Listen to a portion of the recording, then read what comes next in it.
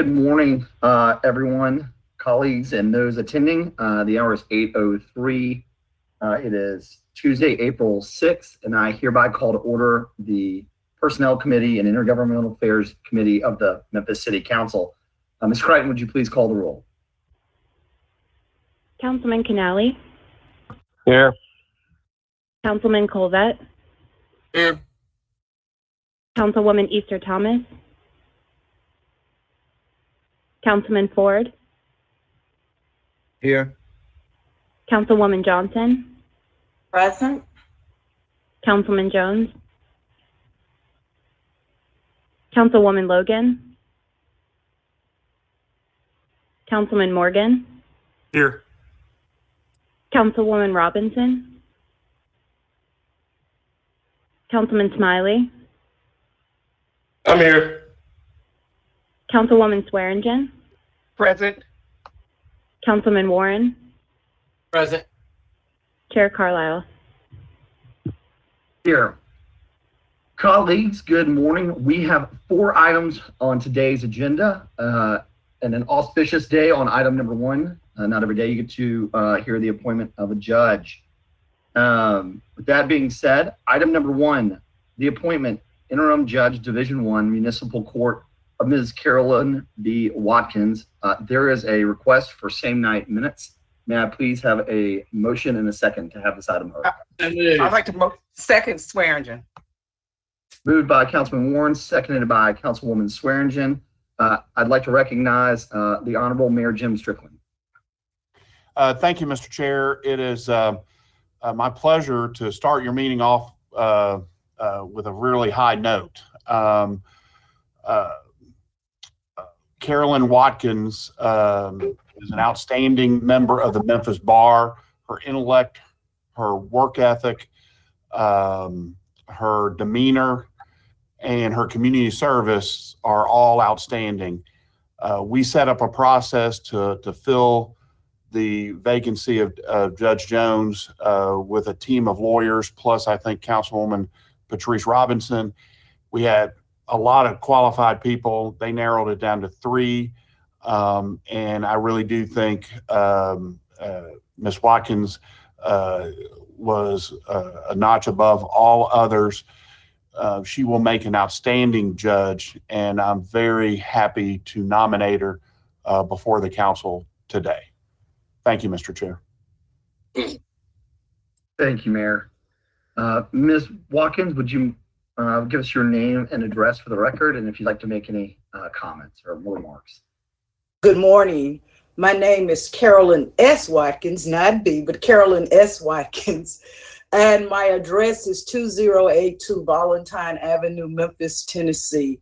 And I would just like to take this opportunity to thank Mayor Strickland for the confidence he has placed in me to fulfill the vacancy and legacy of my great friend, Judge Teresa Diane Jones. I have prayed over this appointment. I pursued this appointment, and now I am ready to go to work. And I thank you all for your confidence, and I hope that I can have all of your support this morning. Thank you. Thank you, and my apologies on the typo. I guess that's a lesson in making sure you read all the details.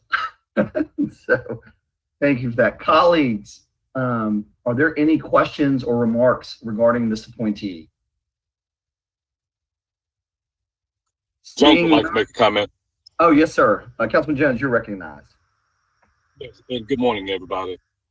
Colleagues, I've known Mrs. Watkins for quite some time, and since I've been on the council, have had an opportunity to interact with her in her role over in Shelby County government. But just on a personal level, I can attest to her character. I can also attest to her demeanor. If there was anybody who would, I think the late Judge Jones would recommend as a successor, it would be Ms. Watkins. So Ms. Watkins, I'm looking forward to your serving in this capacity, and I wish you nothing but the best in it. Thank you, Councilman Jones.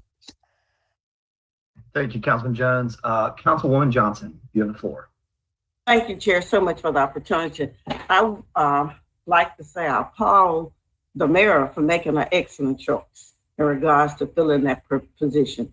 I too have known Mrs. Watkins for some time, and in the time period that I have known her, she's always demonstrated a high level of good judgment.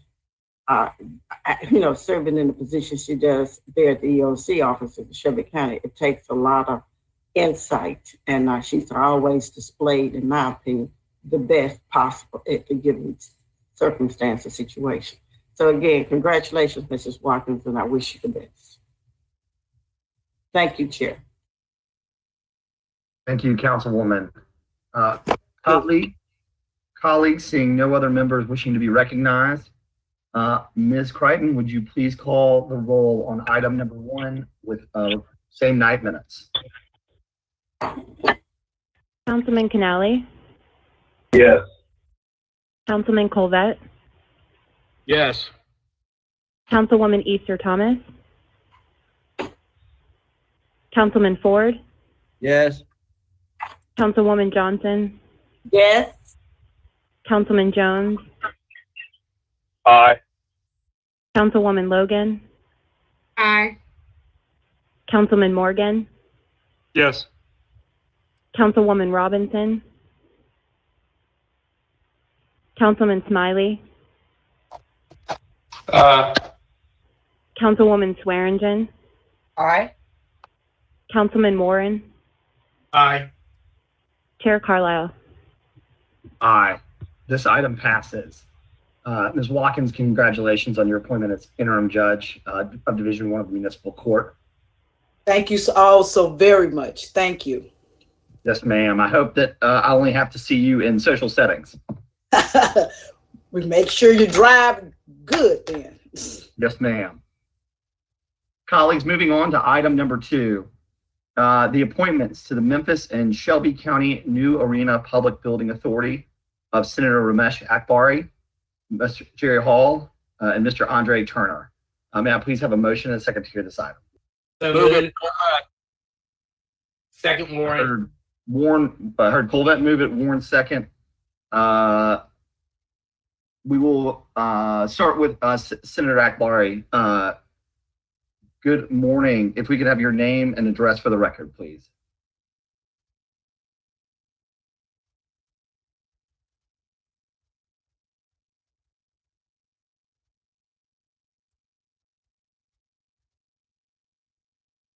Senator, are you there?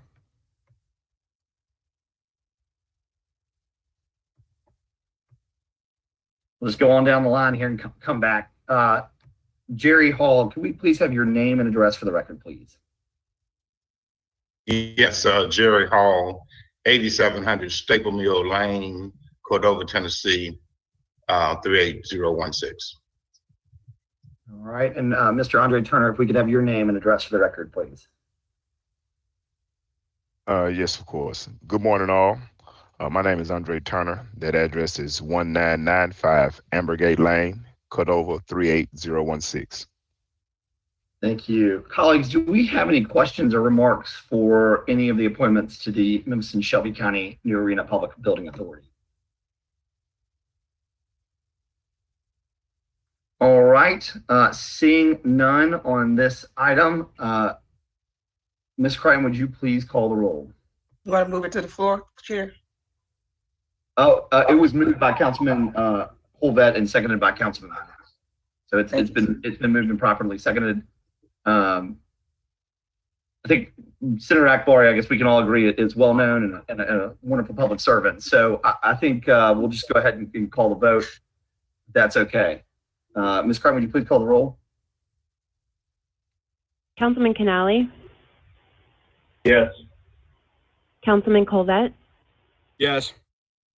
Councilwoman Easter Thomas, Councilman Ford, Yes. Councilwoman Johnson, Yes. Councilman Jones, Aye. Councilwoman Logan, Councilman Morgan, Excuse me, Ashley, did you get me as aye? yes. Thank you. Councilman Morgan, Councilwoman Robinson, Councilman Smiley, Councilwoman Swearingen, Aye. Councilman Warren, Aye. Chair Carlisle. Aye. This item passes.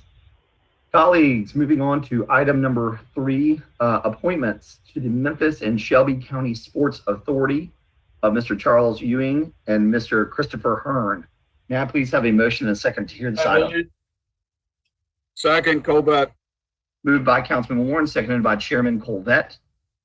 Mr. Ewing, could we please have your name and address for the record?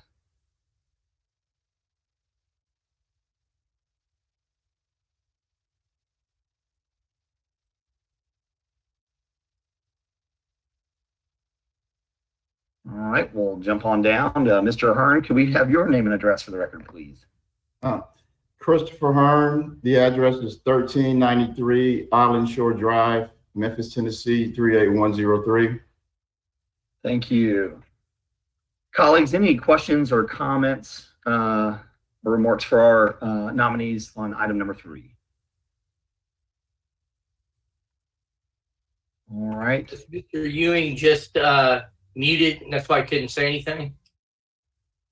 Yeah, it looks like he's having an audio issue. I know Mr. Ewing, and he's served in many capacities in and around the city, supporting tourism development and a fine entrepreneur, and would recommend his approval to my colleagues as well.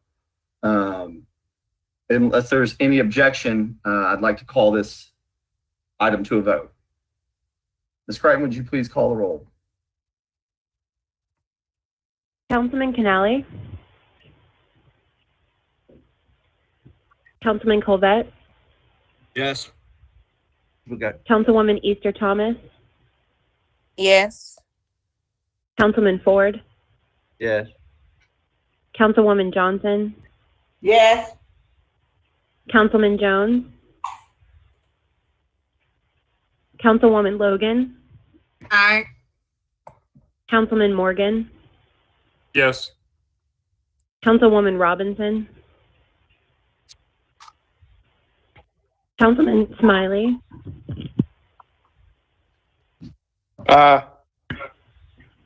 Councilwoman Swearingen, Aye. Councilman Warren, Aye. Chair Carlisle. Will you count Jones as an aye? I'm sorry. Yes. And I will be shown as an aye. This item passes. Thank you, gentlemen. Thank you to all of our appointees again for your willingness to serve. Always important to find ways that people can participate, and we are very grateful. Colleagues, the last item today is a resolution to add Juneteenth Independence Day as a City of Memphis paid holiday, all council districts, sponsored by the administration. May I please have a motion and a second to hear this item? Where is the second? Moved by Councilman Warren, seconded by Councilwoman Swearingen. Do we have Chief Smith on the line?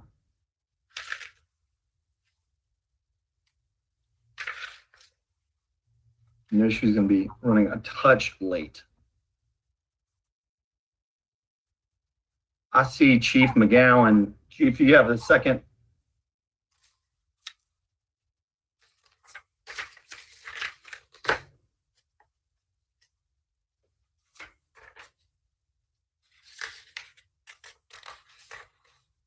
All right.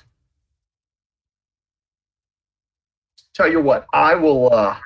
I'll take a crack here. Last budget season, colleagues, we passed a resolution stating the council's desire to have Juneteenth as a paid city holiday. As the resolution basically summarizes, it costs the city of Memphis about $1 million a year per paid holiday that impacts our entire workforce other than essential personnel. And we already have 13 holidays and sick leave accrued. And so the administration is asking the council to weigh in on how to pay for Juneteenth as a paid city holiday. As you saw in your documents, the city is asking, in lieu of adding a holiday, that it replace a current non-federal paid holiday. And so I guess ultimately, my position is that this is an administrative task. However, I understand the administration wanting to ask us our opinion since we are the ones asking for an additional paid holiday.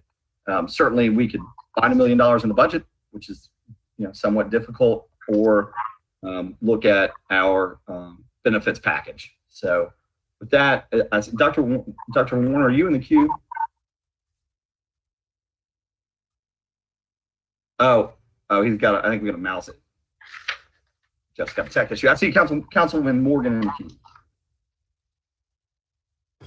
Yeah, I was interested in hearing from the administration on this, since they're the ones that recommended President's Day. I had several emails with the administration over the last couple of weeks in terms of other ideas where the savings could be found. There are a number of bonus days that used to be earned based on attendance, but now that's being just granted I think we're adding 3 additional vacation days to all city employees because our software is not able to keep track of how we used to do the attendance. I talked to the administration briefly about our rollover sick days that can be accrued and whether or not we could limit or restrict the number of days in order to make up the savings. And it seems like none of as they're sitting at the table with the associations right now discussing future MOUs, none of those are very palatable ideas to the employees.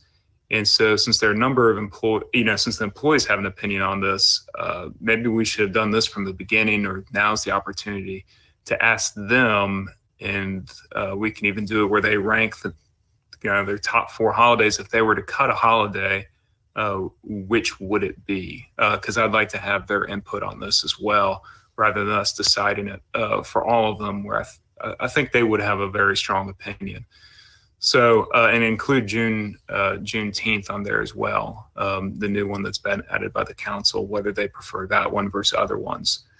So that would be my preference going forward, is that we have a simple poll of the employees. Those that want to participate can, those that don't have to, and we wait to get that information back. Thank you. I think I saw Chief Smith. Chief, were you able to catch the councilman's remarks? This is Chief Smith here. I caught the tail end of it, but from what my understanding is that he would like us to do a survey of city employees to get their sentiment. Yes, ma'am.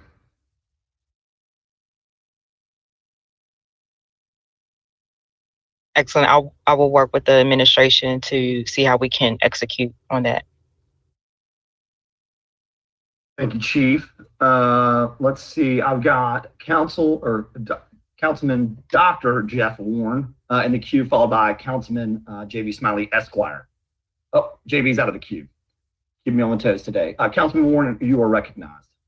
Thank you, Mr. Chair. I was looking through this, and I think Councilman Morgan has got an excellent idea about polling our constituency to see which other holiday they may like to withdraw and allow us to have Juneteenth. I'm not sure if we want to keep Juneteenth there, because I think our purpose of this resolution was that we really want to have that celebrated. So if there's a way that we could just see if we ask that question without putting it in, what we might get back, and see what our employees think about it. I went through and spoke about it with my wife, and we tried to come up with the one we thought would be best. And I'd be interested to see what the employees say. Thank you, Mr. Chair.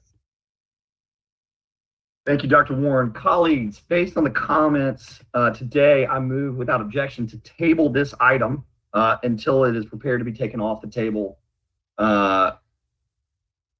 and discussed again when the administration comes back based on Councilman Warren and Councilman Morgan's recommendations. Any other colleagues wishing to speak on this item? Oh, Mr. Chair. Yes, sir. Yeah, I just say moving forward with the survey, but our Dr. Warren's and I's recommendations were in conflict, where I think Juneteenth, I don't think we should be afraid to hear what our employees think about the additional holiday and whether they have a preference of that one versus President's Day and Veterans Day and all the others. So just for the sake of more information, I think it'd be important to include it rather than to exclude the new holiday that was added by the council. But I mean, that's not a point to break down on, but I do think it would be important to include. Sure. Perhaps they could run a dual poll, Mr. Chair, where they included it and excluded it, and we can get an idea of where they're coming from in both ways. That way we can see. Sure. I think I hear the sentiment from my colleagues, and we'll work with Chief Smith to try and nail that. Mechanically, in the meantime, though, let's table this resolution. It may be amended to reflect the poll, and so without objection. Colleagues, any other business before this council or before this committee? Seeing none, the Personnel Committee of the Memphis City Council is adjourned.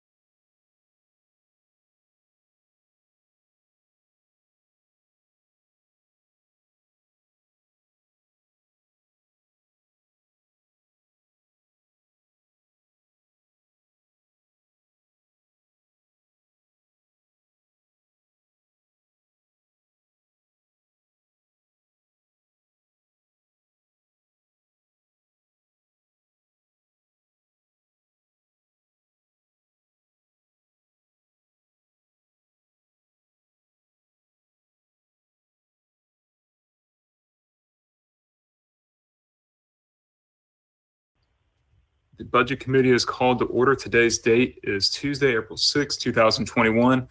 Ms. Hayes, will you please call roll? Councilman Canale. Councilman Carlisle. Here. Councilman Covert. Here. Councilwoman Easter Thomas. Present. Councilman Ford. Present. Councilwoman Johnson. Present. Councilman Jones. Here. Councilwoman Logan. Present. Councilwoman Robinson. Present. Councilman Smiley. Councilwoman Swearingen. Present. Councilman Warren. Present. Chair Morgan. Here. All right, we have 3 items on today's agenda, and it's my understanding that item number 3 is being held for another 2 weeks. Somebody can correct me if I'm wrong on that, but we'll go ahead and move on to agenda item number 1, which is a resolution requesting an amendment to the fiscal year 2021 general funds operating budget in the amount of $1 million for the Information Technology Division. This is all council districts and sponsored by the administration. Is somebody from the administration here to speak on this? I hope so. Councilman Warren, can you hear me? Yes. Okay, this is Kimberly Bailey, Chief Information Officer for the City of Memphis. My address is 8359 Pristine Loop, Cordova, Tennessee, 38018. Okay. We got notice from 2 of our major phone carriers at the beginning of the year, Verizon as well as AT&T, that our phone bill increases would take place starting first quarter. and Verizon would have an increase starting in April. The AT&T increase is going to be around 31.8% of our UCC charges, which is federal government controls that. And so we were notified by our AT&T representative on January 26th about this increase.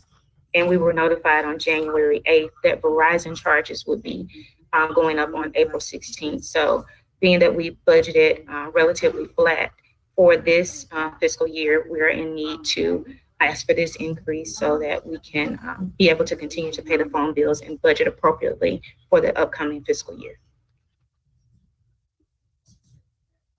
All right. Councilman Carlisle, I see you're in the queue. Thank you, Chairman Morgan. I have a question and then a comment. So our fees are going up $1 million year over year? This is actually the first year that this has happened that I'm aware of since I've been in this role. We got a breakdown of the increases for AT&T. Now they operate on a calendar year where we are on a fiscal year. So what they consider their Q1 is actually our Q3. But in their third quarter, the fees went up 27.1%. And then this first quarter for them, there was an additional increase of 31.8%. This is not something that we control. It comes directly based on this email that we received from the federal government. And it's the mandatory UCC charges for, all phones that we pay for our city. Wow, that's pretty significant. And in this email, our representative indicate that this is the highest that they have seen thus far. So I think it was also a bit surprising to them, and that is why we received this email with such attention that we needed to make some adjustments.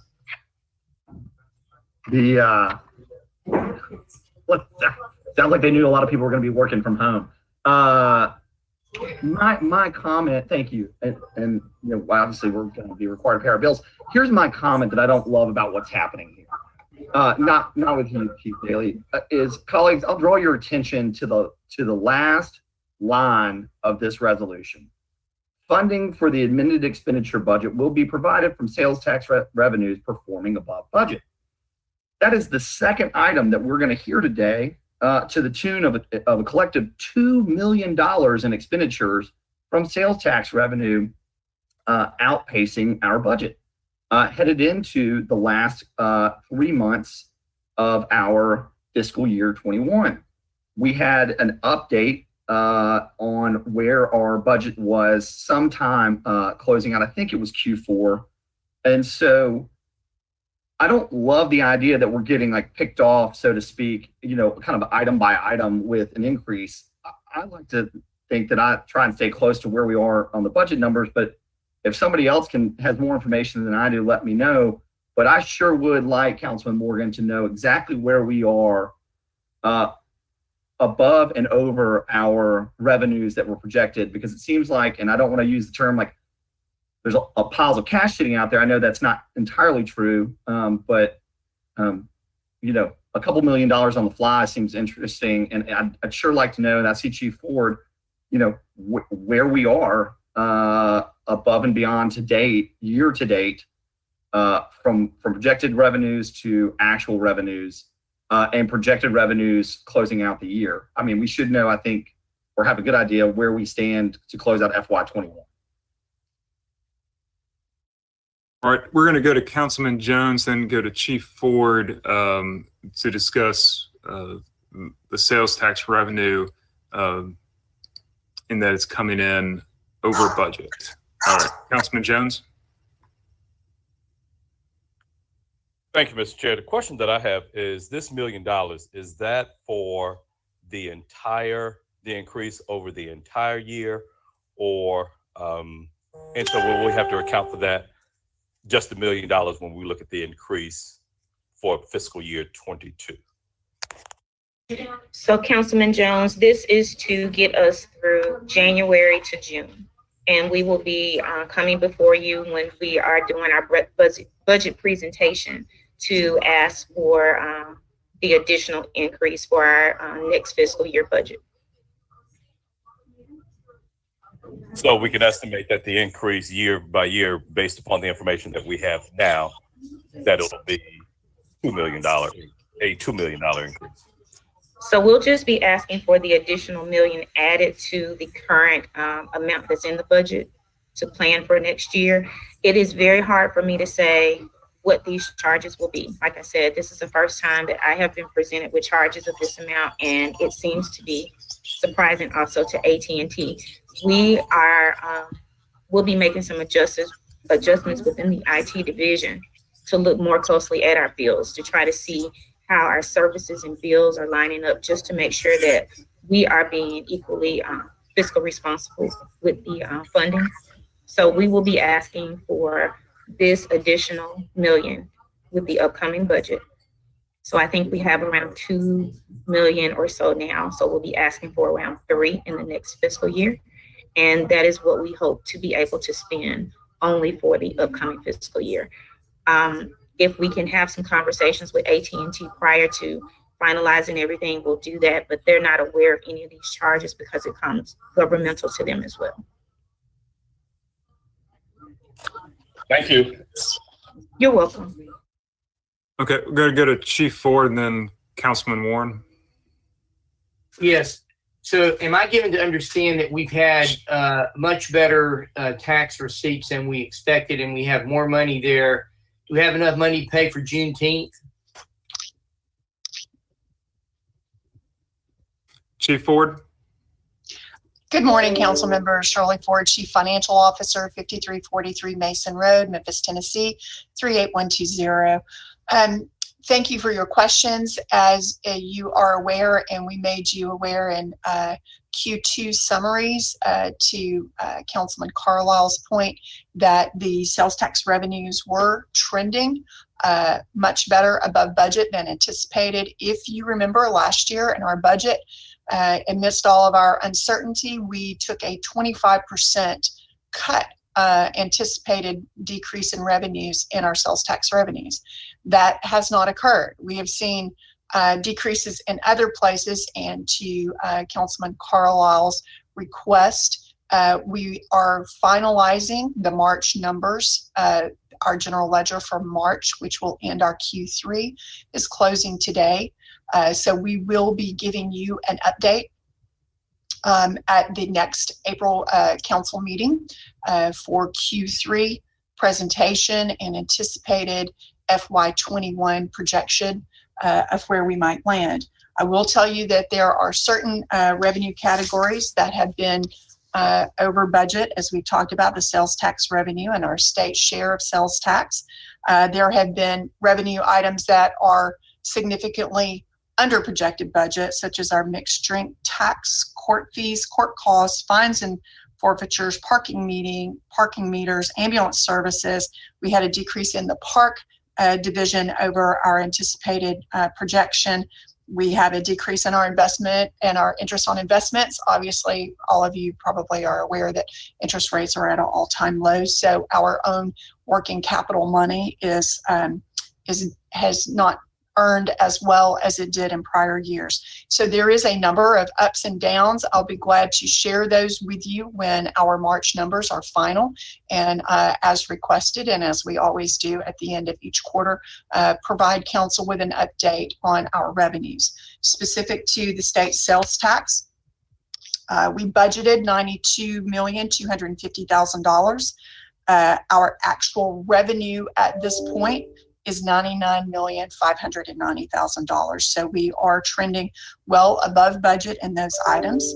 I will remind you that as we go through the year and as we see areas such as Director Bailey's issue with uncontrollable cost, or costs that we deem appropriate to bring to you under the circumstances, in Q1, we asked for an increase to restore the miscellaneous professional service line items to our engineering office that were drastically cut over the year, and we found a need to reimburse those. That was $1.8 million. And then also to Councilman Carlisle's point, you will have 2 requests today that will be using those excess revenues to serve as a balancing factor to the requests that are presented for you today. And just as a reminder, we are required at all times to maintain a balanced budget with the state. We also report to them quarterly, and we anticipate that there are significant revenues or material revenues that can cover the costs that have come before you today. To Dr. Warren's question as to whether there is enough money in there to cover $1 million personnel cost, I would tell you that I am not the decider in that factor. There is revenues in that account that would cover $1 million request, as you are seeing today. As to how you would want to carry that out going forward, then that would be a council decision. Thank you, Chairman Morgan. Okay. Thank you. I see Councilman Carlisle back in the queue, and Councilman Easter Thomas has asked a question that I was going to ask as well about the possibility of switching providers. Is that even an option, something to be looked at? Can we I'll go to Councilman Carlisle first, then we'll go to Councilman Easter Thomas. Thank you. And only just that I want to go back to IT and then back to finance. Chief, I hear you, and I appreciate what you're saying, and I've got the utmost respect for you. And it's not like we're running a small smoothie stand here. This is a lot of moving pieces, but and you're getting at what I'm asking for, and I'm not going to pilfer the treasure box. I recognize that we're trending up on revenues, and we also have losses in other areas, and we have unforeseen expenses, and we have our reserve account, and then what I would call like that mini reserve account, like, hey, we know hits are coming. But what I'm trying to get an idea of is what is that free cash flow really look like? Like just a hypothetical, to your point, we're trending roughly 7 million up. We're 2 million down in court cost and revenues there. So, maybe it's 5 million, and then we're going to take a $2, $3, $4 million hit because of police overtime, or like you said, Manny's group has got increased costs in miscellaneous or professional services because they need more third-party contractors. Like, I recognize that. What I don't know for me, and what I'm trying to get a handle on, is like, what is that true free cash flow going to look like outside of where we'd like to maintain our reserve line? That delta between our reserve line and once we've seen kind of what our flow through looks like, there's a tranche of cash right in there somewhere, potentially, maybe it's not, because I know the council's got priorities. I understand the administration's got priorities, and one of them we're going to hear today, which is GVIP. I'm sure if Chief were on, he'd look in the camera and say this is a council priority. And so I'm just trying to understand from, if I were, if we were your board and we were running, FedEx, just where we're aiming towards the end of the year. And that's all. And I'm happy to get offline and understand a little bit better of how we're wrapping up Q3 and then projecting towards the Q4.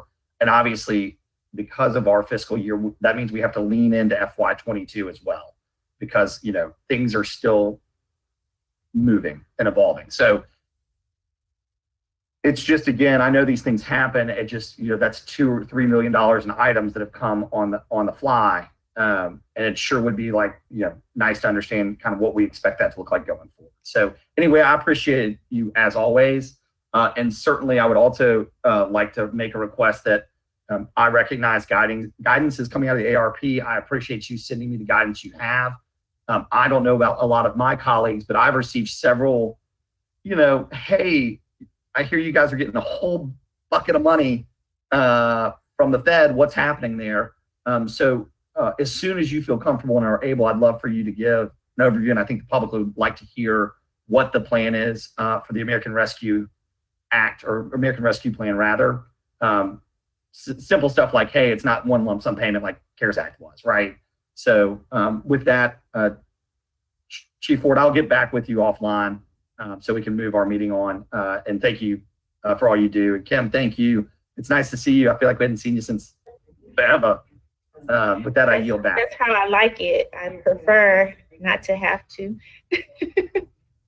Not to have to be in front of this body? Is that what you're going to say? No. Well, not especially asking for more money. Yep. All right. Councilman Easter Thomas. Thank you, Chair. Good morning, Director Bailey and my colleagues. My only question was just wondering, and you said the same thing, Councilman Morgan, have we looked at other providers or other options such as a phone stipend to go on employees' bills? Just wondering what other options we've looked at. Just because we just talked about $1 million for employees getting off, and then we talk about $1 million for phones. So those are my questions. Yes, Councilwoman Easter Thomas. My first question was, what can we do differently? And so I think great minds think alike. I wanted our team to start doing some type of internal analysis to see what getting this service from a different carrier would look like. And we're still exploring that. For most of you, we did make some adjustments with our mobility bill initially, and we still had a plan where we were paying like 5 cents a minute, like the very first initial mobility plan for some time. Since I've been in the division, we do now have an unlimited data plan, which brought some savings to our bills. But again, these are federal charges that came on the carrier that they pass on to us. So it's not the easiest thing to plan for, but we will be looking at every line item of our phone bills, every connection that we have, every phone that we have in place to see where we can do better on our end to help mitigate some of these charges in the future. Thank you, Director Bailey. Permission to be recognized, please, Chairman. Go ahead, Chief Ford. Thank you. I just wanted to share, Council, that when these items come across to us, we do not take them lightly. And I want to commend Director Bailey, who has worked so closely with police and fire, general services, public works, all of our divisions that require telephone communications. And as many of you know, we are in the middle of or about to wrap up our phone migration to the new system. And Director Bailey has brought an incredible amount of collaboration to that project to ensure that all of our divisions are compatible, that we had the same information across all of our communication lines. And she does absolutely dig for every penny. And when she tells you that she really doesn't like to come in front of you and ask for more money, she most certainly means that. And we just really appreciate the work that our divisions do when they know that that we have uncertain times and that our budget is limited in terms of the amount of resources, and that they do everything within their power to make the most of everything that they have, and that we only come before you to amend our budget when we feel it is necessary. So thank you very much. I appreciate that. All right. Thank you very much. And just remind me one more time, why the estimated number? They tell us our bills are going up by about 50%, but they don't provide kind of a fixed number or rate that we can budget to. Because we're talking about $1 million here and $1 million next year, and that's a very rounded number. Right. They do not provide an actual fixed rate. I'm looking at the letters that we received, and it just gives us the percentages. So, of course, it's forecasting and projections on our part, correct? And I will be having some detailed conversations with our carriers to see what we can do differently. Again, if they're surprised, we're going to be surprised, but there may be some things we can do a little bit more efficiently as far as who we have individual phones with throughout our divisions, some connections that we may not even be using anymore. So we're looking at everything, but there isn't any fixed cost. So it's a percentage over what you already currently pay. Well, they're pleasantly surprised. We're unpleasantly surprised. Right. I don't understand the government charging the government either. So I think it's they know, our funds are limited, but this is what we're dealing with this year. We will make smart planning for the next fiscal year. Okay. Yeah, the total of this across the country has got to be a huge windfall for basically the same services being provided. I did reach out to other municipalities to see how it affected them, and they're also looking at what adjustments that they have to make internally to account for these notifications. Okay. Thank you very much. Let's see, do we have a motion and a second on this item? I'm not sure we did. Can I have one now? So moved. Second, Easter Thomas.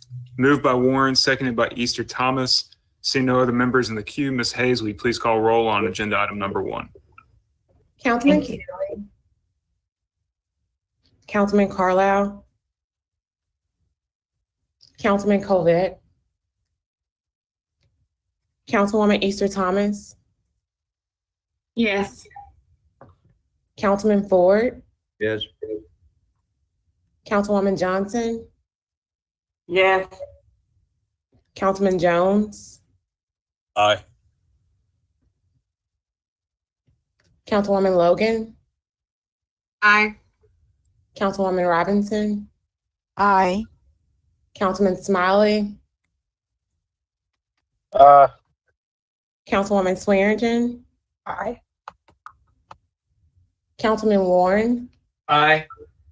And Chair Morgan. Yes. Okay, that item receives a favorable recommendation, will be on our agenda in 2 weeks downstairs, or rather at the main meeting.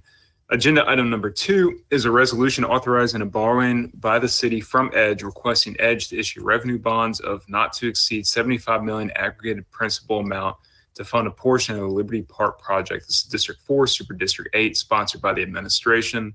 I hope all council members had a chance to take a look at this. It was, I think, 220 pages of our packet. Moved by Councilman Warren. Do I have a second? Swearingen. Seconded by Swearingen. And who will be presenting on this item? This is Andre Walker, Deputy CFO, 4767 Emma Circle West, Collierville, Tennessee. All right, Administrator.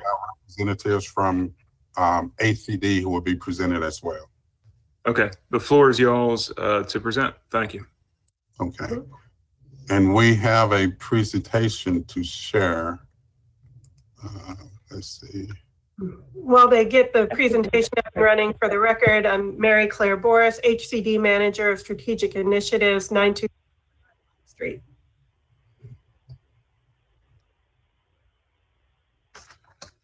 I can't tell. Am I sharing my screen now, or can anyone see it? No, you're not. You are not. To the bottom. Okay, share. You should have just gotten a pop-up to say, would you like to share your screen? You see that? Okay. I do. All right. But yes, Okay. and they don't let you pick which screen you want to share.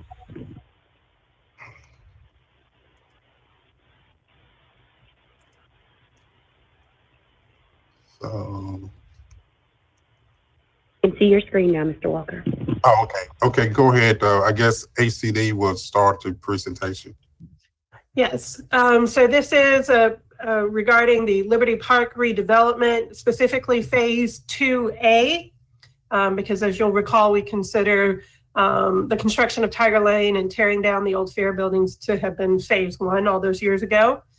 Phase 2A is centered around the Memphis Sports and Events Center and its design and construction, but also includes preparing an 18-acre site for a mixed-use development of hospitality to support the Sports and Events Center, as well as some overall campus infrastructure improvements. Excuse me. Next slide.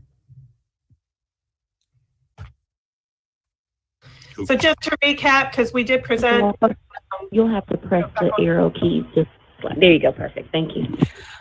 So just to recap for everyone, because we did present on this a couple months ago, the Memphis Sports and Events Center will be a first-class youth tournament facility that's broadcast ready.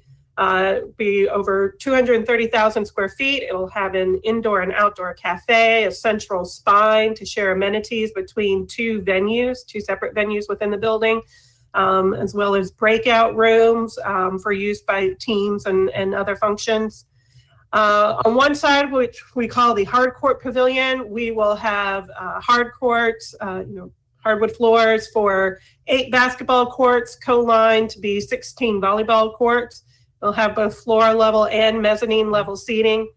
The other side of the building will be what we call the events pavilion. That's over 75,000 square feet of column-free space with concrete floor, It'll have over 2,000 bleacher suites and 4 VIP suites, as well as rollaway seating on the floor level. It'll have a concrete floor that you can bring out any type of court flooring onto. So it'll be perfect for gymnastics and cheer competitions because it's got that really high ceiling. Wrestling, martial arts, fencing, pickleball. It's large enough for an indoor track and field competitions, as well as graduations, commencements, trade shows, pretty much anything and everything that's looking for a large open space will work in this facility. Next slide, please. So our timeline right now, we're in the process of getting all the necessary approvals for the bonds, which is the primary source of funding for this project. We do intend to issue a notice to proceed on construction to start the site work for the Sports and Event Center, or the MSEC as we call it for short, on May 1st. And just to clarify, the Memphis Sports and Event Center will go where Liberty Land used to be. It will not interfere with any vaccinations going on at the Pipkin building. We've coordinated our traffic patterns. And then in late June or early July, we will issue the bonds and be able to start on the vertical construction for the Sports and Event Center.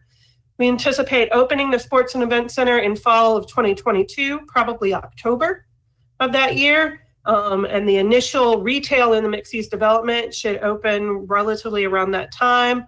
And we believe the first hotel on the site will open a few months following in the winter. And then the rest of the mixed-use development will come online over the following year. And just a note here on our MWBE spend, pre-development from July 2017 through December 2020, we spent a little over $2.9 million with certified minority and women-owned businesses. That's 47% of the pre-development dollars went to minority and women-owned businesses. Our construction goals are 38% minority-based enterprises and 5% women-owned on approximately a $50 million spend. And Turner Construction is the construction manager at risk for the project and is already working to identify those subcontractors. Next slide. Overall, this is $126 million. It has grown a little bit since we last showed it to you because of increases in steel costs, which are rising almost weekly at this point. So we are anxious to issue the bonds and order the steel.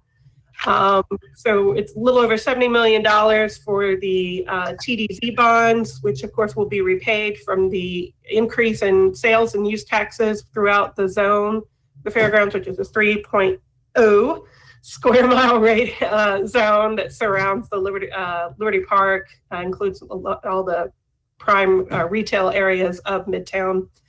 The project budget also includes $10 million from Accelerate Memphis, some CIP, which has already been budgeted. And we also have the operator contributing funds to the project. As you'll see, we've kind of divided phase 2 into A and B. The only real difference between A and B is that A is being done all at once, starting next month, whereas phase B, those projects can be pursued individually as we have the funds to do them. They're not contingent upon the other work. So for example, when we originally petitioned the state for this project, we had included a bunch of improvements at Liberty Bowl Memorial Stadium, which has actually already been completed. So, so that's why we say phase 2B.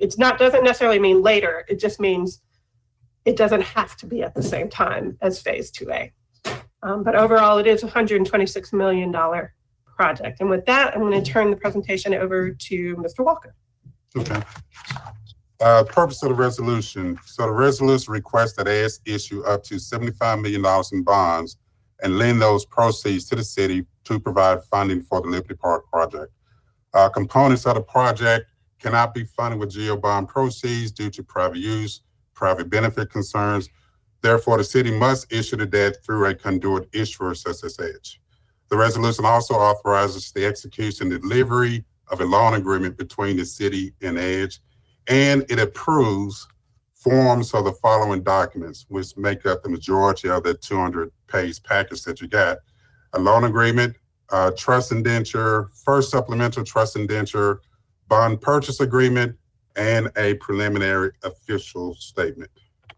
And to provide a little information about those documents, the loan agreement, under the loan agreement, the city pledges to use the TDZ revenues that Mary Claire spoke about to pay the debt service on the bonds or on the loans. And the debt service on the loan would exactly match the debt service on the bonds.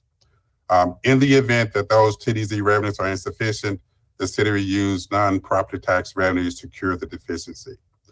The trust indenture, it establishes general terms for the use of the pledged TDZ revenue and also provides terms under which the city can issue debt secured by those pledged revenues. First, supplemental trust indenture. This document will provide specific terms relating to the proposed 2021 bonds. Bond purchase agreement, it will provide details related to the sale/purchase of the bonds by the underwriters. And the preliminary official statement will be used by the underwriting team to market the bonds to potential investors. Estimated sources and uses of funds. So presently we're estimating that we issued about $70.7 million in bonds. And those bond proceeds will be used to fund about $59.4 million in capital project expenditures, about $6.4 million in capitalized interest, $4 million in a debt service reserve, and about $960,000 in issuance costs. Capitalized interest is when we use bond proceeds to pay interest on the bonds until the pledged revenues are sufficient to pay the debt service on the bonds. In our case, we're going to put enough money in a capitalized interest account to pay for 3 years of interest on the bonds. A debt service reserve is similar to a rainy day fund. Once the city starts receiving TDZ revenues, in the event those revenues are insufficient to pay the debt service on bonds, the city will use funds in this debt service reserve account to cure the deficiency. And once those funds have been completely depleted, if they are depleted, the city will then start using non-outflowing revenues to cure the deficiency. Preliminary bond stats. So currently, we're anticipating that we'll close the transaction early July. The term of the bond's about 30.5 years. However, they have an average life a little under 19 years. And in today's market, or rather as of March 18th, we're anticipating a TIC of about 3.36%.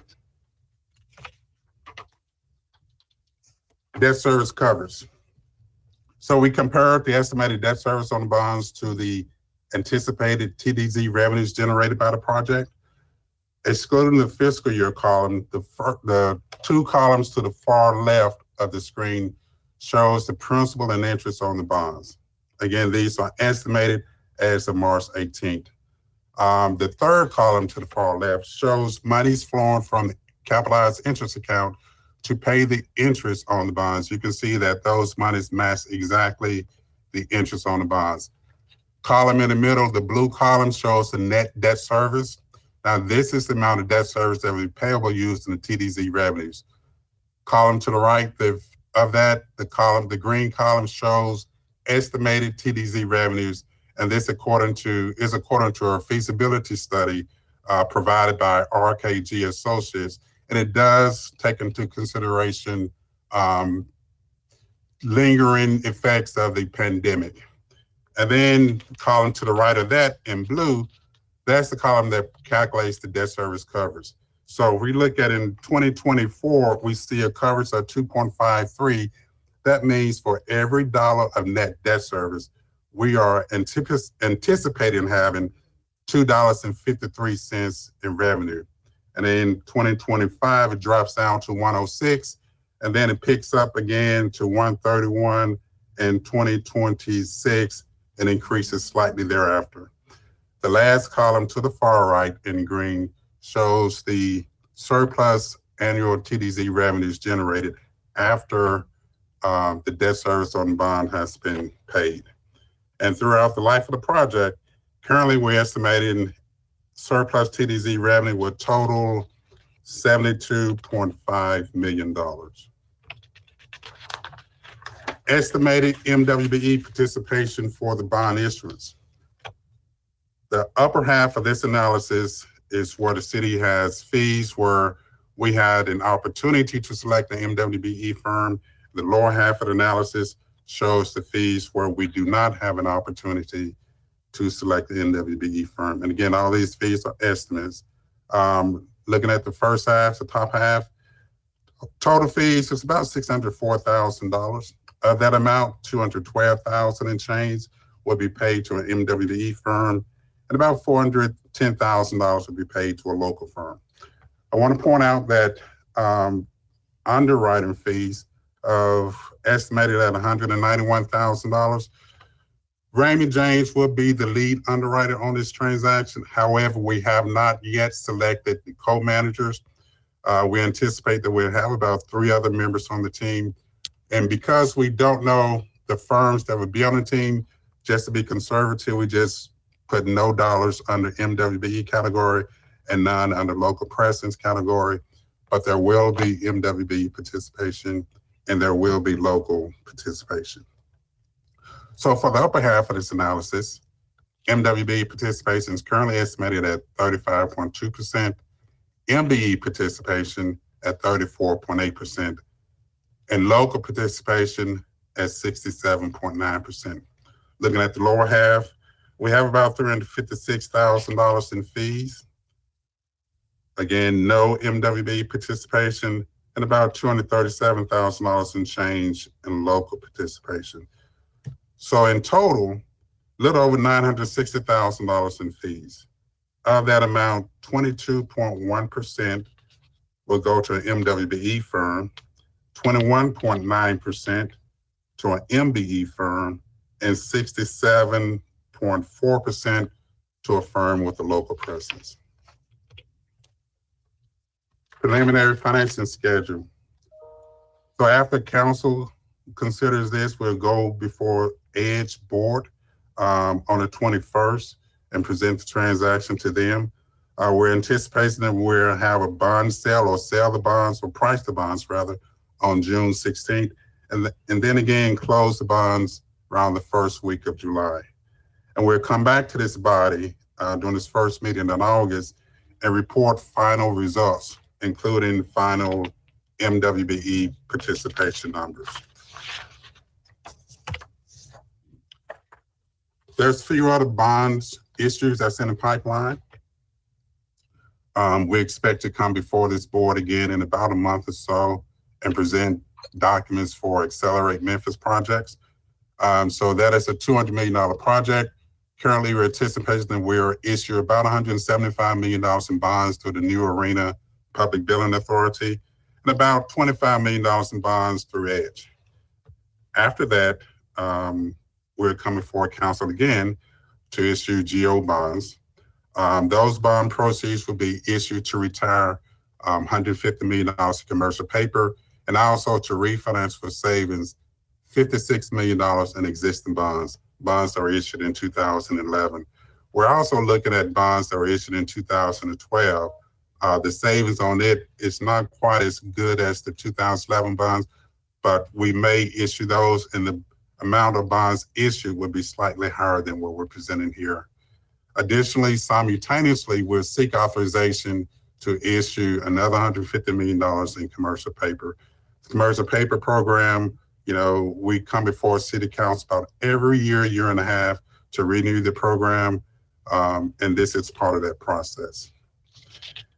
And then sometime late summer or early fall, we'll come back before council and request approval for a refinancing of Port Commission bonds that were issued in 2011 on behalf of the city and the county for the Electrolux project. That authorization will require approval by the Port Commission, the city, and the county. And that concludes our presentation. We have members of the city's finance advisors here, as well as members of the city's bond council team here to address any questions that you may have regarding market conditions for the documents. Okay, thank you very much. We have quite a few members in the queue, so let's try to get to the meat of the questions quickly. Councilman Warren, you're up first. Thank you, Mr. Chair. Just the general condition of our new facility for kids. If you read the commercial appeal today, we're talking about how vaccination in that age group is going to be what gets this pandemic out of the way and allows us to be a very profitable and good facility for our city's use and bringing tourists in, et cetera. So we may need to be thinking as we're moving forward how we're going to continue vaccinations for these groups that we're going to be trying to bring in from out of the city, and maybe how we require vaccinations in kids to come in to be able to play there safely. Just for your thoughts that you can think about that as we move forward, but that's going to be important to make this a financial success. Thank you, Mr. Chair. Yeah, if I may respond, we are already looking into that and studying the best practices that other facilities are looking to put into place or across the country. And our operator, Eastern Sports Management, they're on top of it. All right. Thank you, Councilman Johnson. Yes, thank you, Chair, for the opportunity. My concern is I think this is a fantastic program, and I definitely support it. I think it's going to be a great access to the citizens of Memphis. But in regards to the traffic coming in, how is that going to be addressed? I don't even know if this is the point that I need to be raising it. And I saw what Paul Young was there. How are you dealing with the neighborhoods? What's going to be done in regards to improving the neighborhoods? I'm getting a lot of complaints from citizens saying that, you know, when we have the ball games, everything comes to a halt. We can't maneuver in and out around that area. What's going to happen in the future? I also have concerns in regards to, is there a TIF district that was drawn, and why was not more properties included in that area? So can someone address that, or can they come back later and give us an update on how they're going to deal with traffic, neighboring neighborhoods that are close to this area, and what would be in the best interest of the citizens to make it work for everyone? Yeah, I can speak to both of those. Paul Young, Director of Housing and Community Development. So on the traffic piece, that is one that's going to be an ongoing conversation. We had meetings, a number of meetings with the community, but one point of contention that has come up is the traffic signal at Early Maxwell and Central in the neighborhood that's on the other side of Central. And so we've been having some discussions around how we can mitigate traffic issues there. It's going to be a constant process of refining and looking at opportunities for different ways to get people in and out of the site. Obviously, the highest traffic days are going to be when we have events at the Liberty Bowl. The other youth sports events, we believe that the site is already structured in a manner that can handle it. It won't be the tens of thousands of people that you have when the Liberty Bowl games take place. And so we don't think you'll have that traffic issue on a regular basis due to the events at the sports complex, but you will still have those challenges on the days that the Liberty Bowl is active. And so those 9 or 10 days a year, we will have to come back and talk to you some more about that. We don't have the issue resolved, but that's something Mary Claire has been on top of. And then quickly on the community piece, we've had countless discussions with neighborhood leaders. In fact, that's how Historic Melrose even came to be. It was born out of those conversations with the Orange Mound community. We did not draw a TIF district, so the TDZ is a form of a TIF, but it's based on sales tax. Sales taxes, the TIF that we traditionally talk about locally is based on property taxes. We did not do a traditional TIF in any of the areas around this site. However, that is something that can be contemplated in the future, and I have had discussions with groups that have properties in the areas around the site. So that's the area just to the east. I don't know why the name is escaping me, and then Orange Mound community as well. Beltline, yes, exactly. Okay, but you probably have it all around, just not to the east or to over there by the central area. I'm still getting it from your south and to the west. Comments in regards to people usually parking all over the place. I mean, this is what they're anticipating, I guess, because what they're seeing in the past. Hopefully we'll get some type of garage that will eliminate some of those concerns. But I was just wondering, could we probably get, I guess, back together and look at the community that will be affected and what can be done to improve those communities? Probably gonna need to come up with better lighting systems. Some of those roads and the streets in those areas need improving. I just have concerns. We want people to come, but we want people to be safe.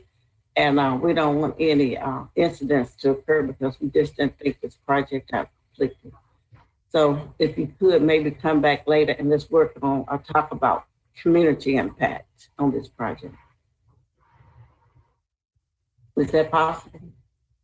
Yes, absolutely. Absolutely. We're wholeheartedly agree and would love to come back. And some of the things that are happening around Accelerate will address some of the concerns.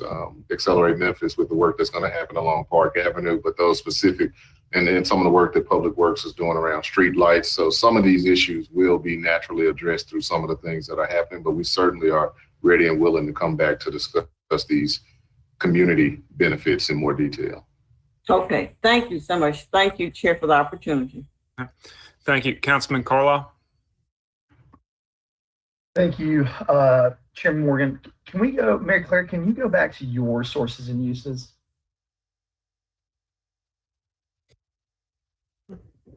Andre, if he can move it back a few slides. Yeah, I'm trying to go back, but it isn't working at the moment. I'm pressing the up arrow key. Well, it's like my computer's thinking. Hold on.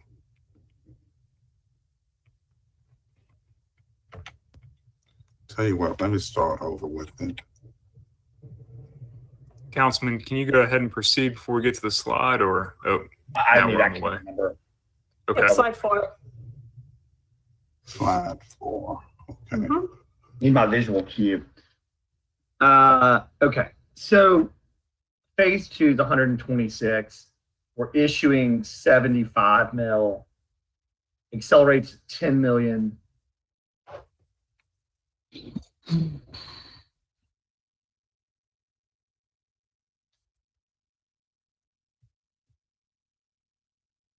So we're not committing. So of the basically the 85 plus the 4 million we issued this year, we basically issued $90 million so far in debt, including the 75 TDZ bond issuance. Is that close to right?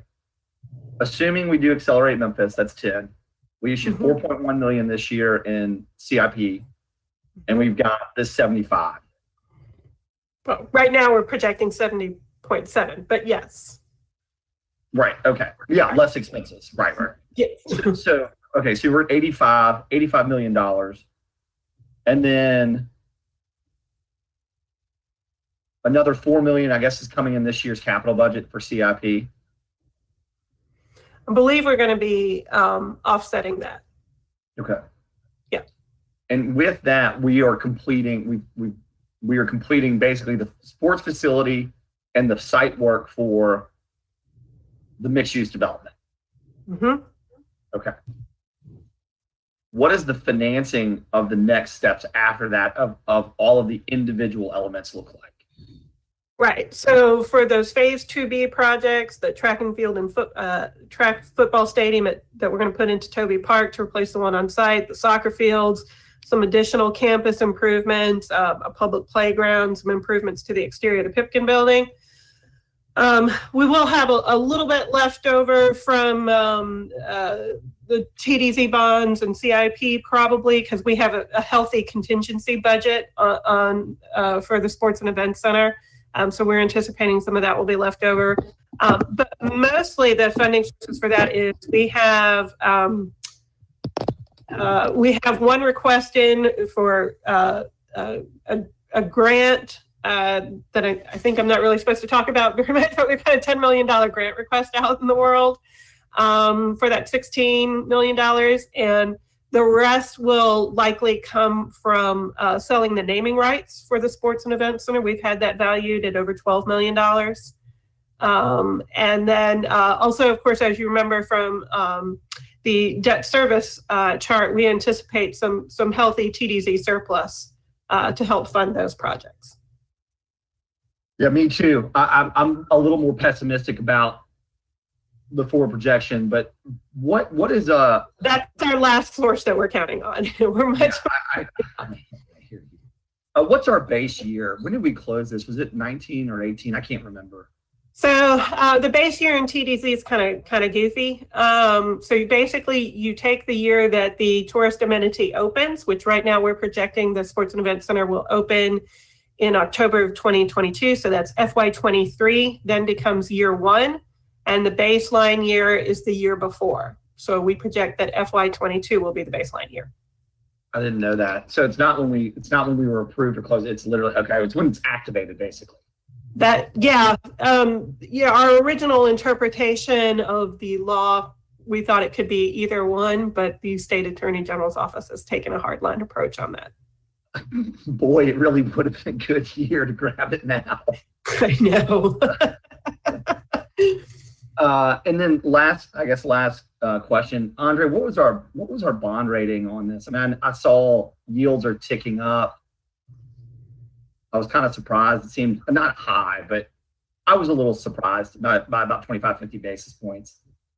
So the bonds have yet to be rated. Looking at the schedule, we'll go before the rating agencies in May and receive ratings week of May 3rd. But we anticipate the bonds being rated AA- range, one notch below the city's AA credit. Okay. And you're right. I was going to say rates have began to increase a little bit. And by the way, these bonds will be issued as taxable bonds. And so that TIC of 3.36, that is a taxable rate. Okay, thank you. That's, glad you told me that. All right, thanks, guys. Look, like Councilwoman Johnson said, I love this project. I've got some personal thoughts on, the forward projections, but I mean, I think, ultimately the benefit to the city, to the region, to the neighborhoods surrounding it, it is worth taking on some of that risk to pull this off and basically completely revamp an entire central part of the city.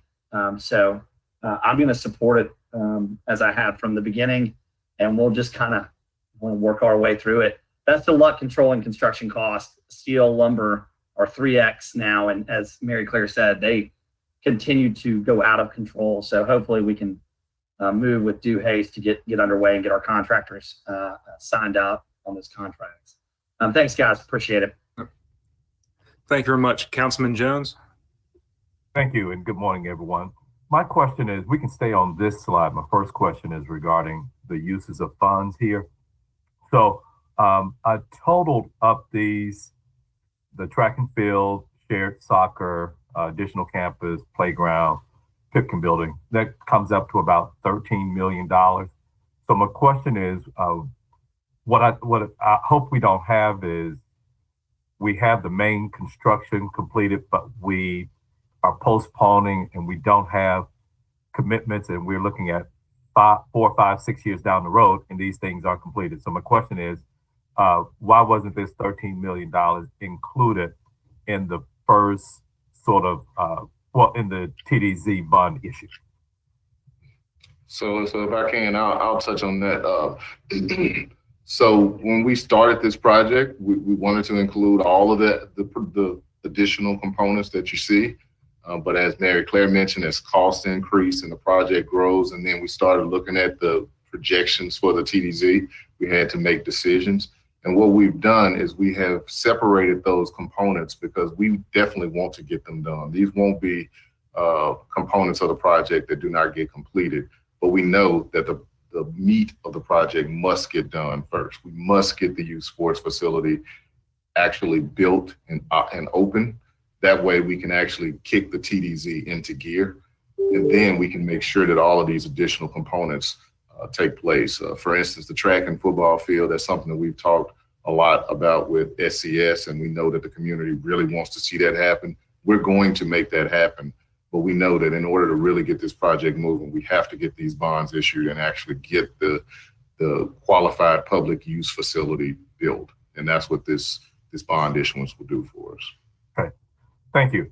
And so that's my own question here. And I just want to say, great job again, Mr. Walker, on your presentation on the financing. Very thorough and very complete. The question that I have for you, though, and you can get back to me on this, and this is just really just for my edification. I know that Raymond James will be the lead with this. Do they still have the same, and we list them as a local firm, although they're headquartered in Tampa, St. Pete, if I'm not mistaken. My question is, and just going forward, I would like to know what their current presence is here. I know when they first acquired Morgan Keegan, they, I think that they're still going to have their municipal finance office headed here. I'd like to know if that's still the case and what their presence is here. If they're still getting the benefit of the doubt, and this question hasn't been posed to them. At this time, I'm just asking, do they still have the same presence in order to get the same, what I would call local preference versus other firms?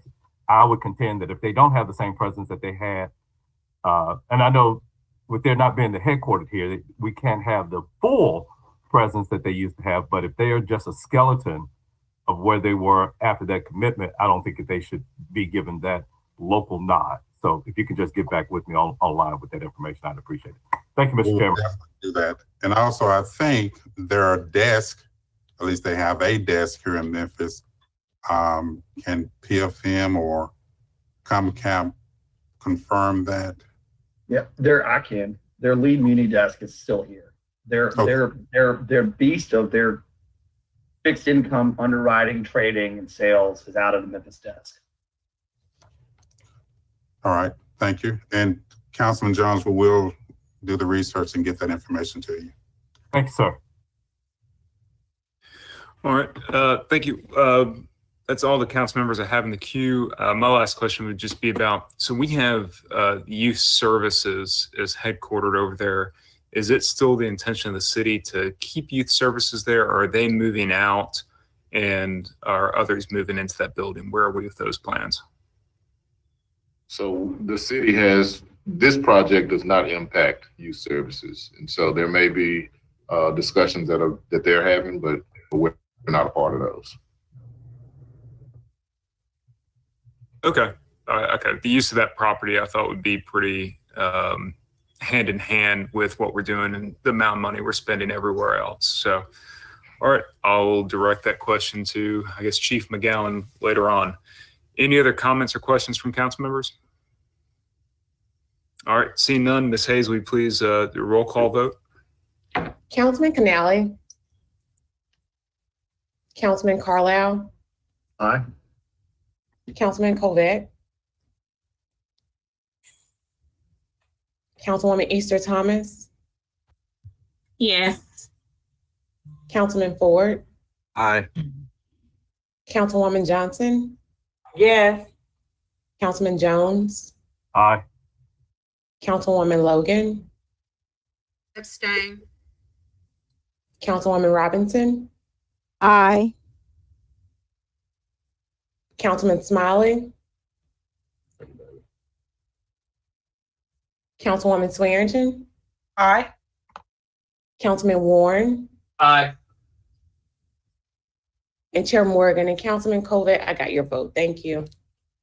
All right. Chair is a yes, and that will receive a favorable recommendation at our April 20th main meeting.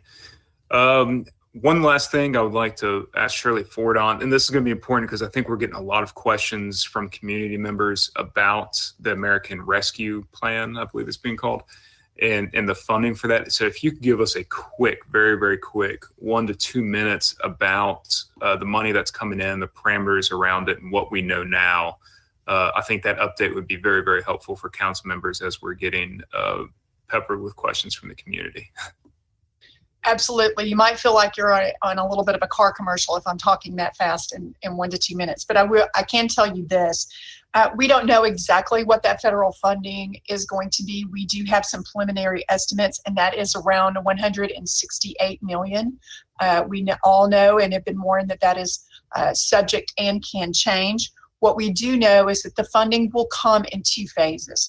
Part 1 will happen sometime within the next 60 days. Part 2 of that funding will not happen any earlier than 1 year from the first funding. So that's going to be somewhere, we're estimating between 80 and 84 million on each funding payment. One will come into obviously FY21 at the tail end, and the other into FY22. We do have the broad brush of the allowable use of the funding, but as expected, kind of with our CARES Act money, those parameters and specific the funding will continue to be communicated to us from the federal government. Quickly, the broad ranges are, and this is in section 603 of the fiscal recovery part of this, and that is to respond to the public health emergency with respect to the coronavirus disease 2019 or its negative economic impacts, including assistance to households, small businesses, and nonprofits, or aid to impacted industries such as tourism, travel, and hospitality. The second section is to respond to workers performing essential work during the COVID-19 public health emergency by providing premium pay to eligible workers of the metropolitan city, or by providing grants to eligible employers that have eligible workers who provide that essential work for the city. The third area is for the provision of the government services to the extent of the reduction in revenue of the metropolitan city. This is specific to you have to go back to the last pre-pandemic year for us. That would be FY19 to compare your revenue lines, and it must be specific to the impact of the coronavirus. And then the last one is to make necessary investments in water, sewer, or broadband infrastructure. And so there's some definition of terms that come with that. I won't go into the detail of that. We have received preliminary guidance from the State Comptroller's Office, warning us to take caution with this and to make sure that we are in total compliance for the funds. These, like those of the CARES Act, will be subject to return if they are not spent or found in violation of the authorized spending. Also, the big difference between this and our first round of funding is we have until December 31st of 2024 to expend all the funds. Now, we all hope that we're still not dealing with the pandemic in 23 and 24, but in some of the other areas where there is allowable use, obviously you could see that there could be a potential extension into those years.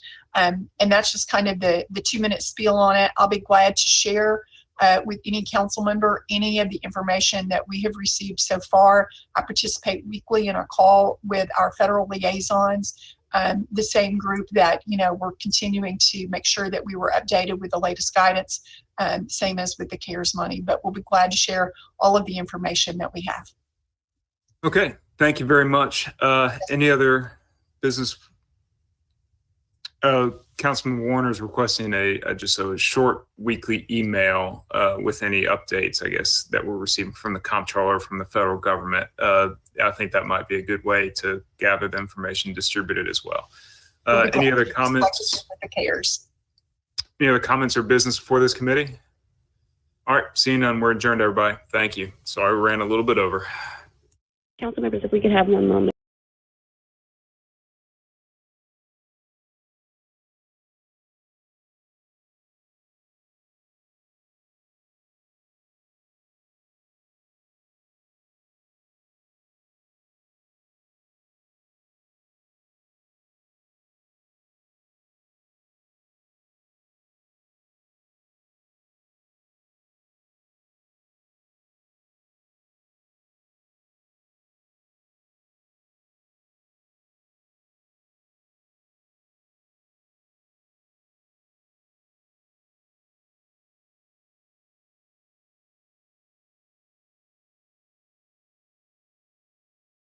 Development, Technology, and Tourism Committee to order.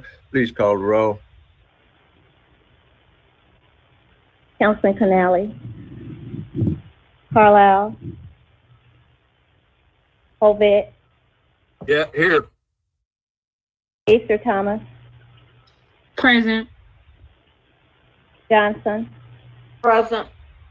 Jones, Here. Logan, Present. Morgan, Robinson, Smiley, Warringen, Present. Warren, Present. Chair Ford. Present. Okay, we have one item, update on the Highland revitalization TIF. That's District 5, Super District 9, requested by the administration. And you said we have Mr. Fletcher and who else? Ed Townsend. Okay. Please state your name, address, and then go from there.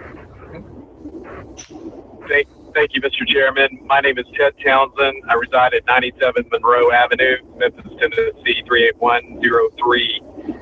We are very appreciative of the audience this morning. I must apologize. I'm driving to Nashville at this moment, so if I have any connectivity issues, Cody Fletcher here will pick up the pace. Cody, would you like to introduce yourself? Yeah, my name is Cody Fletcher. My address is 460 South Highland, and I serve as the Executive Director of the University Neighborhoods Development Corporation. I can't hear you. Can you hear me now? I can hear you now, yes. Chairman Ford, if I could ask Mr. Townsend to mute himself when he's not speaking, that's creating some feedback. Yeah. So, Mr. Townsend, if you could press mute on your device, perfect, thank you. Okay. Right ahead. Okay. Sorry about that. My name is Cody Fletcher. Address is 460 South Highland, and I serve as Executive Director of the University Neighborhoods Development Corporation. Okay. All right. Great. Thank you for the opportunity to present to you this morning. And we wanted to be proactive and bring this matter to you for consideration. I served the university as the Chief Economic Development and Government Relations Officer. When I joined in early 2018, President Rudd directed me to take on responsibilities of interfacing with the University Neighborhoods Development Corporation. And one important factor in doing that and forming a stronger partnership was to bring on a full-time director to oversee all of the activity related to the UNDC and the 8 neighborhoods that the university calls home. With that, in early 2018, I brought on Cody Fletcher to serve as that liaison. And he is employed by the university, but the UNDC is a separate 501c3. Our focus collectively is to create a very vibrant neighborhood for the university district, and making an inclusive environment that provides safety, vibrancy, and economic equity for all.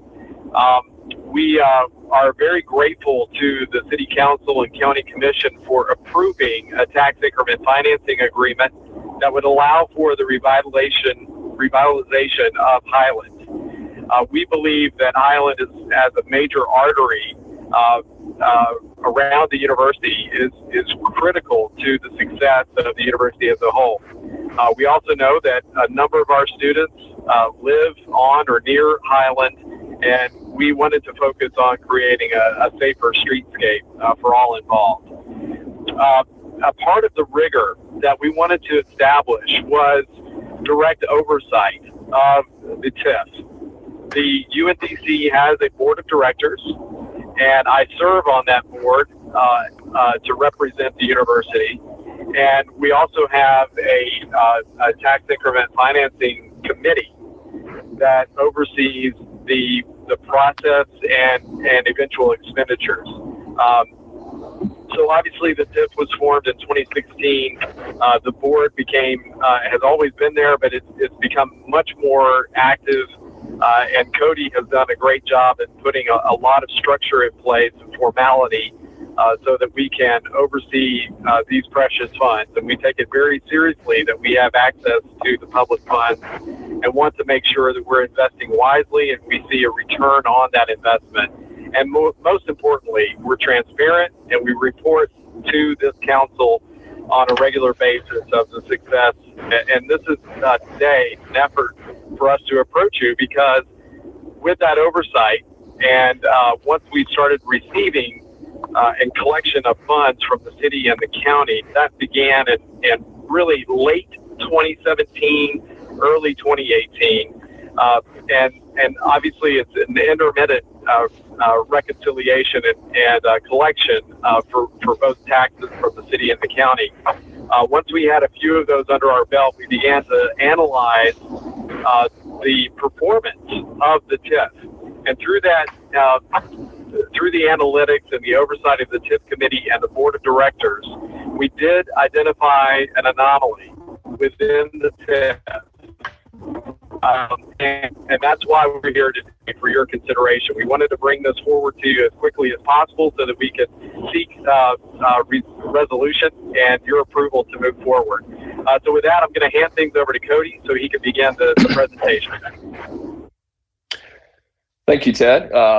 Ted covered a lot of this stuff, so I'll move through it pretty quickly here. But again, UNDC, sorry, before I begin, actually, can you see my screen? Can you see the presentation? Yes, we can. We can see your screen. Perfect. So the UNDC was formed as a nonprofit organization in 2003, and as Ted mentioned, we work closely with the University of Memphis to promote economic development in the neighborhoods that are immediately surrounding the main campus and our Park Avenue South campus. Some quick facts about the TIF itself. It was approved by EDGE, Memphis City Council, and County Commission in 2016. And you can see the map is a little bit small there, but it runs along Highland between Poplar and Park Avenue. So over the course of 20 years, it's projected to bring in about $21 million that will be put into public infrastructure and safety improvements. And then also our MWBE spend, which Ted also talked about, we take very seriously. We have a 25% goal, but we have exceeded that every year. And I'll talk a little bit more about that in just a moment. Here are the projects we've completed so far. Also, as Ted talked about, it takes a little bit of time for money to, for the increment to accrue in a TIF. And so that's why we haven't spent a whole lot of money yet, although we do have big plans on the horizon. So the projects we've completed so far are all pertaining to pedestrian safety, community safety, traffic calming. So it's basically crosswalks, rumble strips, parking lot lighting, and also planning for the big project that we have coming up soon. Here's a look at our MWBE spending numbers so far.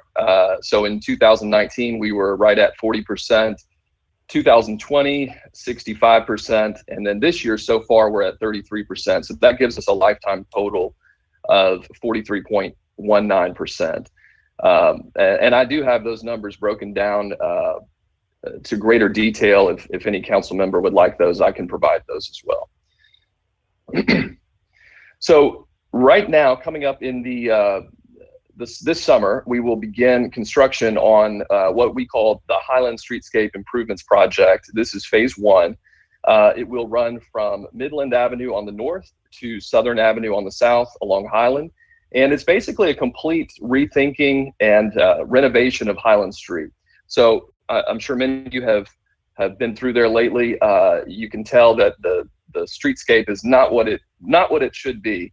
The traffic is too fast. It's not safe enough for pedestrians, and it looks dated. So what we'll be doing is spending about $6.5 million to do all new streetscapes. So that's new sidewalks, new crosswalks, landscaping, medians, slowing down traffic, intersection improvements, utility relocation.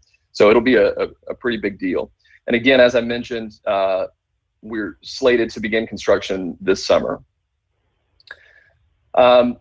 So as Ted mentioned earlier, we wanted to come before you today just to make a presentation, basically to update you on not only the status of the TIF itself or the projects we have, but also an amendment that we would like you to consider. And what Ted mentioned is basically we put a structure in place, and as he talked about, we have a board of directors, we have a TIF committee, and then we have myself, a full-time employee. As we moved through 2018, 2019, 2020, and we began to bring in those TIF payments from the city and county, we basically identified the fact that it wasn't performing exactly where it should be. And then we came to realize the reason for that is there are 645 parcels in this TIF. Somehow in the creation of the TIF, there were 68 parcels that were included in the map, which you can see here, the boundary map, but they were not included in the actual list of parcels. So that was sort of a conflict there. Obviously, the intention when this was approved by City Council and EDGE and County Commission was that all 645 parcels would be included, but somehow those 68 did not make it to the list. So this is essentially an administrative error that we wanted to fix, to cure, and the way to do that is by amending the TIF to include those parcels in that official list. So again, that's why we wanted to come back before you, was to make you aware of this and also make you aware of the progress we've made. But this is something that we will bring before you for your consideration. Ted, would you like to add anything to that?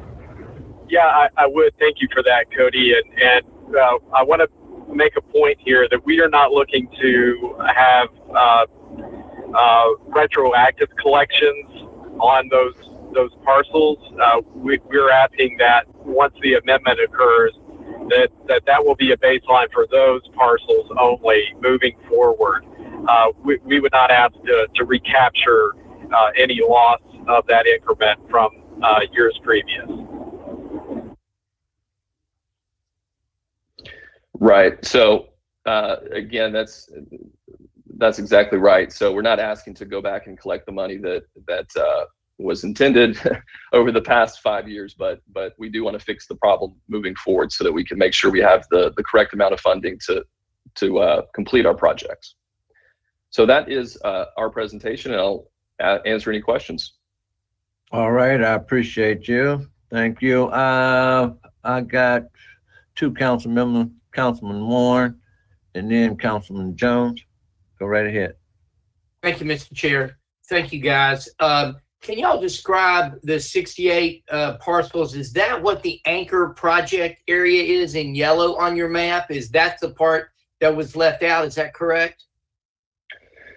No. So on the map that you're looking at now, if you see there's kind of a lime green color that's highlighting certain parcels, those are the ones that were left out. So the yellow line, the anchor project area, that's just there to identify kind of the core of the project. But there's no differentiation between any of the parcels in the yellow outline. I guess I'm trying to figure out, it almost looks like one of the green things. I'm trying to see, are any of those private residences, or are they all businesses? Well, so most of them are businesses. You will, at the corner of Central and Highland, there is an apartment building on the northeast corner, and those are private residences that are included in this. And actually, those make up about 40 of the 68 parcels. And because they're condos. How are private condos part of a TIF? I would defer that to someone from EDGE who may be on the call, but if I could just venture an answer, I think it's because it's technically a commercial building, because it's, and I don't know if it's private condos. I think it's apartments. I think they're rental apartments. Yeah. So essentially, it's putting in all the apartment buildings that are there, and the people who live there will get an additional fee for being there. Is that correct? No. So the apartment buildings would pay, actually.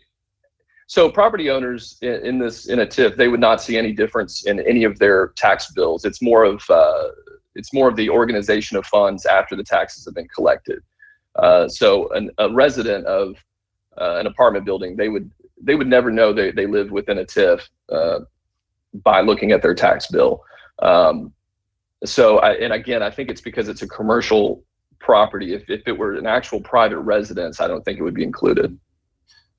Councilman and Chairman Ford, this is John Lawrence with EDGE. If I might interject here for a moment, with a tax increment financing district, and in this case, the district is drawn fairly expansively. It does encompass some single-family residential, and it does encompass a condominium building, which is filled with single-family residences. There is no additional fee. There's no additional assessment. There's no additional tax collection above and beyond what the natural or induced additional amount of tax revenue would be. So the answer is that what would occur is the city would get less of the taxes, and the part of the taxes that would be additionally for the commercial people would end up going to the TIF. Is that correct? So we'll get less property tax. Overall, you would get in this case, 75% of the incremental increase over the base year, which was 2015. That incremental increase each year, 75% of it would go to the project. In this case, the TIF fund, and the remainder would remain with the government. And the incremental increase is what? Where is that coming from? Well, in this case, it is the increased value of all of the property within the TIF boundary. So once there's a assessment and it goes up, then the incremental increase is where the TIF gets their money. Is that correct? Correct. They get 75% of that increase. Thank you very much. All right, Councilman Jones. Thank you, Mr. Chairman. So can anybody provide me what the value of these properties are right now, or what dollar amount that they represent? You know, I find it hard to believe and characterize an anomaly to exclude what I'm looking at to be this northwest corner here, which happens to be where Buster's is located. You know, if we're talking about a TIF and the sales tax that's generated from this project, Poplar Plaza is not included in this, but what would be the largest commercial property that I can think of off the top of my head, that was excluded from this? Is that what I'm supposed to believe here? So, Councilman Jones, I just want to point out it's not the sales tax in our TIF, it's the property tax. I get it.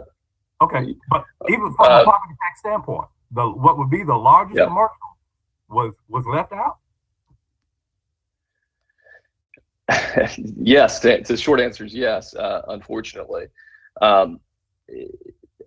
You know, that was in the formation of the plan, and so I don't have a great answer. I mean, to be fully transparent, that the short answer is just yes, that it was unintentionally left out. Okay.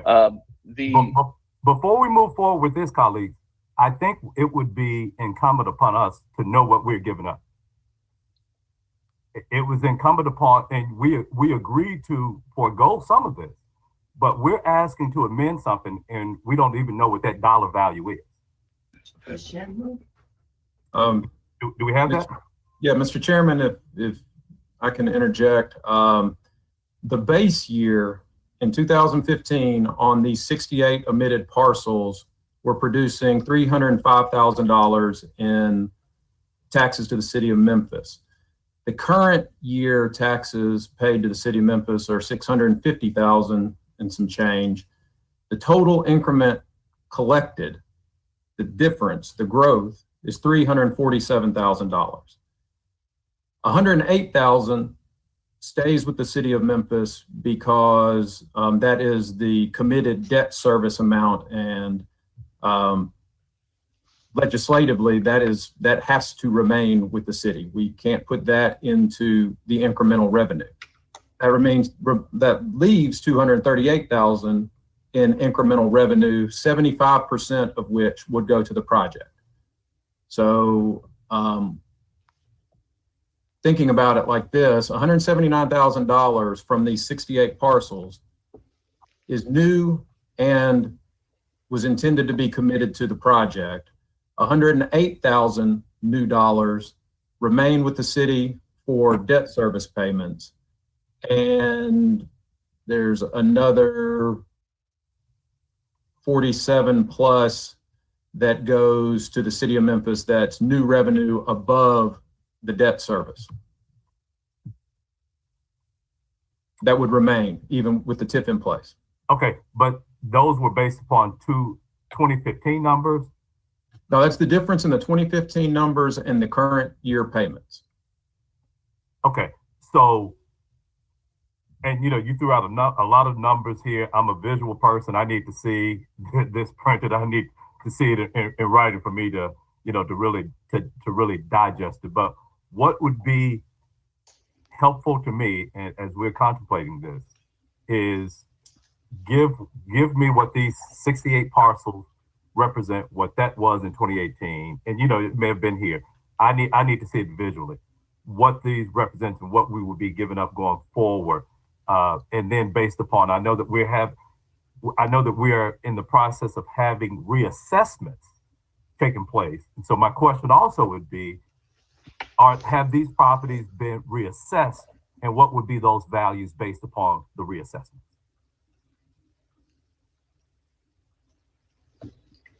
Councilman Jones, I can convince you that we could provide you with those numbers, and I'll work with Mr. Lawrence at Edge so that we can make sure we get those to you. And thank you with that. And then my last question is, yes, I would appreciate a greater breakdown of the MWBE spend. That information will be disaggregated, would be most helpful. Thank you, Mr. Chairman.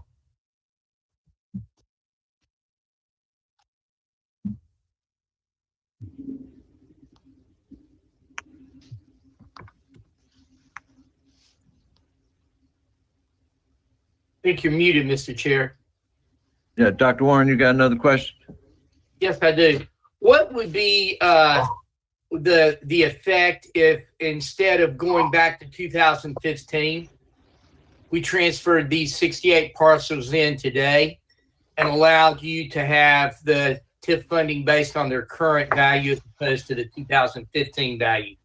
How would that work as far as what you need to have this to make your project go forward? Again, I would defer to Mr. Lawrence, but I can give a quick answer. Basically, what would happen is we would end up receiving less funds than was originally projected. And so that would impact the ability to complete the projects that were planned in 2016. But if we're having reassessment, we know those values are going to be going up again.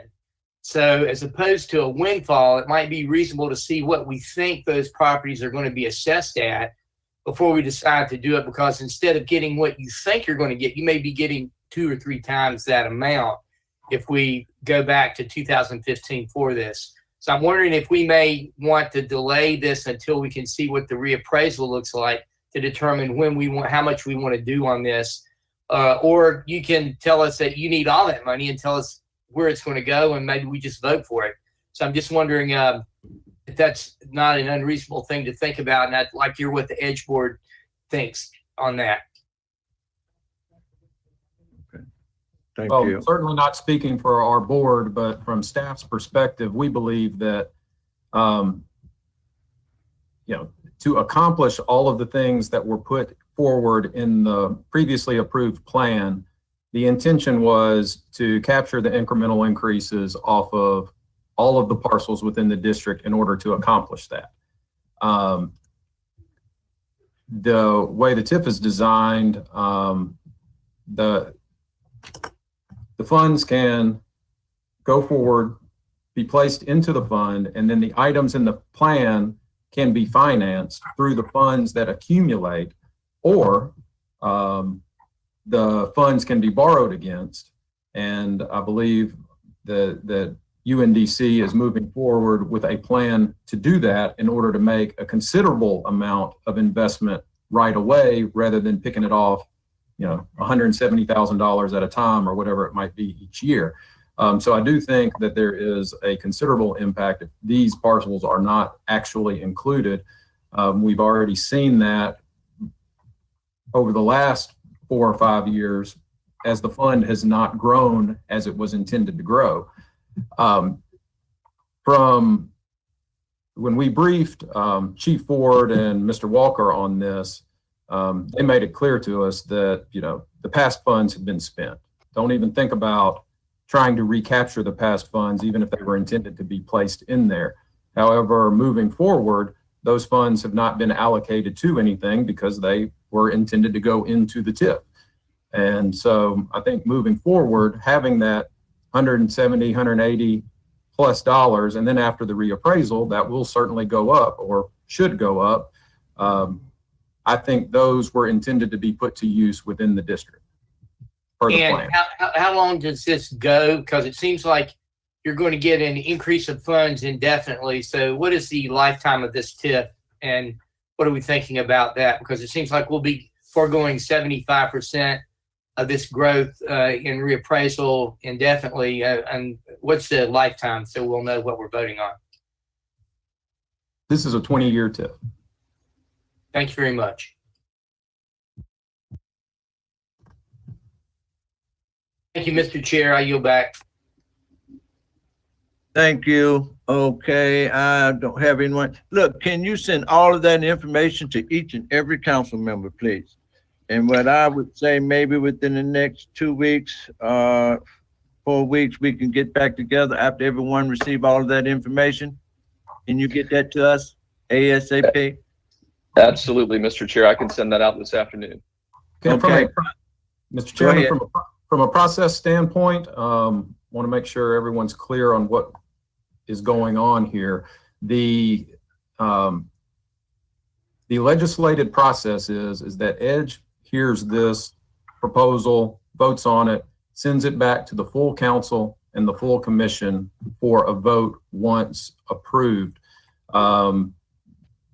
Should we move forward with that, or should we at this time, I think when we have done this in the past, we have taken the concerns of council and commission from these pre-briefings and gotten answers and moved forward with the full EDGE board. Should we do that or not? Well, when do you have to have all of that in? When is your deadline? We have this scheduled for a public hearing and taking it before the board on April 21st. April 21st. Well, y'all got a lot of work to do for that time. When is our next meeting? What date do we have? Our next meeting is April 20th, and then the meeting following that will be May. I need you to get all that information before the 20th. Make sure all council members have all of that information. Our next meeting we can set up, and then we can discuss it. And then if we okay with it, we can do same night minute. And you'll be able to meet with your group on the 21st. Yes, sir. Thank you. Is that okay with all the council members? Yes, sir. Okay, I appreciate that. Councilman Carlisle, you got a question? No, sir. I was just answering yours on April 20th is our next meeting. Good enough. I appreciate that. Okay. I appreciate everything. And if there's no further business, we are adjourned. Thank you. Thank you.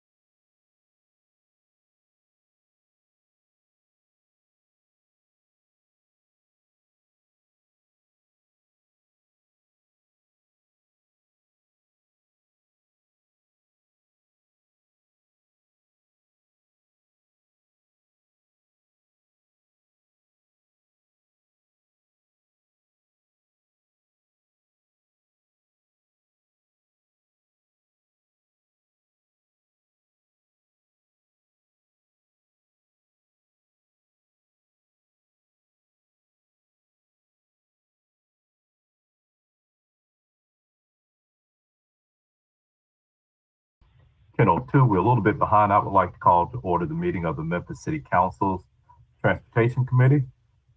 May we have a roll call, please? Councilman Canali. Here. Councilman Carlisle. Councilman Colvett. Councilwoman Easter Thomas. Present. Councilman Ford. Present. Councilwoman Johnson. Present. Councilwoman Logan. Present. Councilman Morgan. Here. Councilwoman Robinson. Present. Councilman Smiley. Councilwoman Swearingen. Present. Councilman Warren. Present. Chair Jones. Present. Thank you, Ms. Keaton.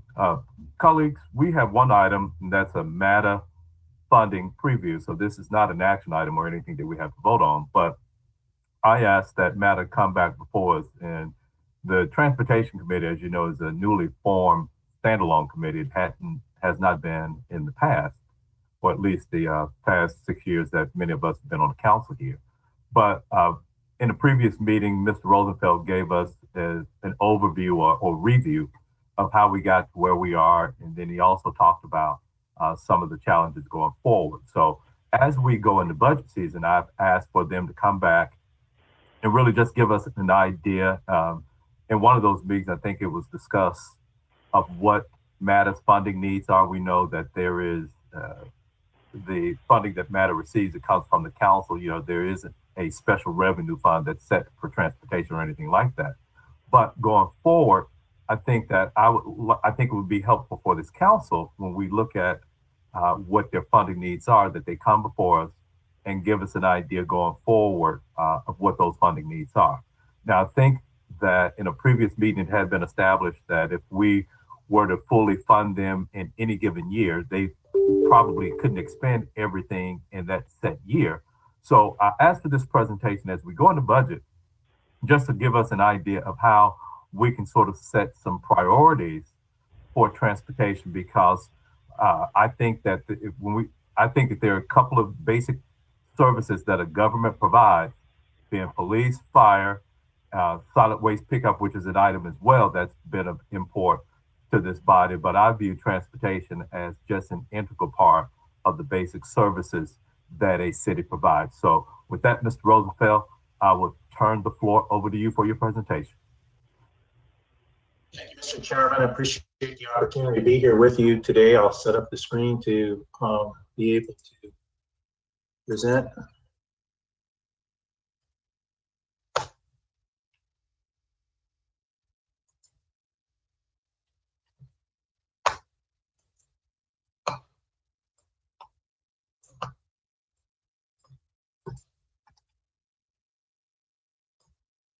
Rosenfeld, you have presenter rights. Thank you. I'm clicking on it, but it doesn't bring up the window. You click, there's going to be a pop-up to say, would you like to share your screen? You'll have to click yes on that as well for your screen to share. And it'll ask you which screen you want to share if you have multiple screens.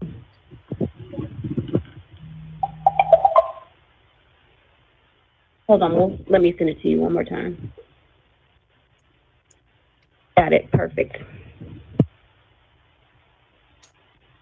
Get clicked on slideshow and at the top in the taskbar so that we can see the whole show, the display.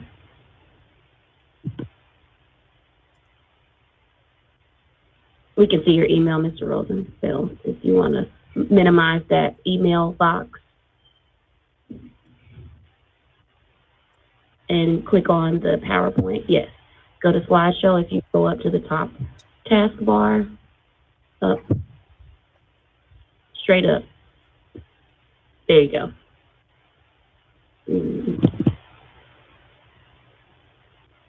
So you can see the slideshow. presentation. It says File, Home, Insert, Draw, Design, Transitions. At the top right there. Keep going. No.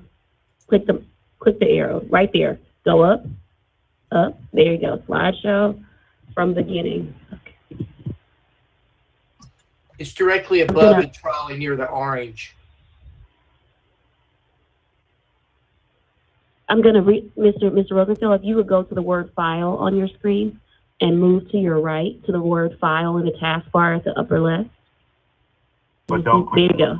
Okay, now move to your right to home. No, don't click it. Go Don't press click. the minus button. Don't click anything. I'm just going to tell you when to click. Hit the arrow, the minus arrow. You can click that. The arrow that moves to your left. Click that. Now go over to your right to the home button. Keep going to your right. Insert. Draw. See it. Keep going to the right. Keep going to the right. Keep going. There you go. Slideshow. Now go down. Click from beginning.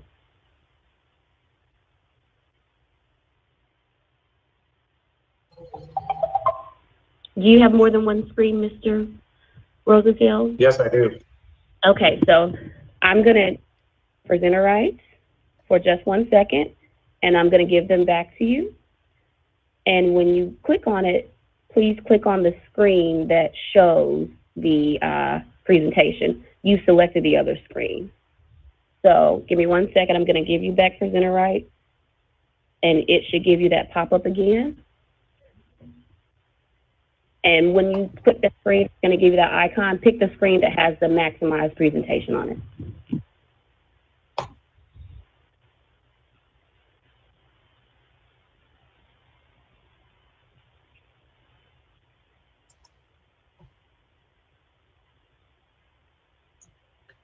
It's not giving that that application opportunity. No. Don't do applications. Do your screen. Go to the screen that has it on there. Yeah, because if you do applications, when you switch screens, it might change.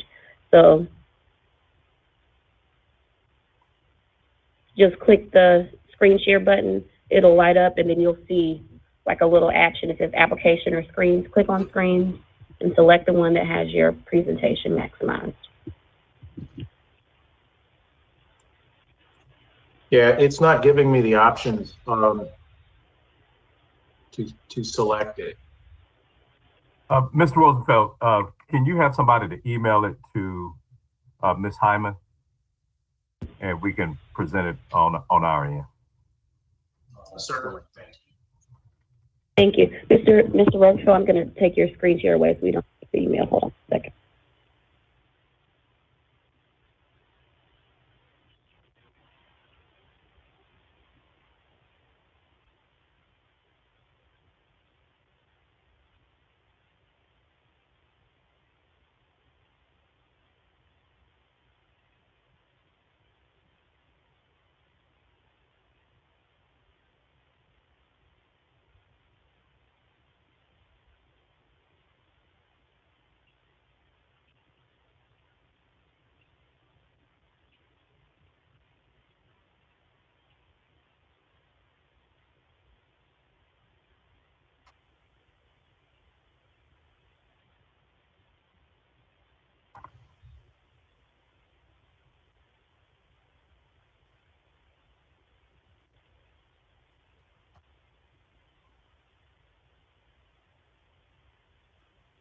That's been sent. I apologize for the difficulty. We've always been able to get No this. problem.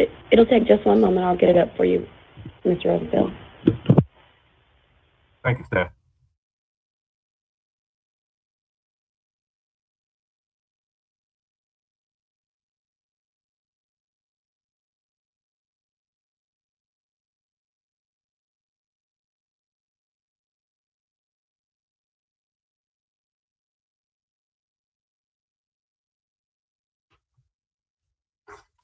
Okay. You can proceed, Mr. Rosenfeld. I can see it. Thank you. Okay.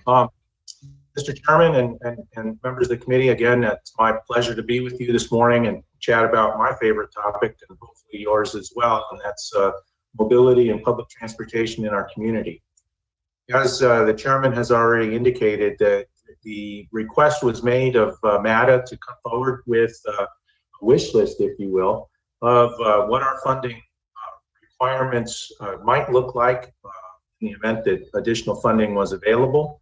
And we've put together a list of some priorities that we could share with you today that attempt to take into account what we're trying to do with the transit vision, how we're trying to make other improvements through proper investment in our system, and all the while taking into account concerns coming from the various different council offices, especially those council members that we've met with, Councilman Logan, Councilman Ford, Councilman Jones, and others that have had an opportunity to have some input.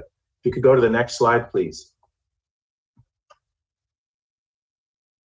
What you're seeing here is that wish list, and this wish list has been making the rounds of late because recently we got an inquiry from the state of Tennessee on what improved transit funding might look like in Memphis as well. That was facilitated through Mayor Strickland's office. We met with Commissioner Ely of Finance and Administration to go over this list and review what these types of things could look like in our community. Transit vision, operating assistance. The transit vision, as you will recall, is our short-range transit plan, which was adopted by the MATA Board of Commissioners and the Memphis City Council a couple of years ago. The transit vision calls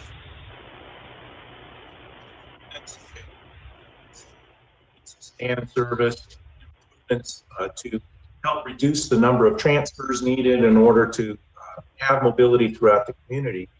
And basically, with the goal of reducing that 2.5 point commute for some of our residents to being able to get through our community and from anywhere to anywhere in an hour or less. If you could move on to the next. As you see, we have a priority, again, the implementation of the transit vision. If you could go to the next slide.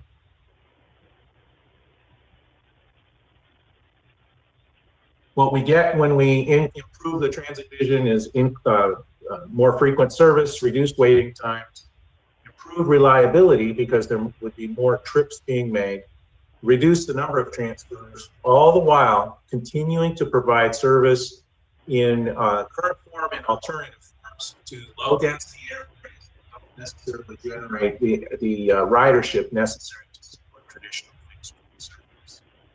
Next slide, please.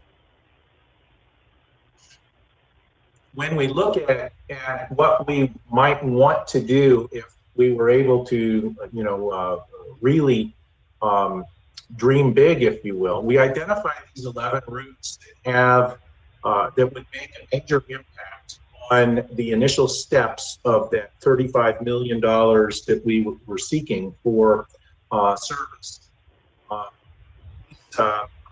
Routes are throughout our community, and basically what's being presented here is the cost of increasing the service frequency and increasing the span of service. And as you can see, this particular grouping of 11 routes has about a $7.5 million price tag on it if we were to go full forward into delivering these changes. Next slide, please. This slide outlines what the service might look like in terms of on particular routes. We're increasing the frequencies to 15 and 30 minutes, 15 minutes during peak time, 30 minutes in off-peak. And on one of the lines, we would go to 20-minute peak, 30-minute off-peak. You could go to the next slide, please. This slide shows you a map of the service area that are affected by those 11 routes. The council districts are highlighted in the various different colors, but you can see that it's widespread. And really the focus needs to be in terms of getting the maximum value out of our investment on creating the core network, if you will, of higher frequency service. Most of the waiting time comes from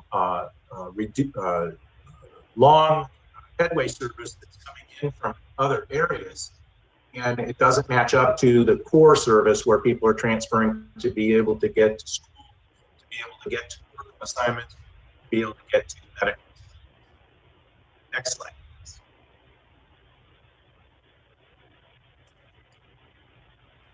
This same principle would be then deployed on a Saturday service. You see that Saturday service greatly giving people opportunities to Mr. Rosenfeld. not just go to work, but also enjoy their opportunities for recreation and other activities on the weekends. And this service on Saturday. I'm sorry. Can you hear me? Your audio quality is horrible. You're going in and out, and with your being on the Wi-Fi, unless you have some type of Ethernet cable to hook up, I don't think your Wi-Fi is just too spotty where you are right now. And your presentation is, I don't think that people can get the essence of what you're saying in your presentation. Are you able to hardwire your internet connection? Well, let me change my internet connection, see if that might help. I apologize. Okay.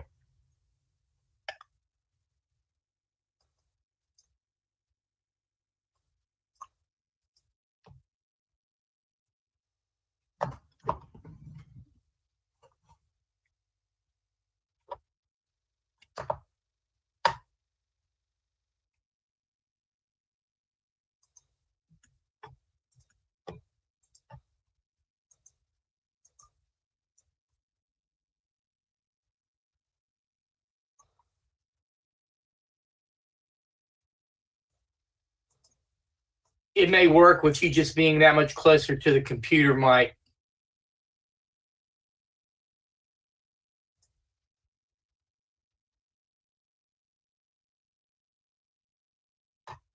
Okay, how does this sound? Well, it looked like it might be about the same, but you can go ahead and continue. I'll just let you know if it continues that way, though. Yeah, and I apologize.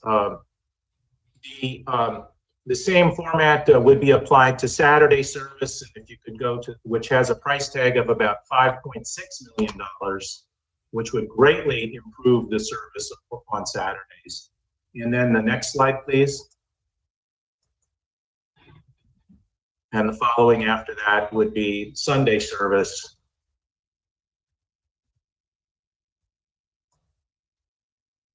Which would have a price tag of $1.1 million. But as you can see on each one of these three slides that outlines the service, there are three lines that are highlighted because we felt that we might not be able to bite off 13 or 14 million dollars in additional funding. So we put together a plan that would make it maybe a little bit more bite-sized piece for the program. If you could go to the next slide, please. And the following.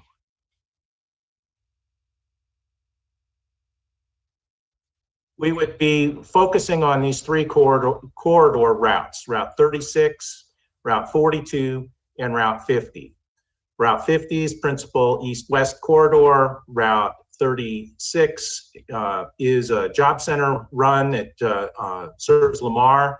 And Route 42 is a north-south route which connects many of our neighborhoods together with the high-frequency east-west service. Next slide. Higher frequency on these particular routes would be about $3.5 million in additional funding above and beyond where we're at today. In addition to this type of service, next slide, please. We continue with our development of our Memphis Innovation Corridor. Hopefully you all recall that this is, we'll have a construction project of 31 bus stations, all electric vehicles, and it will introduce 10-minute headway service during peak time and create improved travel times throughout our network. Next slide.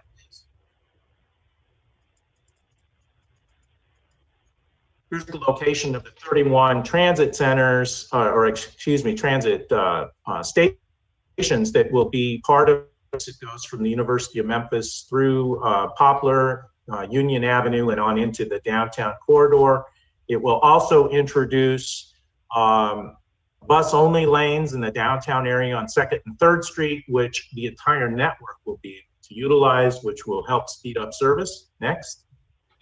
The BRT project, as you're aware, has different stations and amenities at each station, opportunities for the display of public art, opportunities for proper seating and protection from elements. There'll be ticket vending machines and level boarding at each one of these 31 stations.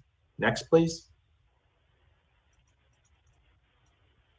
The funding sources from the BRT for the BRT project include local, state, and federal funds. We currently have a small starts application active at the FTA, where it's about $36 million, if that serves me right. And we're waiting to hear on that. We should hear during the month of May on the status of that grant application. Next, please. Our second priority would be to add additional high-capacity transit routes.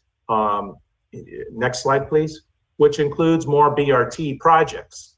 The BRT concepts are brought together through a planning process that MATA has gone through and continues to utilize to help us identify priorities.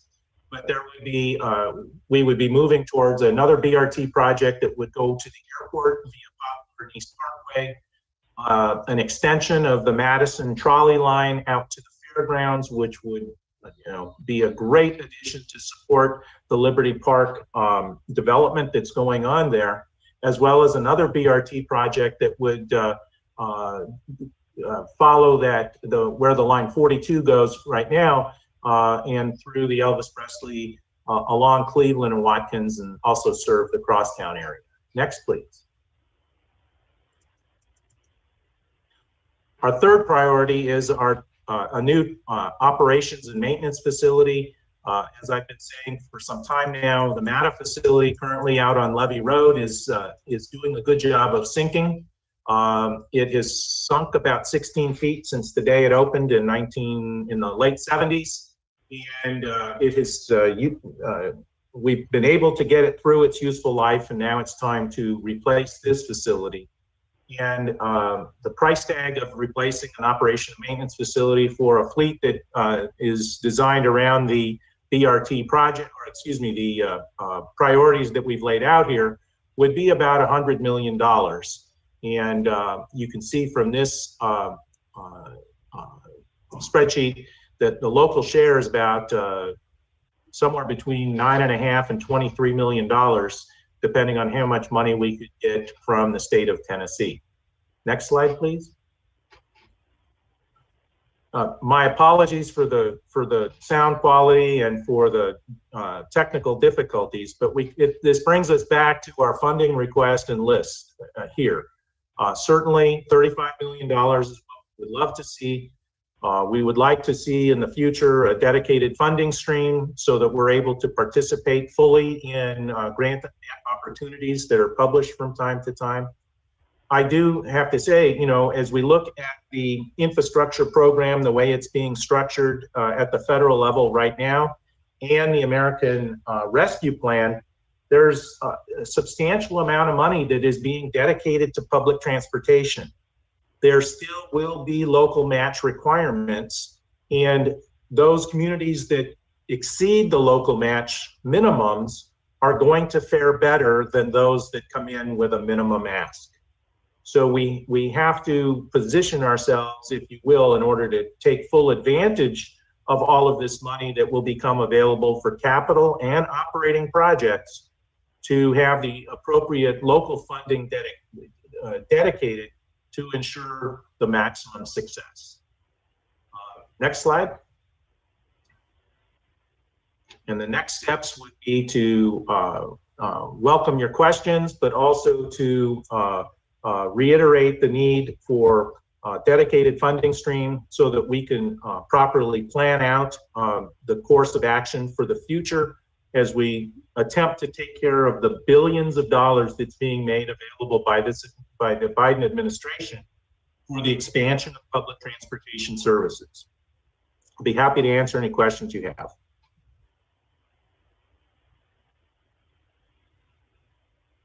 Colleagues, does anyone have any questions for Mr. Rosenfeld?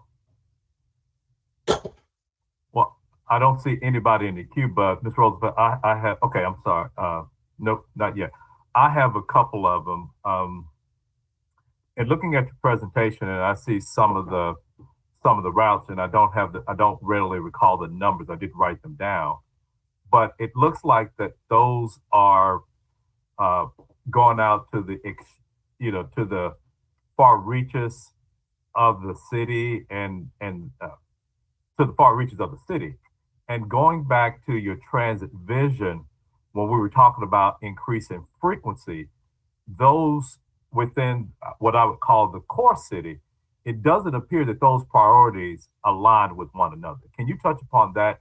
So yeah, so the 6, the 9, and the 23, that doesn't seem to coincide or align with what you presented to the council previously in saying if we want better service, we need to increase frequency.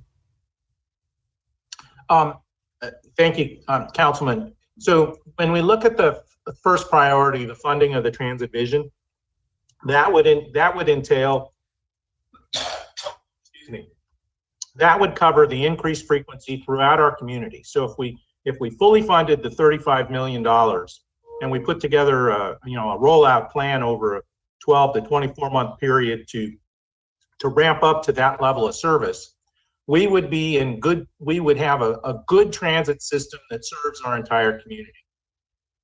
When you look at these other BRT and LRT and the 6, 9, and 23, those are not line numbers. Those are the alternative numbers that were part of the alternative analysis that MATA does to determine where it needs to invest in public transportation in order to meet the current and future needs based on the study criteria.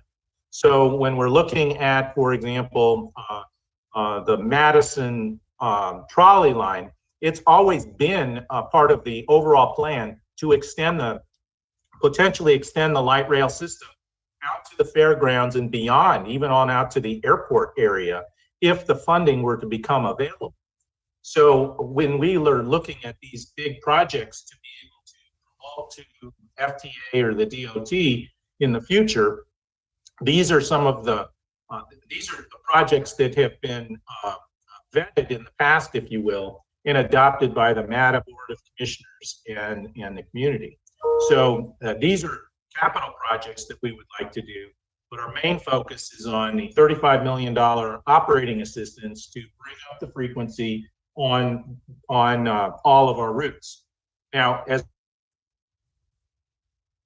level, increasing the frequency on those 3 lines, line 50, line 42, and line 36, will ensure that over 90,000 citizens in our community will be within high frequency service within a quarter mile of where they live.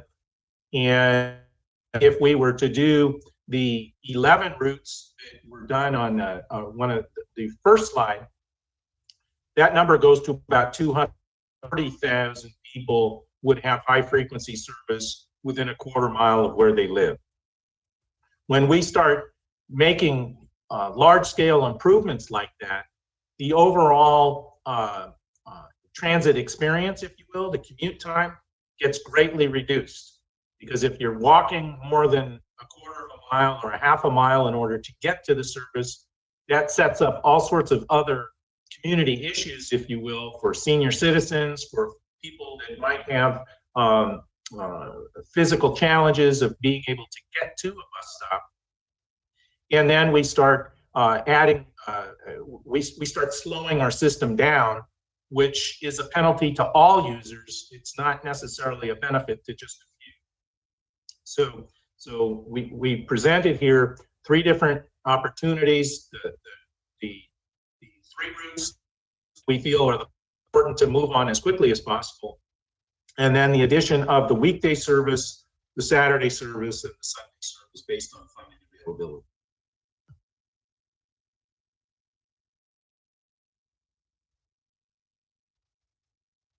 You're mute, Mr. Chair.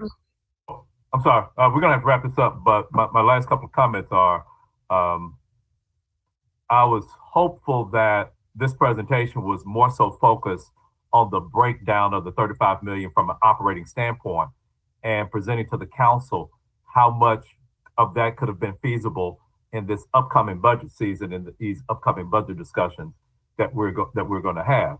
It would have been helpful to have this as part of the previous presentations, this overall total wish list. But what's going to be more digestible for the council, and what I was hopeful for with this was to say, and as you talked about, you mentioned what we'd be able to spend over a 12 to 24 month period of time, with more emphasis on the 12 months.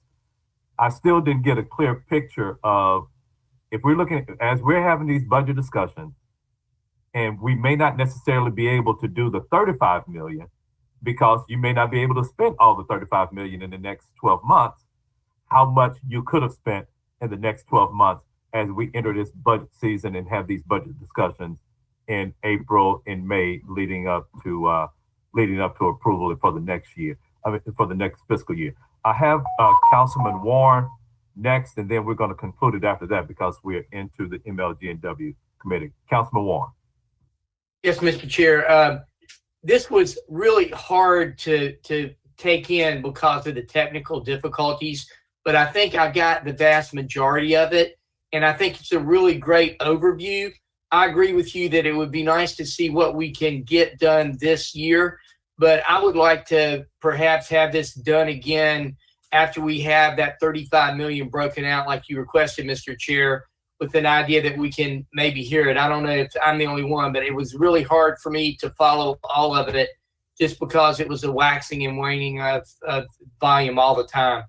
It was, and so, yeah, so I just asked, okay, Councilman Canale, you can go ahead and publicly ask your question that was made in the comment here.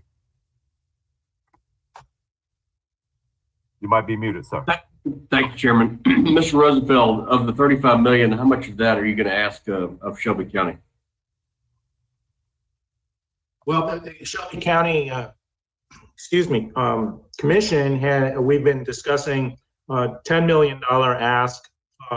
We did that through the last fiscal period, and we'll be going before them again this year. Shelby County Commission has recently supported our efforts. We have a grant application going forward for electric vehicles and electric infrastructure, of which they've committed $1.1 million in support of that project. So there's ongoing discussions with the county, but the number is in the $10 million range. Mayor Harris is also has the same concerns about the size of the bite, if you will, and we would be willing to again look at that number. Again, the $35 million in this particular proposal does have different pieces to it. So those 3 lines are $3.5 million. The weekday service on those 11 lines are about $7.5 million. $5 million for the Saturday service, and about 1.3 million on the Sunday service improvements. The balance of it is of the 35 million would be changes to the outlying areas, and also the opportunity for capital investment. As you can imagine, there would be some need for some additional vehicles and some additional infrastructure going forward. I do want to point out, I failed to do this earlier, apologize, but on this list of priorities, we do have capital projects, bus shelters and amenities, additional transit centers that would be on-street transit centers to better serve our customers, as well as the other transportation alternatives, the BRT projects and such. So the priority certainly continues to be the 35 million. We thought that if we brought forward additional the 3 lines to get started on this next year, that might be an acceptable amount. But we'll be more than happy to refine this number and break it down a little bit further and come back to you on the 20th, if you'd like, with additional information. Please, Mr. Rosenfeld. Thank you, Mr. Canale. Thank you, Chairman. Seeing no one else in the queue, Ms. Warren, you were recognized, correct? Okay. So if there's no other business before the Transportation Committee, this Transportation Committee meeting of the Memphis City Council is concluded. Thank you.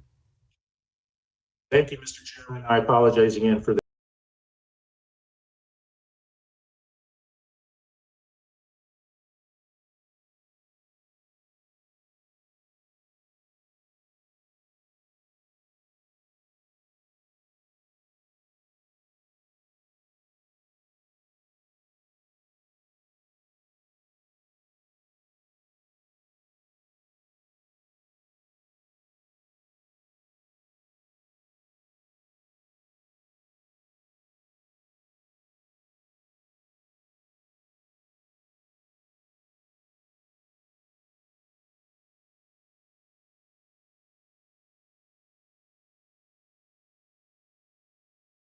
share with you on today and open up the committee meeting for Memphis Light, Gas, and Water Committee.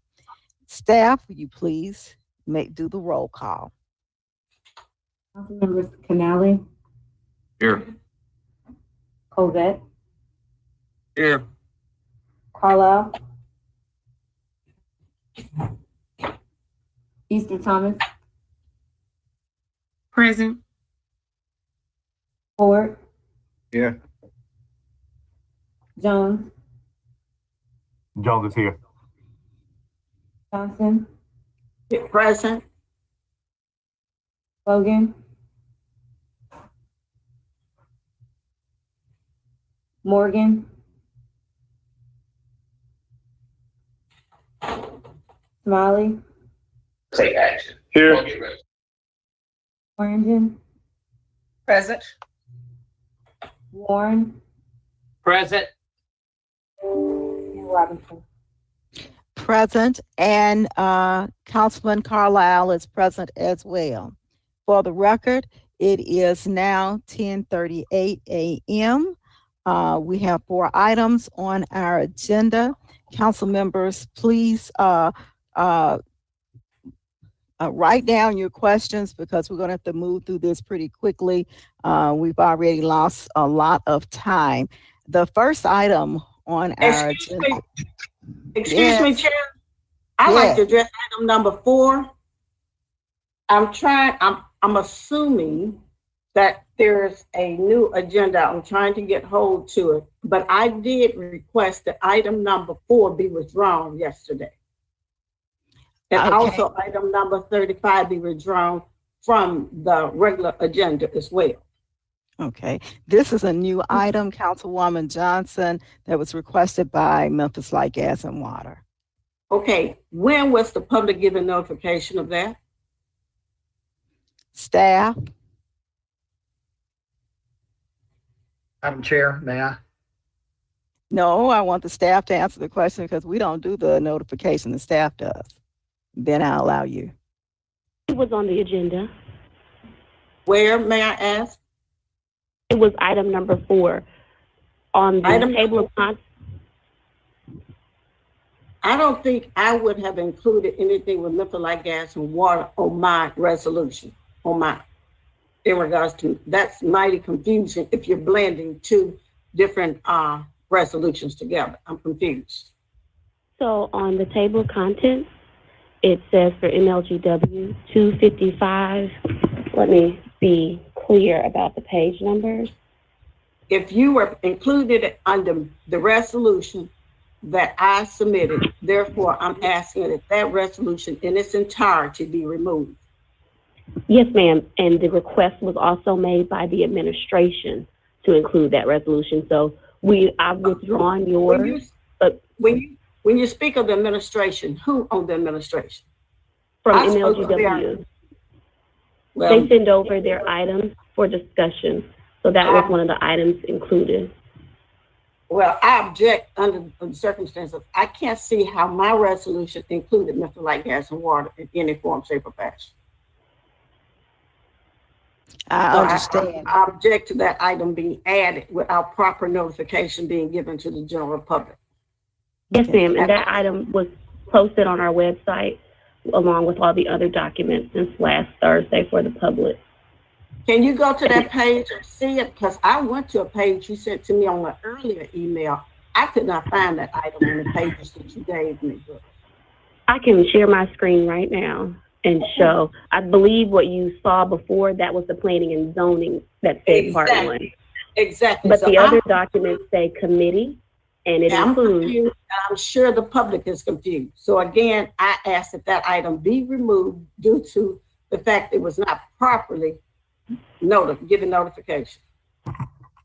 And if administration is there, I would ask that they withdraw it as well. Here you go, Councilwoman. I'm on the table of contents page, and I will go down now to, are you wanting me to go to page 255 through 262? Is that what you're requesting? What I was seeing was that planning and development, correct? Yes, planning and zoning had a part one and a part two because of the size, but the documents for committee is what's listed here. And right here under MLGW where the arrow is, it has GDS resolution as presented on 316 by Councilwoman Johnson, as well as GDS resolution approved by MLGW Board of Commissioners on 321. Because we had the same request for the same caption as deference, we put your name. And once you said you wanted it withdrawn, we also had the request from MLGW to hear their item. Let me scroll down. Those should have been two separate items on the agenda. There's no way the two of those should have been blended together. They are not blended according to what we're looking at. In that sense, that's your document table, but this official agenda is what the public goes by for notification.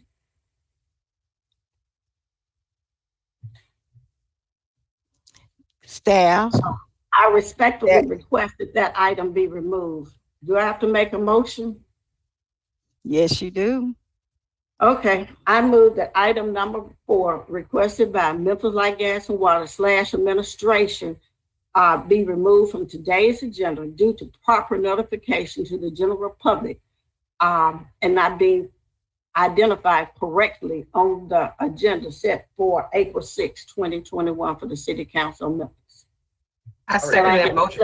I second that motion. Objection. Objection. I second it based on it being a call meeting and it wasn't publicized even with Memphis MLGW for the public. That's not true. Excuse me, ladies. It's not on their website, the meeting or any information. Excuse me. This motion has been moved and properly seconded. I have two people who would like to speak to this motion. One is Councilman Morgan. Did I hear I heard two voices. Will you please put it in the queue? So I'm looking at Councilman Warren, Jones, but I'm gonna start with Morgan. Go ahead. Thank you, Madam Chair. Yeah, so MLGW had a public meeting about this. It was 20 days ago and 13 days ago for this item to be included on our agenda. A number of council members were in attendance. All the notification was given. And if Councilwoman Johnson doesn't want to be affiliated with the resolution anymore, I feel like we do what's just simply have her being removed as a sponsor. And if there are any differences between her resolution and MLGW's resolution, which I believe there were, which is why we had two different sets of materials in the documents that were delivered to us last Thursday, she's welcome to withdraw hers, but that doesn't, I would object strongly to any withdrawal of MLGW's resolution, which has been discussed and proposed and given to everybody in well advanced notice. Thank you, Councilman Morgan. Councilman Carlisle, then Jones. Thank you, Madam Chairwoman. Colleagues, just to follow up. So these are the facts. Whereas a special meeting called on March 31st, 2021, the Board of Light, Gas, and Water Commissioners approved the award of contract 12-218 power supply consultant to GDS. That special meeting was called at the direct request of this body at our last council meeting as we were having a conversation about whether the council should take the lead or we hold our legislative request and allow the Board of Commissioners to meet and send back what they would like to do. They had 2 meetings, and on the special called meeting approved with same day minutes what's before us today. Our body, and we can ask Alan Wade if we need to, whether he believes we violated proper notice. I don't believe that we have, is now hearing this item. It's all been done in the ordinary course of business. And to be frankly honest, was done because the council asked that MLGW consider that. I was on the meeting as well as Chairwoman Robinson and Councilman Morgan for the Board of Commissioners vote. And they basically adopted specifically what was recommended by Councilwoman Johnson as well as the mayor and have sent this back to us. So I, again, would strongly object and believe that we've actually asked for this to happen and need to proceed with the ordinary course of business. With that, Madam Chair, I yield back. Thank you, Councilman Jones. Thank you. I'm just puzzled by the request for withdrawal, sort of going back to what Mr. Carlisle and Mr. Morgan have indicated. You know, these discussions took place a couple of weeks, 3 weeks ago. The council acted, and then I think that there was some discussion of whether or not we could unilaterally act, and it was presented to us that we should allow MLGW. Well, we passed a resolution, which, in my estimation, it was a request of MLGW to act. They acted, and we are here where we are now to hear this.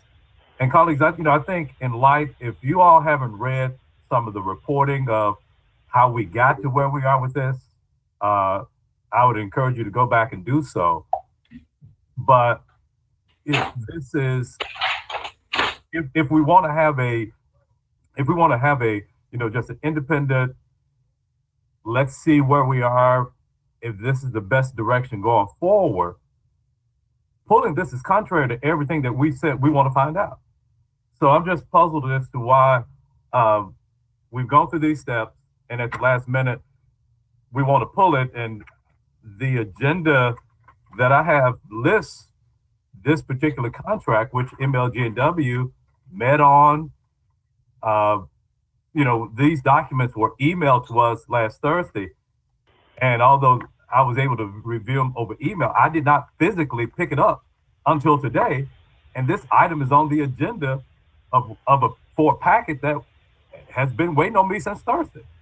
So I don't think that it's factual to say that this item has not been properly noticed to the council. It can be some other objections, but to say that, I don't think that objection would be that this hasn't been properly noticed to the public. Thank you, Madam Chair. Okay, thank you. I have 2 other people that like to speak to this item. Councilwoman Johnson, do you want to speak now, or do you want to speak after the last speaker? After the last speaker, please. Thank you, Chair. Councilwoman Swearengin. Madam Chair, I was ahead of Ms. Councilwoman Johnson. Okay, please forgive me, Councilman Warren, and then Swearengin. Thank you. I think part of the concern is I don't believe the MLGW has put their meeting online where people who didn't have a chance to attend were able to look at it. So I think some people are a little concerned they haven't seen the whole meeting.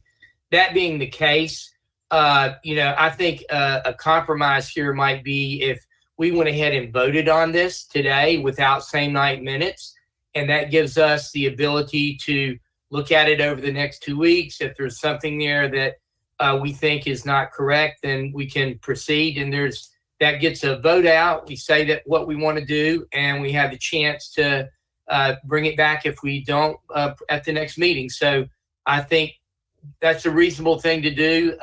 And we can let our colleagues who haven't seen the meeting and may have questions about how much has been changed to do. So I would recommend on this particular issue that we proceed and vote. But my thinking is voting today on the thing with same night minutes may be the right thing to, without same night minutes may get us to where we need to be. Thank you, Madam Chair. So Dr. Warren, we were talking about the vote to not have this item on the agenda. So are you saying yay or nay to this item on? That I would prefer us having it on the agenda and voting on it without same night minutes. And that way everybody can have what they need. We can vote on it, show what we want, and people who need to review it will have the chance, and we'll give Councilwoman Johnson the ability to review what she hasn't seen. And I think that's reasonable. Thank you, Madam Chair. Councilwoman Swearingen?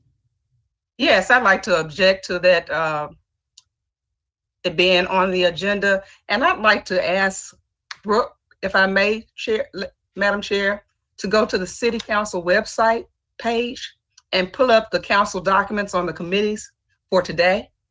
And I'd like for her to show me where this item is listed. Sure, that's no problem. Let me pull those documents up.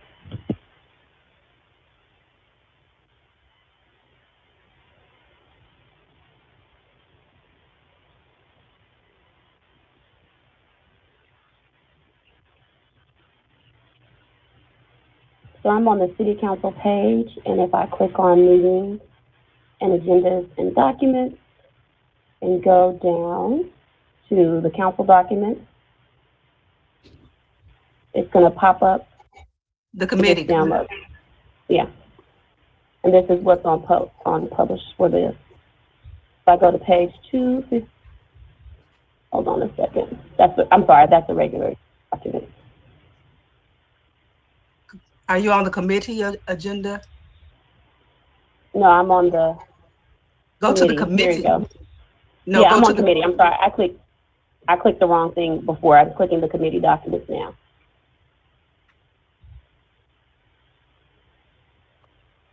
I want to see it on the committee agenda, where it's listed. It is on the committee agenda, but I thought you were asking for the document. I want to see where it's listed on the committee agenda. Okay. On the agenda, it should be listed under the revised copy.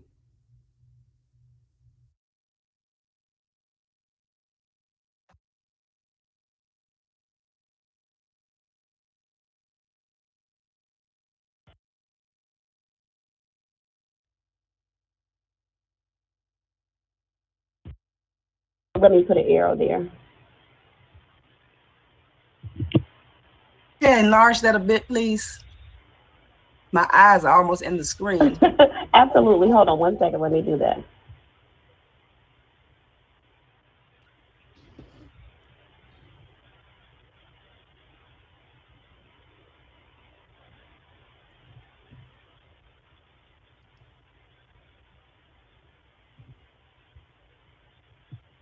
Is that large enough? And you see the arrow?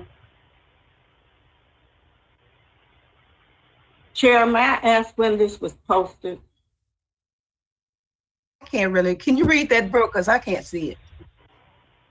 Yes. Hold on one second. Let me make it a bit larger.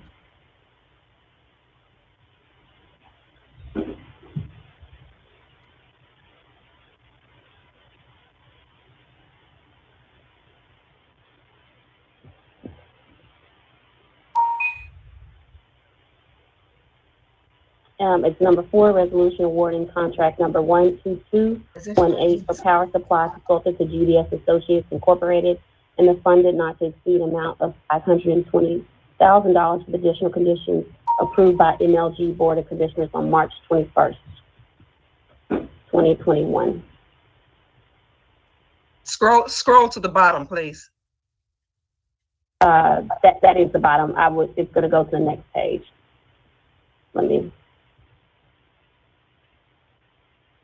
Point of information, Madam Chair. Councilwoman Johnson. Please allow Councilwoman Swearingen. Councilwoman Swearingen, will you please keep your comments, and I will call on Councilwoman Johnson. May I direct it to you, Chair? Yes. Whose resolution is that? Is that Councilwoman Johnson's resolution, or is that the administration's resolution? Number 4 that we're looking at now. You're looking at MLGW administration's resolution. And Brooke, was that received before, before 10 o'clock on Thursday? Because when I looked Thursday night, it wasn't on there. And when I looked yesterday, it wasn't on there. This is a revised agenda. This agenda also includes the removal of item number 3 as approved by the body today, in addition to some other items that were added. So this is a revised agenda. Okay, so you removed some items from the revised agenda, but you just added this one to the revised agenda. It was not on there initially, and it was not on there yesterday. So it was just added, which again emphasizes that the public did not receive proper notice, because I know it was not on there yesterday. Council members, over the last year, when we've had a revised agenda of added or deleted items, we have given this is how we have handled this information all the time. However, this item was on the agenda. We made sure that it was on the agenda last Wednesday. And I know for a fact that if it was not worded correctly, the staff made those corrections. But the information is in the packet. You saw that it was online. Brooke, do you have any other comments? Madam Chair, I have one more question. Can Brooke show me that on the supporting documents? She just showed us. She Yes, just I showed can. it. Yes, this is right here. The committee documents. This is page 255 through 267, through 257, and includes Councilwoman Johnson's immediately behind it as published on Thursday. On the website for the public and for council members includes That's what she's the showing. MLGW resolution. I can't see. Can you enlarge that? I cannot see it. Okay, I'm going to make it bigger. My apologies. So on, let me go up to page 255, begins all the documents related to GDS. This is page 1 of the resolution presented by Councilwoman Johnson. Can you go back to the date? Can you go back to the date of that? Go back to the top. Right here. Councilwoman Swearingen, this document was sent out by Brooke on Thursday at 12:44 p.m. But it's supposed to have been sent in by 10. We received a document from MLGW. That's why we included both. The document was in before 10 a.m. on Thursday to the council office for inclusion on the committee agenda, which is why we put both in the document.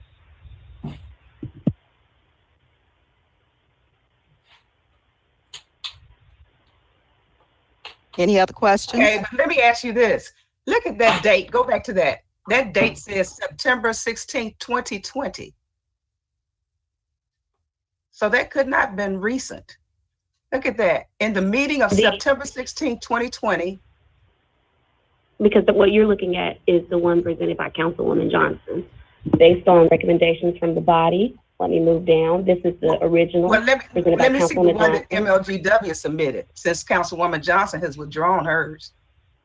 This would be the beginning of MLGWs. They include a summary that was in the documents as well as posted online. And it includes the contract that was originally approved by the MLGW Board of Commissioners September 24th, 2020, but rejected by the City Council on October 6th, following discussions at the City Council Committee meeting on March 16th, 2021, of certain proposed amendments and reconsideration. The contract has been clarified, amended, and approved by the MLGW Board of Commissioners. And Okay, then now if I go scroll down 2 more pages. And here's where it begins to show that whereas this is the updated resolution as received from. Okay, stop right there. Stop right there. Okay, now look at the date on that. That says September 24th, 2020. Yes, ma'am. That could not be current. The line above it says, whereas on March 16th, 2021. Show at the first page of that. It's in the same paragraph. Show the first page of the MLGW resolution. MLGW resolution. On the first page of the MLGW. I'm sorry, Councilwoman. I believe Alan Wade is unmuted to address your question. I couldn't see it because my screen was being shared. May I at least view the first page of the MLGW resolution, please? While you have everything on the screen. You want the summary page, or this is the first page? Which page do you want, Councilwoman? Scroll 2 pages down. Okay.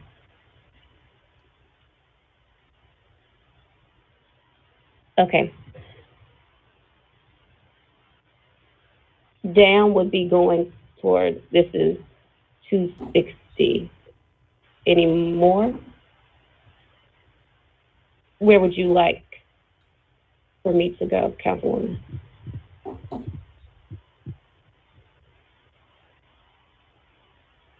The MLGW resolution. That's what I'm on. This is not their resolution. So scroll 2 pages down to get to their actual resolution.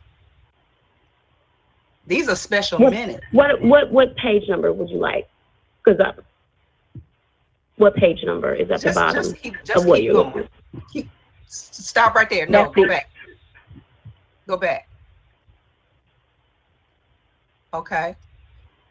At its meeting on September 24th, 2020, the Board of Light, Gas, and Water Commission approved. So where's the current meetings? I mean, if they have March 31st, 2021 on there, but the meeting actually took place September 24th, 2020. No, it didn't. Keep reading. The Memphis City Council rejected the award of this meeting on October the 6th, 2021. Following discussion, the City Council correct. Meeting on the City Council at its executive. You what page is that? Because that wasn't on there previously. That following discussion of the City Council at its executive committee meeting March 16, 2020. That would be page 261. I made it smaller because at the bottom you can see the page numbers. What page is that? Because I can't see that. 261. Please call staff and read that while Alan Wade address us, please. Alan Wade. All right, let me see if I can clarify the confusion. MLGW approved the GDS contract in September of 2020. It came to us in October of 2020 and we rejected it. It sat dormant until we considered Councilwoman Johnson's resolution and the mayor's recommendations at our last meeting. After that happened, it was referred back to MLGW's board. They met on the 31st and approved the GDS contract with revisions that were recommended by Councilwoman Johnson and the mayor. That is what is before you today. What is on our regular agenda was Councilwoman Johnson's resolution that was moved down without recommendation last meeting, and it was added to our regular agenda. It is a different item than this one. So I wasn't aware. If she withdrew that today, that is no longer before you, and what you have to do is vote this one up or down, and then it will be placed on your agenda today if you choose to do that, or at the next meeting by our regular rules. Oh, and for your information, MLGW sent the item to us on Wednesday at 9:47 a.m. Thank you. This is Johnson. May I speak, Chair? To Wade. Let's get Alan and okay, Alan Wade, go ahead. Okay, Mr. Wade. Again, the issue is, has it been properly presented? Because the resolution that's there is my resolution. It was never an intent to be a Memphis Light, Gas, and Water resolution whatsoever. No one contacted me to tell me you were joining Memphis Light, Gas, and Water resolution with my resolution. So I can't see how I agree with you. So it was not properly given notification to the public in regards to what their intent was. I agree with you. Your resolution is on the regular agenda. The No, MLGW resolution was given notice to the public that it would be heard in committee today for you to take action on. They're separate. That's not the way it was written. I'm sorry. It had sponsored by Councilwoman Johnson. It was on the committee as Councilwoman Johnson. So and how is that? It's on the main agenda under Councilwoman Johnson. Right now, it should be. No, it was on committee. I'm sorry. It was on the committee under Johnson. Okay, let me finish. Let me finish. It lists Councilwoman. It doesn't list Councilwoman Johnson. It lists Councilwoman. Okay, I checked. It was Johnson. You know what? Who else? Okay. What we did, we listened to the tape in committee. We had a robust discussion of Councilwoman Johnson's resolution. The mayor was on the call. He spoke. We ran out of time, and the body agreed without objection that it be added to the regular agenda for tonight, and that is what's on the regular agenda. Yeah. After that, MLGW met and looked at it, considered the recommendations, adopted them, or adopted some of them, and sent that to you today for committee consideration. It is not the same thing that you proposed last meeting, Councilwoman Johnson. It may not be, but it still was not given proper notification to the public because it was a resolution by Johnson. Memphis Light, Gas, and Water resolution was not given, again, proper recognition. So the general public would have an idea Memphis Light, Gas, and Water has something to do with a resolution behind my name.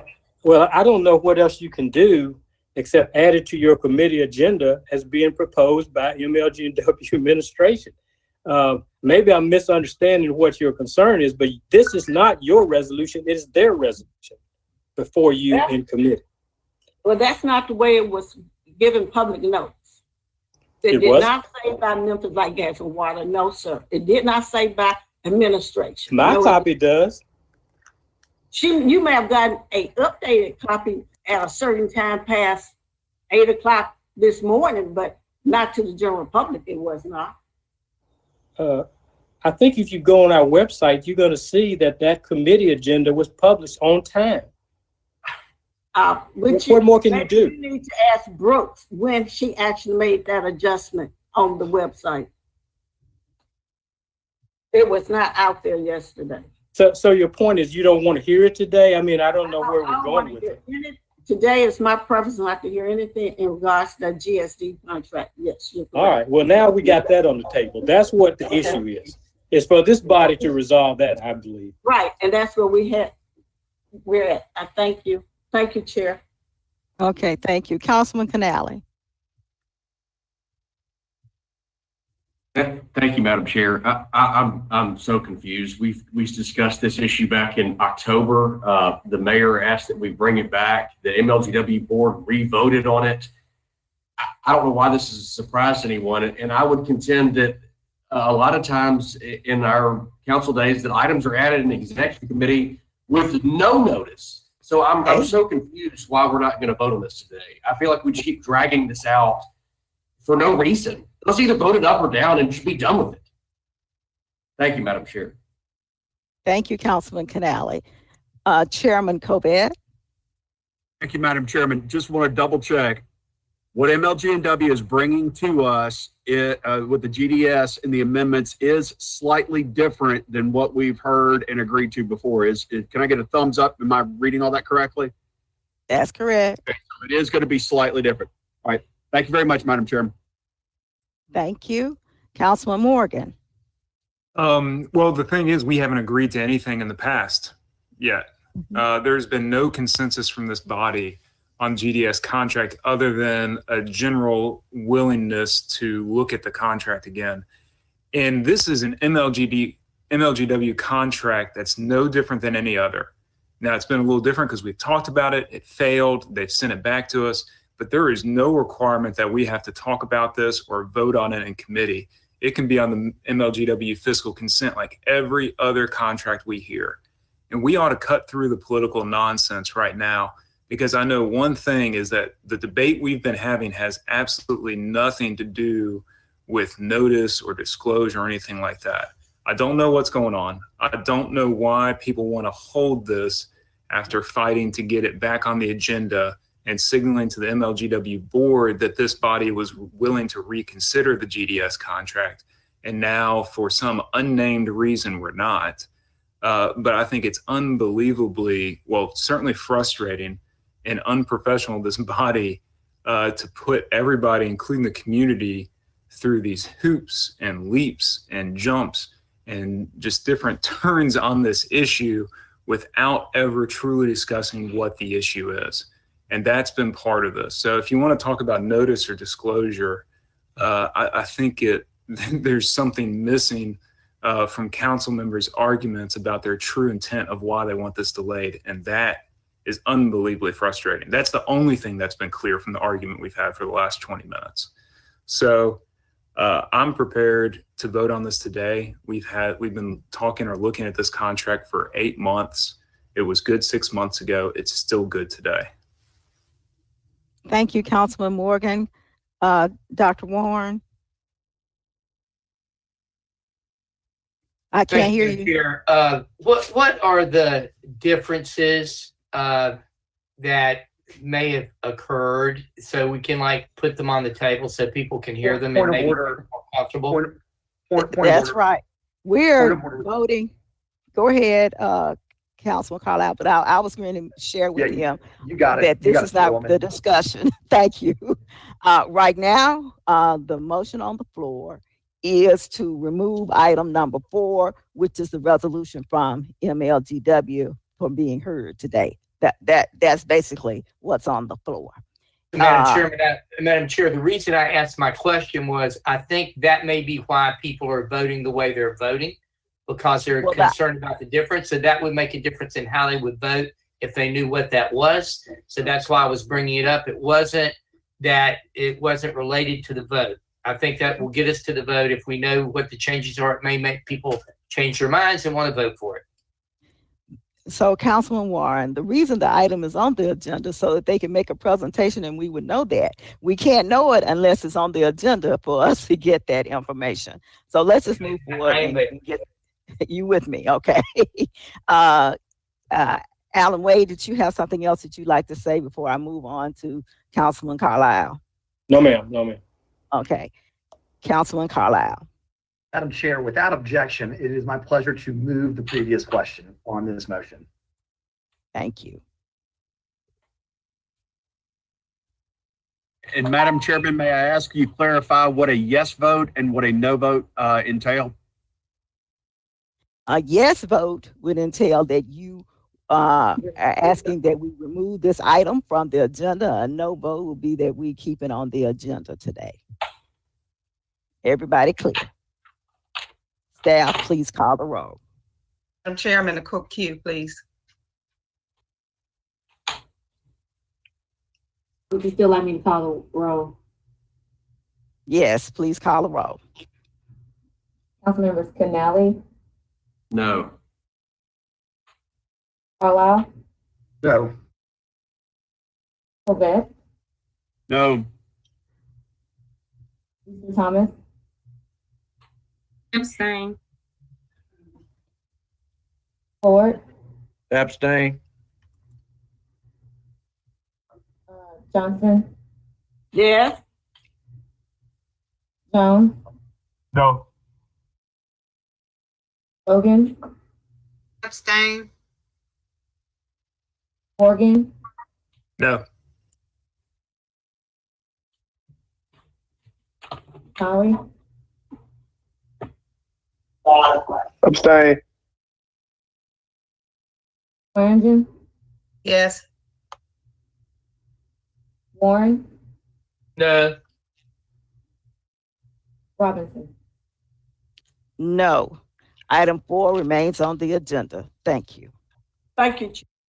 Thank you. You're quite welcome. Number one is an update MLGW payment plans for businesses. President Young, are you available? Yes, ma'am. Good morning. And I believe Jim West, our Chief Customer Officer, is going to briefly cover that item. Jim, are you there? I am here. And if I can have presenter rights, I'll share just a few slides here and we'll walk. Presenter rights, Mr. West. Thank you. Let me see if I can do this here. You should have just gotten a pop-up to say, do I want to share my screen? Did you see that, Mr. West? Yes, I do. Perfect. Click yes, and then it'll select which screen you want to share. Okay, bear with me just 1 second here.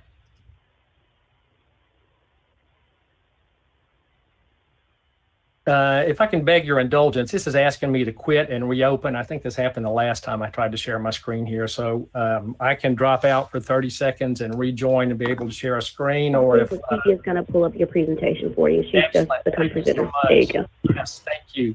Yes, so thank you very much. Good morning, council members. I appreciate the opportunity to give you an update on MLGW payment plan assistance to business customers. We talked about this earlier this year, back in January, I believe. So we've got about 3 months of experience this year. So this is a little bit of an update and a little bit of a look back. If you go to the next slide, I'll talk quickly through these.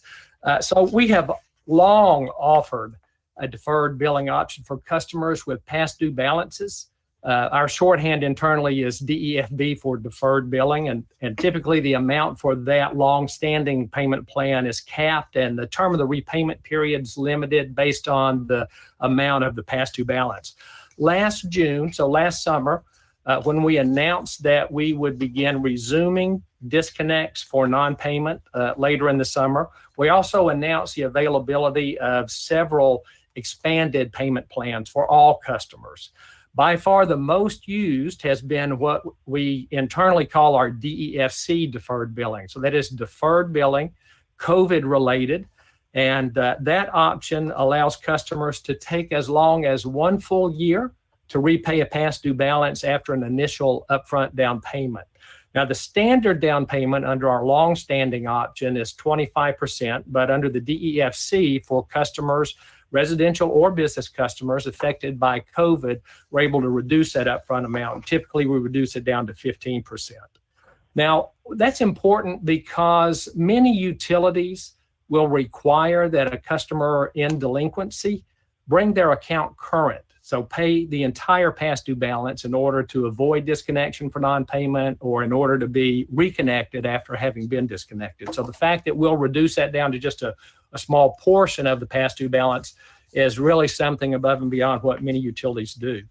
So when we announced the availability of these plans last summer, we indicated that they would be available through the end of January 2021. So that was going to be more than 6 months during which customers could sign up for these expanded payment plans. Now, we keep an eye on conditions in the community, and we've extended those expanded payment plans more than once, and presently they have been extended through the end of April, so through the end of this month.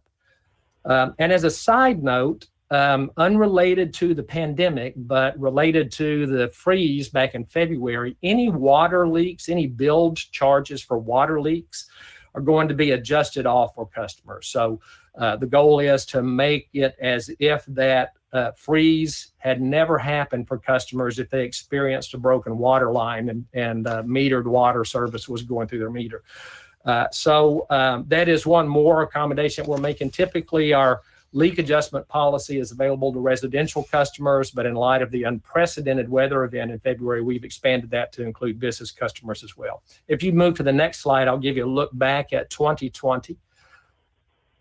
So again, we announced this availability of expanded plans in late June, but it was really a month or so. It was late July before customers started taking advantage of those. And I guess that was partly because the date for resuming disconnects for non-payment was approaching. So last year, when we announced our deferred billing for COVID, We had less than 6 full months of history. So this is just the last half of the year, but really was almost August before customers started taking advantage of it. The table here includes both residential and business customers, but I'm going to focus on business customers. So I remind you that since we already had this DEFB, this standard payment plan option available, we think that the DEFC option that we put in place to deal with COVID needs represents the new needs that customers were experiencing as a result of the pandemic. So during the last half of 2020, we set up 368 business customers on deferred billing plans. So they can take up to a full year, 12 full months to repay any past due balance. That's just over $1 million total, and the average then works out to be about $2,800. Think of it as a zero interest loan over 12 months. So we had about 368 customers, on average about $2,800 in deferred billing amount set up in the last half of last year. If you move to the next slide, this is a look at the first quarter of 2021. So we've set up over the past 3 months, 67 customers for just over $250,000. But interestingly, the need seems to be bigger now. So this average loan amount is up about 46%. It's now about $4,100 per customer compared to $2,800 last year. So the need seems to be growing a bit in terms of the financial amount that people need to set up on a deferred plan. Go to the last slide, and I'll just hit some key takeaways, I think, looking at our experience over what's about 9 months now in total. I just note that none of our largest customers, our managed accounts, were in need of payment plan assistance. And for those business customers that we did set up on these deferred billing plans for up to a year, customers are successfully fulfilling those plans. So none of those have had to be canceled because a customer couldn't meet their scheduled payment. Call volume in January and February was trending downward. It was down about 15% from the same months last year. So January, February 2020 compared to January, February 2021, we saw a decrease in call volume. However, in March, call volume from business customers rose pretty significantly. It's up month over month, same month last year, about 40%. So March 2020 compared to March 2021, the month that just ended, we saw for a month compared to the same month last year, about a 40% increase in call volume. And so for the first quarter, that means that call volume was up slightly, about 12% overall. I'll just remind us that the need for financial assistance seems to be a little bigger in that it's about $4,100 now compared to $2,760 last year. But business customers have a dedicated call center. So we have a staff that handles calls incoming from business customers specifically. They don't go through the standard queue that residential customers go through. And the service level has remained high throughout the entire past 15 months that we're talking about here. We believe, meeting the needs of those customers that we're hearing from. So if there's a need that we're aware of, the assistance that we're providing for payment plans seems to be meeting the need that we're hearing about. But we stand ready to assist any customer in need, consistent with our value of compassionate service, and look forward to things improving as they seem to be with the economy beginning to reopen and turn around. That's really all I've got to share for today. I'm happy to take any questions, and thank you once again for your time. I don't see any members in the queue, so there are no questions. Let's move on to item number 2. It's an update on the MLGW infrastructure. Yes, ma'am. And I believe Rod Cleek, our manager of budget and rates, is on, and we'll cover that very quickly with you. Rod? Yes, sir. If someone could make me presenter, I will attempt to share a few slides.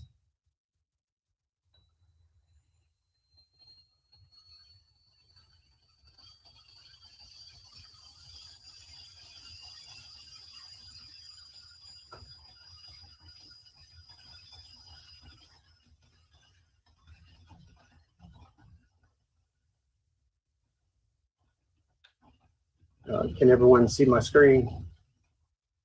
Yes.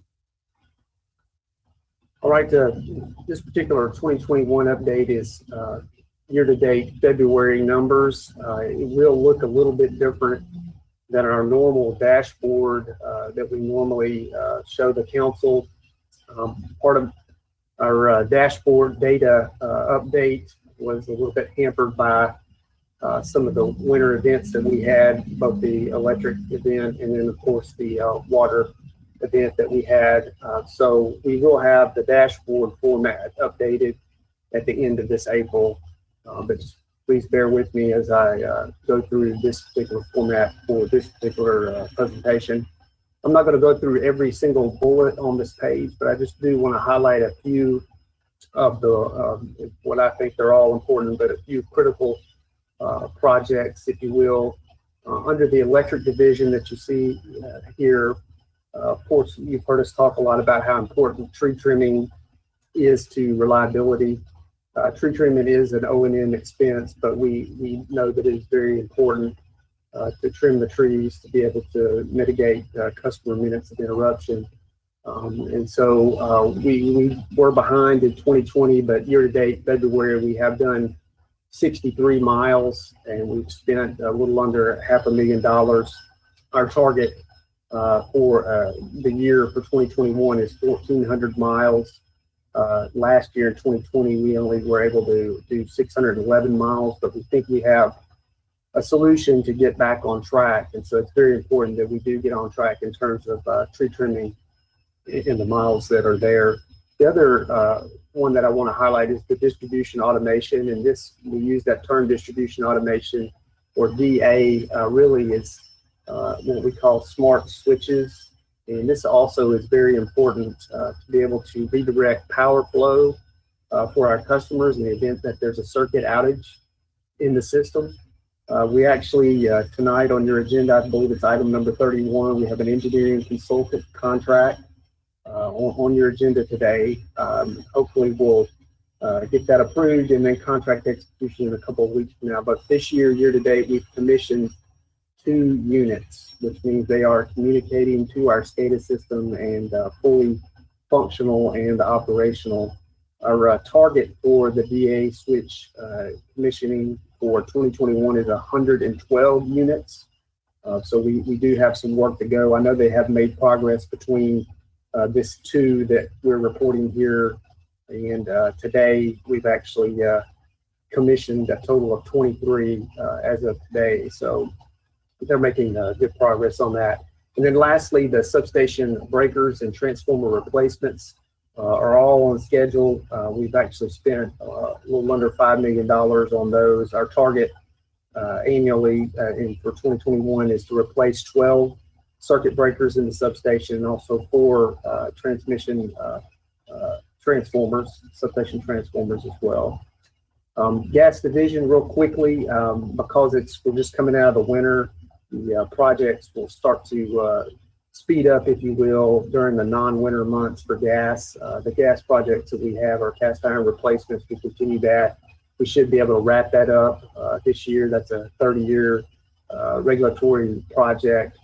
Also, the steel tap replacements and the transmission line replacements, they're all appear to be on track. Jobs have been designed, and they're just awaiting the time that they can to do the construction on those. Water division, I'll just highlight a few here. Our lead service replacement project is on track.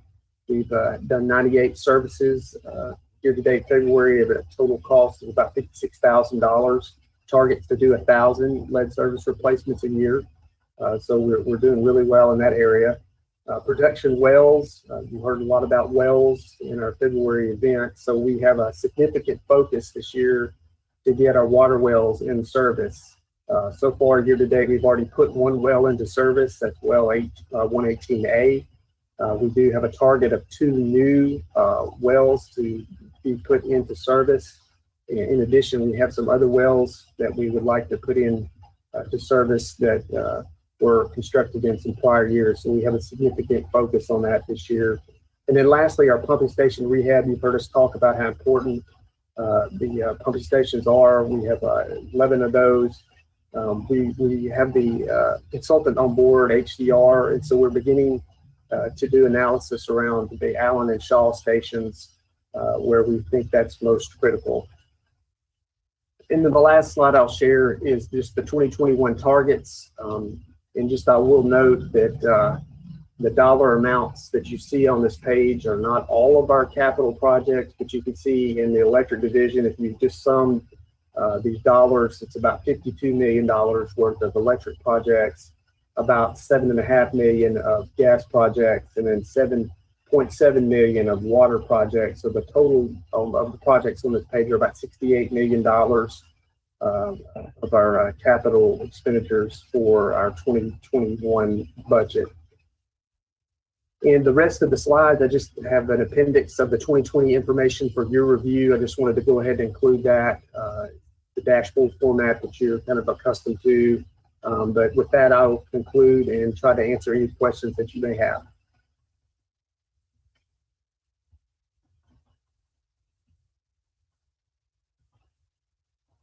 I don't see any questions in the queue. Thank you for your presentation. We would like to have an update, possibly quarterly, about our infrastructure. That's really important. We've invested a lot of money in it, and the citizens need to know where we are and if we're staying within our plan, if we're meeting our milestones. Item number 3 is a presentation on risk and reliability as it relates to pure costs.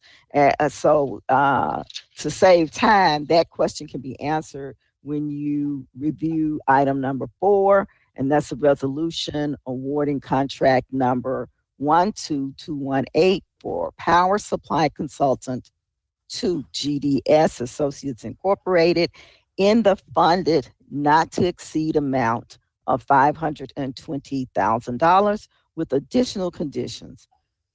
All council districts and sponsored by Councilwoman Robinson. It does say to ask for same 9 minutes. We can discuss that at the end of the presentation. And it's about to move that item so we can discuss So it moved, along Madam with Chair. item number 3. Thank you. Jones, second. Thank Jones. you. President Young. Yes, ma'am, Madam Chair. Thank you. And Brooke, I'm not sure if I can get rights, or maybe you can pull it up and share the presentation, either one.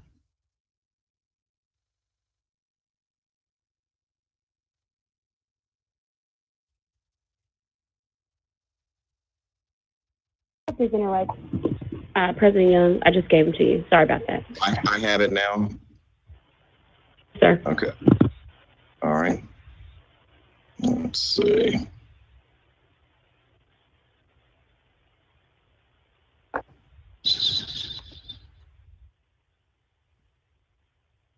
Okay, are we there yet? Can we see it okay?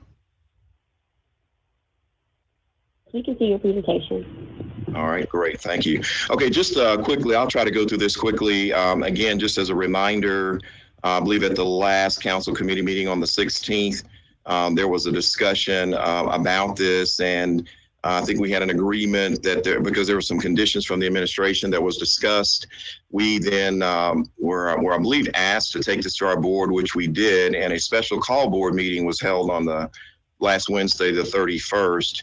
Just as a reminder, on Tuesday, the 30th, each of you should have received an email from me that had the resolution, the proposed resolution at that time, with the certain elements that I'll cover today that our board subsequently approved on the 31st. So that came to you all on the Tuesday, the 30th, but I'll review that with you today. And first, I'd like to remind us that just an overview of the actual GDS proposal. And if you recall from last fall, the proposal that was before you, it remains largely in place. The actual scope is the same, essentially. And on the call today, of course, we have from GDS, Seth Brown, and I believe Chris Dawson, both are here, and they can answer certainly any questions that you may have, along with our Alonzo Weaver, who is here, and Frank Fletcher, that can also respond. The project cost, as you see, remains the same. We did do some restructuring of the task within the proposal. Again, each of you should have received a copy of the proposal last Tuesday as well. That proposal is dated March 25th. And it was revamped to be updated with with what we have included for today. The dates, of course, had to be modified in the proposal due to the shift in the proposed start date. Our board met on Wednesday, the 31st, in that special call board meeting and did approve it. You'll notice the last bullet there that bids would be expected to be back in the fourth quarter of 2021, with validation of those bids being in the first quarter of 2022. I do want to just step through these 4 elements that were in the resolution. Again, this is in an attempt, listening to the conversations at the last council committee meeting, and then what we were able to present and have approved by our board. One, of course, is that we as MLGW will make it clear in the RFPs that would be issued. As you may recall, there are 3 recommended portfolios from the Integrated Resource Plan. Those portfolios are the recommended portfolios and are the desired scenarios. However, bidders may include proposals for other methods of providing transmission and generation to Memphis and to Shelby County. So that's one element that I believe that our board has approved to include. And secondly, that GDS and MLGW will at a minimum consider the following. There are a number of things to consider. These are just highlighted and outlined for emphasis, and that is reliability of transmission and generation compared with present experience, economics, relevant risk, counterparty credit worthiness, and counterparty market credibility, as well as past performance of the particular bidder. So that's, again, another element. And we'll get into here in just a minute, talking a little bit about the question around risk and so forth. Number 3, I know this is wordy. I apologize. Hopefully you can see this. There is a task 8 that is called the bidder shortlist and IRP validation, which would, I think, likely be in that first quarter 22 timeframe, right after the bids are received. And in the proposal work plan, GDS will present to the MLGW board, for information purposes only, a cost comparison analysis of the most competitive and viable bidder proposals to the estimated cost presented in the IRP portfolios that I mentioned earlier, and will update the estimated savings compared to MLGW's expected power cost from TVA. Members of the board will have an opportunity to provide feedback on additional areas for evaluation and information requested to be included in any final recommendation to be made to the board and council for approval following the negotiation and final offers with the short list of bidders. Now, following that presentation to the board, GDS will make a similar presentation to the city council for a similar purpose. So just to kind of summarize, this particular is an attempt to address something that I believe was in the former compromised resolution, to ensure that transparency was had during the bid process and prior to a final or any final bids going either to our board or coming to the council. That this particular number 3 is inserted.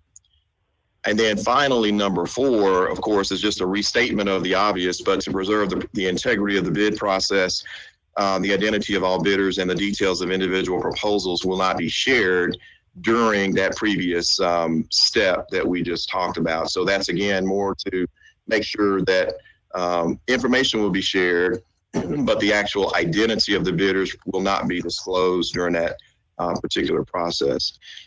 So now let me try to talk a little bit about some of the examples, and we've shared some of this before. In fact, some of this is actually in the Integrated Resource Plan, and it was in, I think, our presentation back in the fall that we made to our board. So just to kind of high level, not all the risk, but just in an attempt to address the questions about risk. There are certainly a number that we can talk about just as example and really for illustrative purposes. Construction and timing risk relative to when we would give notice, because remember, this is all about whether or not we would give notice to TVA. So this particular decision around that is a decision to whether or not to do that. Of course, counterparty risk with regards to having multiple PPA providers or purchase power providers relative to just having TVA as one. So that's certainly something to consider. Fuel cost risk. Relative to the fact that TVA has a diverse generation fuel mix, depending on if we were to leave TVA, depending on, we've talked about having local generation and having local renewables, but also depending on the bilateral contracts that we would be able to complete with the counterparties within, whether it's within the MISO area or wherever it is. Of course, there would be some potential there if their fuel mix is less diverse than what we currently have. Potential transmission and generation reliability risk if the ultimate solution is not as robust, again, for the similar reasons. And then potential market price exposure if or when we would have to rely on market power to balance our load. Again, go back to a February situation, if we had to depend on market power, if we didn't have enough local generation or secure generation, we might be exposed to certain market price risk. There are a number of other risks, again, that we could talk about. I just wanted to give you a flavor in response to the question. And again, there are many others to consider. This is very wordy. There's also a question around how we would essentially extrapolate the value of other services for which we pay to TVA that they currently provide in the community.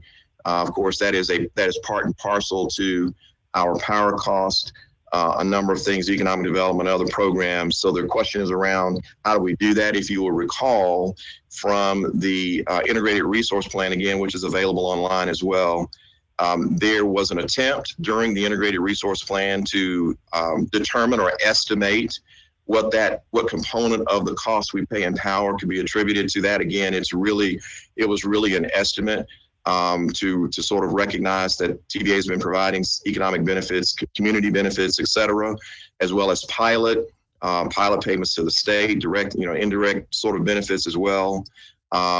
We do not expect that those particular collection of benefits as they're being provided today might not be exactly provided in the same way.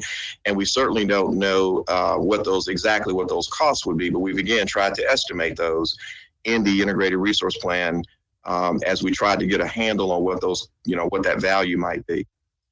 So the bottom line is, if you just scroll down in interest of time, you can see there, if you go to the IRP in chapter 9.3, there is an appendix there that discusses the sort of a summary of the benefits. We do have an estimate of total benefits somewhere between $68 and $72 million a year. But then again, those actually, when you back out pilot and some, transmission lease costs or whatever, those costs are somewhere between 12 and 17 million. But you have to remember, those would be what we are paying currently to TVA under a new scenario, depending on who we would go to if we left TVA. We do not have an firm idea yet of what those could we, number one, replicate those benefits? And if we could, at what cost? That's an unknown at this point. I do know, again, GDS is on and can address other questions that you may have. I'll certainly try to address any other questions that we are our team. But that's really all I have, unless there are other questions. And I think there may have been some others, but we've had holidays. And if we missed some things, Madam Chair, please bring those up. We'll try to address those at this point.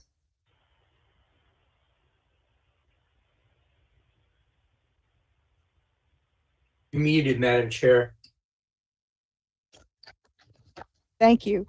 Thank you, President Young, for that presentation. We do have questions in the queue, and we have Councilman Warren, Carlisle, and Smiley in that order.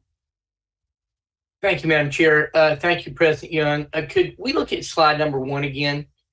And I just had a question about that. Go back, make it slide number 2, excuse me. This one? Right here. Yeah, I mean, if we're looking at that, it says that we're going to make it clear that it's the 3 recommended portfolios from the integrated resource plan are desired scenarios. Do you think that we should be saying something are scenarios that we've previously looked at, but bidders may include other proposals? Because when you put that desired scenario in there, it sort of makes people think, well, why should I go through the trouble of coming up with a different portfolio if you're already telling me you're just going to go with the desired portfolio?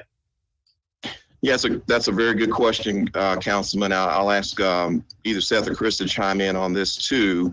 But one of the things that I think is important to remember, if you'll recall, the IRP anticipated, I think fairly comprehensively, the power needs that we would have based on our situation, and including local generation. So one of the things that we want to make sure is that, and I know we've heard that from MISO as well, that was important. So I do believe that it will be important for us to say that under the most optimal circumstance, those scenarios from an engineering perspective, technical perspective, appear to be what would be desired. That does not mean that other scenarios would not work, but I will ask Seth and or Chris to chime in on that. Yeah, this is Chris Dawson with GDS, and just to follow up on President Young's statements, you know, the fortunate thing is the IRP kind of outlined or highlighted 3 scenarios that had a lot of features in common. For example, thermal generation, local thermal generation, as well as renewable resources and the necessary need to build some transmission facilities. So the idea with the RFPs and the administration of those would be to issue and request folks to provide us those elements so that we could, in essence, emulate what the IRP had identified. But in addition, we'll ask folks to also say, you know, you could give us blocks of power, you could give us other resources that we could consider, as long as they're deliverable to MLGW.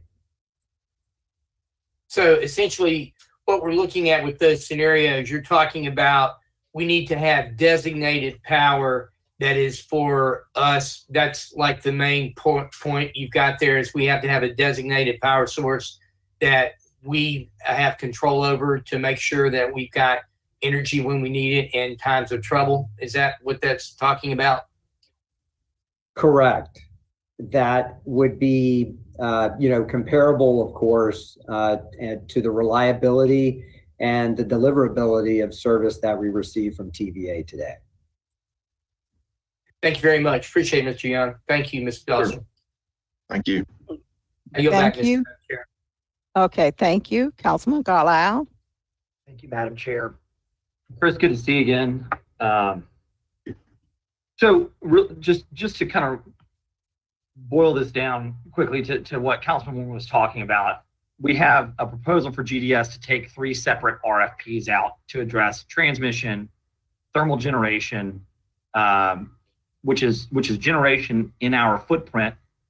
It may not be developed or owned by MLGW, but it needs to be within our footprint, and renewable energies. And those are the 3 RFPs that we're referring to when we talk about the recommended portfolios. Is that correct?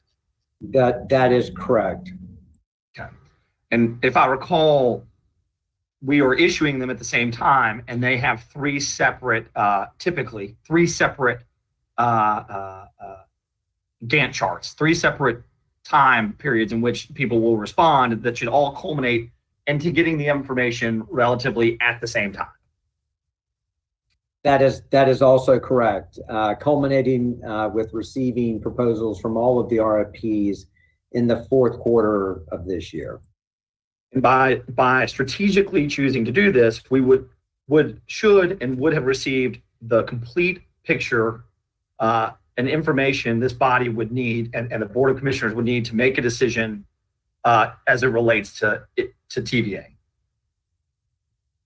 That is correct, and as President Young mentioned earlier, we have called that the IRP validation process, which would take place in the 1st quarter of 2022, and that's when we envision providing the MLGW board as well as the City Council with a presentation that encapsulates and makes that comparison to the IRP analysis, and of course, which is comparing the cost to serve MLGW and the ratepayers, and compare that to the cost that you pay or are expected to pay to TVA. So the full financial picture, which is really what we want. And just correct. For clarification on these, sorry, go ahead, Chris. I was just going to say, council member, you would have, at that point in time, you would have objective informed information that would allow you to make a decision about whether or not we needed to proceed with continuing to the next phase in the RFP process, working with a short list of bidders, contract negotiations, things of that nature, or if we're going to stay with TVA. And to your point on the RFPs, because of the size of MLGW, first off, we've brought in, you guys have partnered with Stanley, an engineering firm, because it's such a significant RFP. So it's not just GDS, we've got partners, but people may bid on bits and pieces of the RFP. Some may bid on transmission, some may bid on generation, some may, but we're going to have several competitive market bids to understand what's really out there. That's correct. We would have, and we anticipate having competitive information. It is a competitive marketplace for all of these items, the transmissions, local thermal generation, renewables, blocks of power, and we will have all of that brought. And we're anticipating a number of what we call large market players based on preliminary conversations that we have had with them as they're aware of this process and the discussion going on currently in Memphis. And we anticipate that they will be participating in this process and bringing everything they have to bear to potentially be awarded the opportunity to work with MLGW. All right. I'll make two final remarks, and thank you, Madam Chair. I know we're running behind. To be abundantly clear, when we talk about dedicated generation, we are not talking specifically or only a scenario in which MLGW builds a $1 billion transmission facility. There are other alternatives out there that could suffice to meet that requirement. Any other rhetoric that goes against what I just said is false. So I just want to make sure that that's abundantly clear. And the second thing that came up over the debate in the last year was that we had a flawed IRP process that was driving to a specific end date. And what I'll say to that is that MISO, who represents the direct competitor to TVA, confirmed and reaffirmed that we had a comprehensive, well thought out, valid IRP process that has driven us to the RFP. So for me, again, any rhetoric that's counter to that has been refuted by the potential largest competitor to TVA. So just for what that's worth, I think it's critically important that that's explicitly stated so that we're not getting lost in rhetoric and background noise. Thank you, Madam Chair. I appreciate you letting me run a little long. And with that, I yield back. Thank you. We have one last question from Councilman Morgan, and Smiley said we need to speed this up because he'd like to get to his committee. Councilman Morgan. Thank you. I'll try to be brief. Sorry, I missed part of the presentation. My power went out in the middle of it. Just a quick blip. Very strategic. But so to 2 points, this seems like the exact same contract that was in front of us in terms of the scope and the price 6 months ago. And Mr. Dawson, 6 months ago, one of the things that y'all talk about in terms of the language that's changed here is the acceptance of non-conforming bids to that IRP.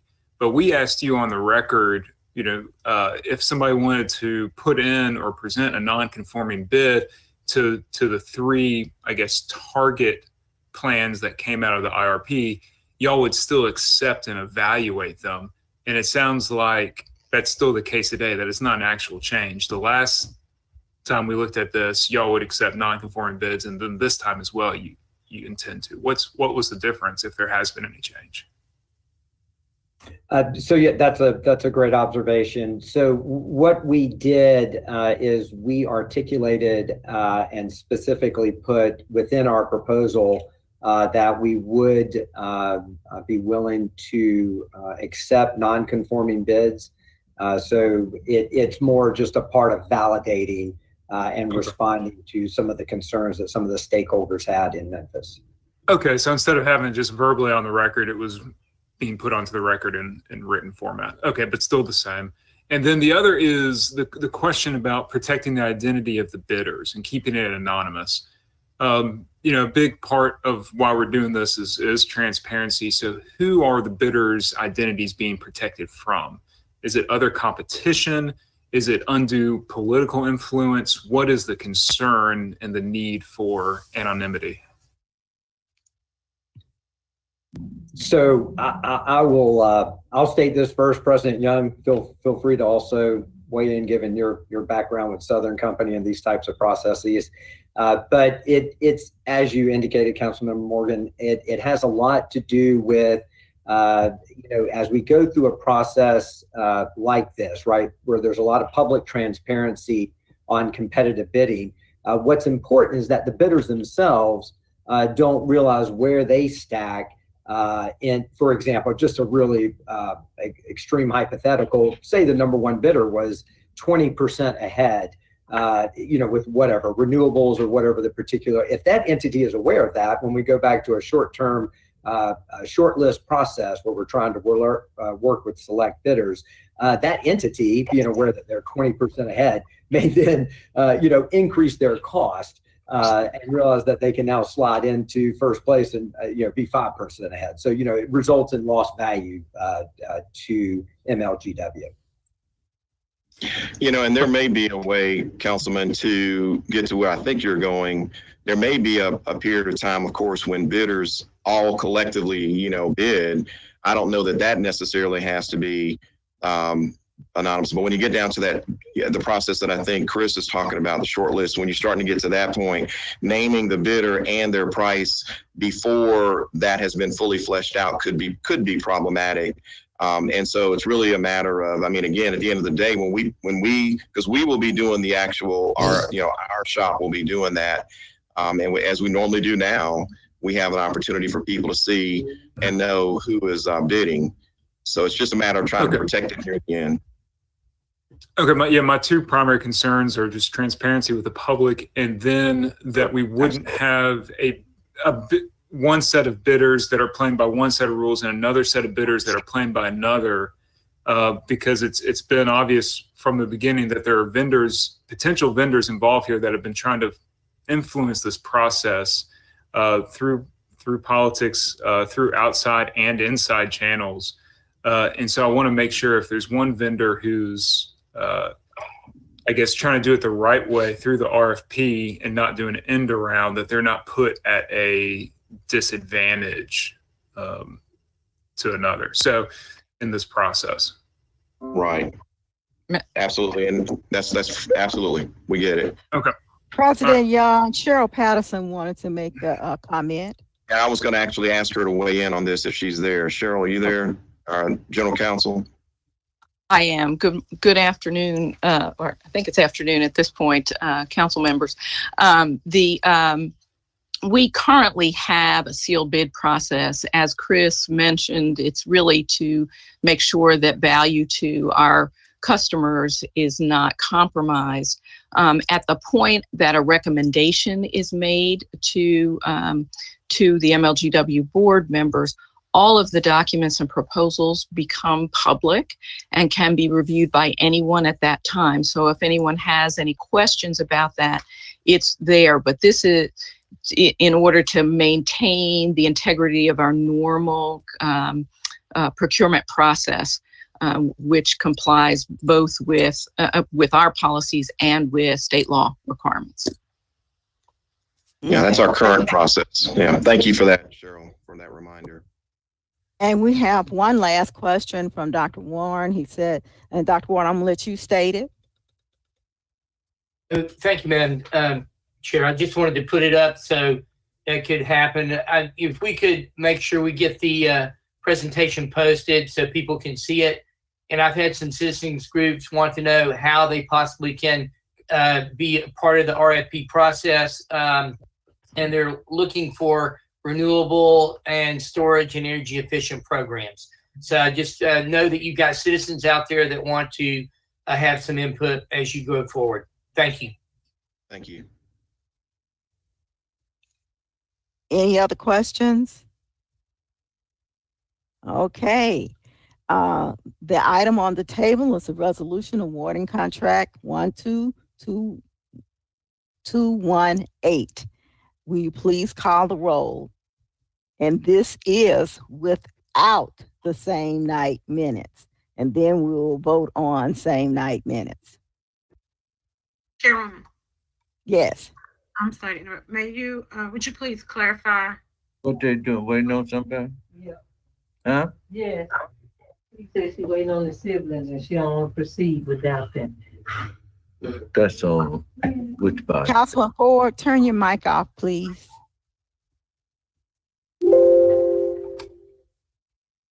Councilwoman Logan, we are voting on item number 4. It's a resolution to award contract number 12218 for power supply consultant to GDS Associates Incorporated. Is that clear? Thank you. Okay. Staff, please call the roll. Yes. Aye. Yes.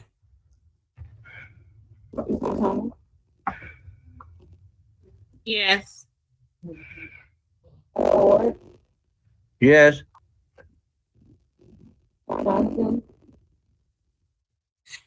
Did she say Johnson? Yes, she said Johnson. Makivia, your audio is a little garbled. She said Johnson. Okay, thank you. Abstain, thank you. Aye.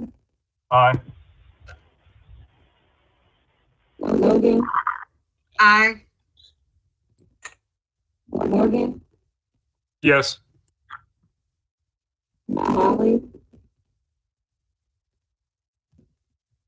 Who did you say? My headset is messing up, but I think it's Councilman Smiley, and yes from me. It's Smiley. Yes. Stay. Aye. Aye. That motion passes. The second item that we need to vote on is the request for same night minutes.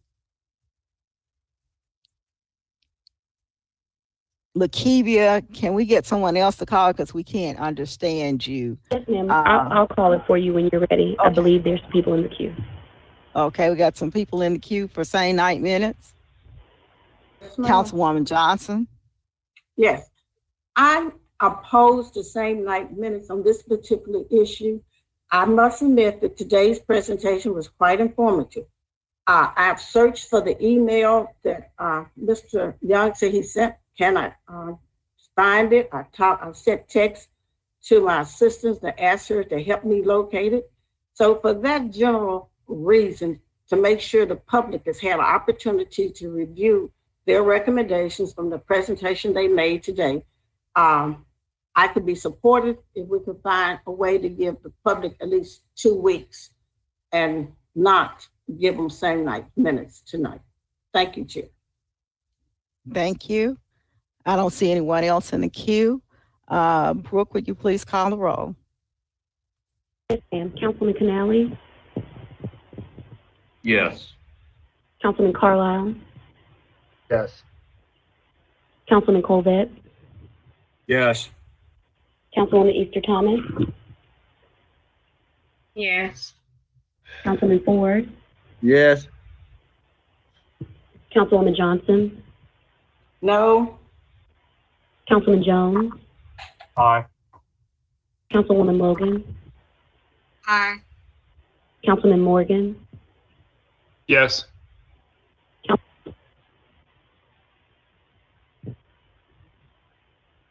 We can't hear you. Swearingen, Councilman Smiley, Councilwoman Swearingen, Abstain. Councilman Warren, No. and I'll revisit Councilman Smiley's vote one more time. And then Chairwoman Robinson. Aye. That motion passes. Thank you. That concludes our meeting. This meeting is now adjourned. Chairwoman Robinson, that would be item 38 on the agenda. It will not replace the item.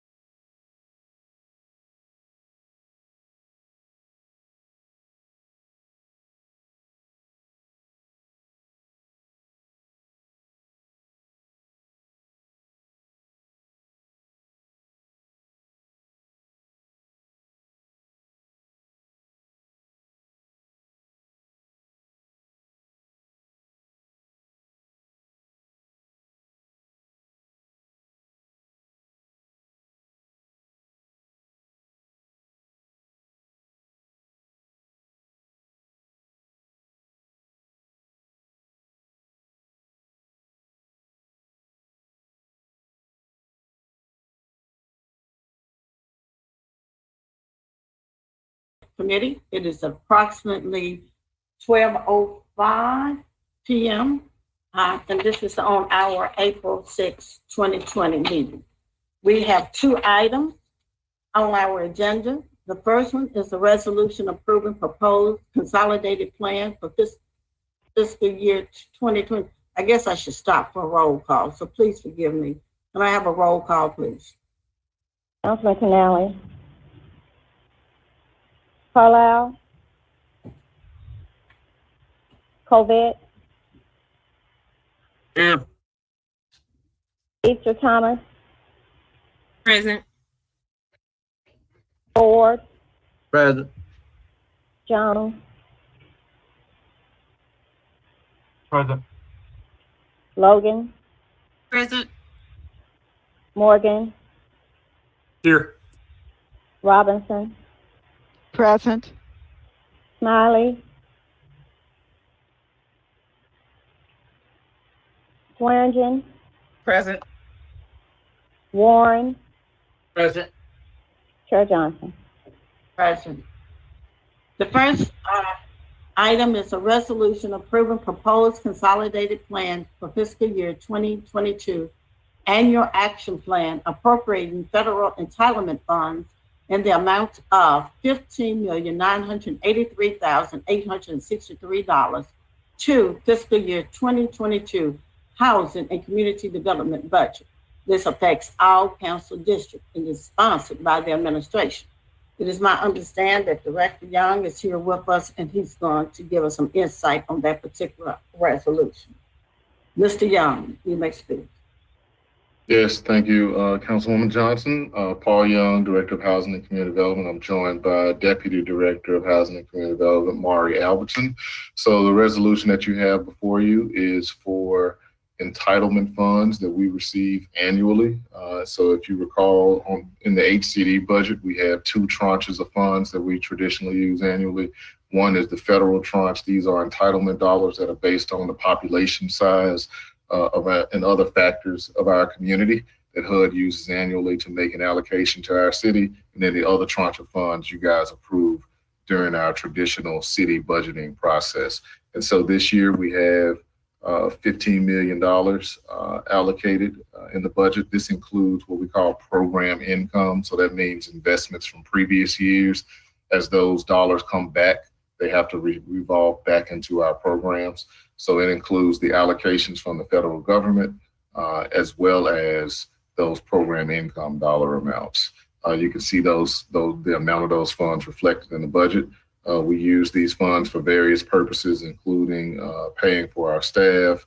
We're looking at a home repair loan program. That's a new project for this year, a 0% loan program. So we're really excited about being able to launch that later this year. And we're also including some of the traditional programs that we do around homelessness, as well as grant solicitations that we put out to the general public. In fact, many of them we just closed about a month and a half ago. And so those awards will come out of these funds that you guys would approve today. That is the long and short of the presentation. I can go in more detail if there are questions. I don't see anyone with any questions in the queue, so I guess we can go ahead and take a vote on this particular resolution. May I have a roll call for a vote on this resolution, please? Did I get a motion first? I'm sorry. Approved. Moved it. I need a second, please. Second, Boyd. Ford seconded. Warren moved first. I'm sorry, Chairwoman Johnson, can you repeat who made the motion on that item? Jeff Warren, second by Ford. Thank you. If you're ready for the vote, yes, I'll do a roll call. Canali? Carlisle? Covett? Yes. Easter Thomas? Yes. Ford? Yes. Jones? Aye. Logan? Aye. Morgan? Yes. Robinson? Yes. Smiley? Swearingen? Warren? Aye. Chair Johnson? yes. Can you give me the vote on that? Did it pass? Yes, ma'am. We had 9 yeses. Okay, thank you. That motion passed. Chair, The just swearing second to item. say aye. I'm sorry, Chair. I just didn't know if she heard me. Aye for swearing. Thank you. Thank you. Second item is a resolution to receive and appropriate a CARES Act funding allocation for the U.S. Department of Housing and Urban Development in the amount of $11,293,638 to the fiscal year 2021 Housing and Community Development federal budgets. Affects all council districts and is sponsored by administration, and they are also requesting same night minutes. May I get someone to move? Moved by Warren. Can I get a second, please? Second, Boyd. Ford seconded.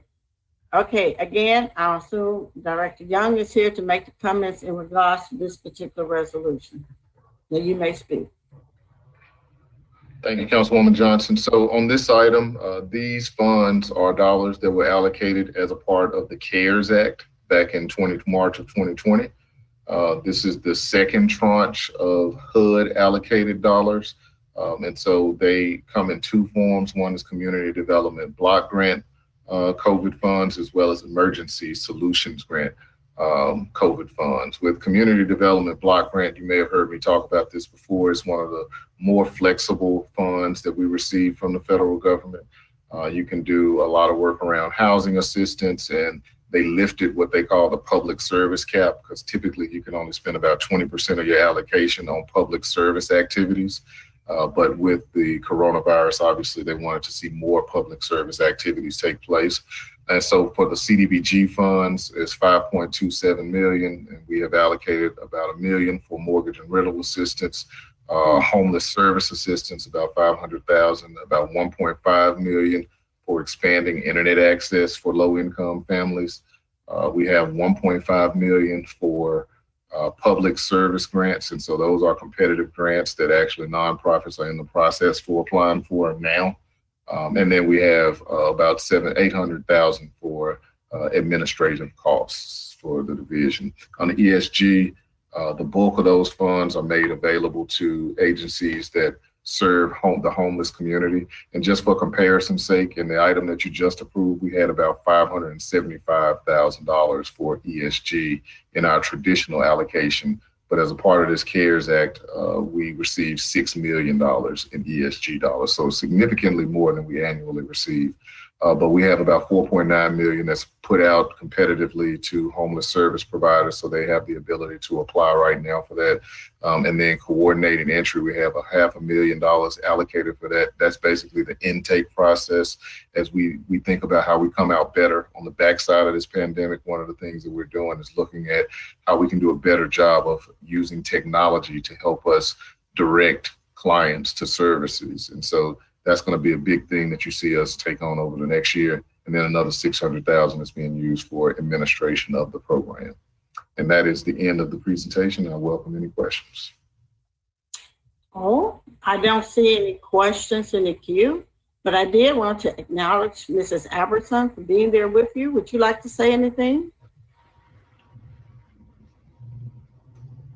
No, thank you. We just are really excited to have these additional resources coming in, and we're looking to just make the most of how we can utilize these dollars to have, you know, some long-term effects as well as responding to the pandemic. But thank you. Thank you for your service, and thank you, Mr. Young, for the service that you've provided. We're going to miss you pretty soon, I know, but thank you for the presentation. Not seeing any questions in the queue, I then call for a roll call, please. Canale, Carlisle, Hovett, Yes. Easter Thomas, Yes. Ford, Yes. Jones, Aye.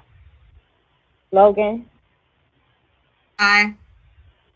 Morgan, Yes. Robinson, Aye. Smiley, Swearingen, Aye. Warren, Aye. Chair Johnson. Aye. That resolution passed. Not having any other items in the Housing and Community Development Committee, I at this time end the committee, and I thank you for your participation.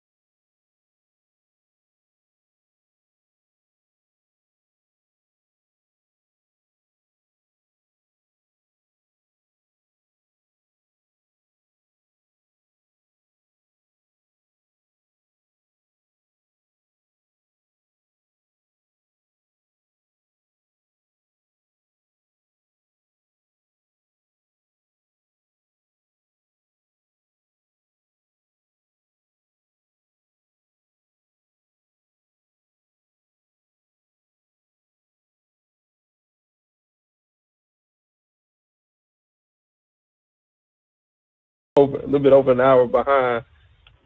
All right, so it's 12:22. I call the Public Works, Solid Waste, and General Service Committee to order. Can I get a roll call? Councilman Canali, Here. Councilman Carlisle, Councilman Colvette, Councilwoman Easter Thomas, Present. Councilman Ford, Present. Councilwoman Johnson, Present. Councilman Jones, Here. Councilwoman Logan, Present. Councilman Morgan, Here. Councilwoman Robinson, Present. Councilwoman Swearingen, Present. Councilman Warren, Present. Chair Smiley. All right, I'm here, ready to roll. Okay, so we have the amended agenda. I think there's 8 items on the amended agenda. Let me pull it up real quick. Yeah, there's 8 items on the amended agenda. I'm going to, so last committee, we spent a lot of time discussing Byhalia Pipeline and what I did not do, and it falls on me. I did not give Byhalia an opportunity to speak to it, and there's been some new developments. So I want to give them 3 to 5 minutes to briefly talk about the updates and what new has taken place, and then we're going to just move forward through the agenda. All right. With that, I turn the floor to Ms. Martin. Object.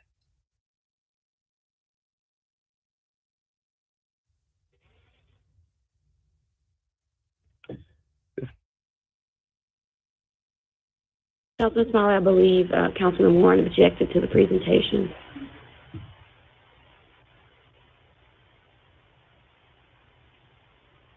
I believe Chairman Smiley is frozen, so.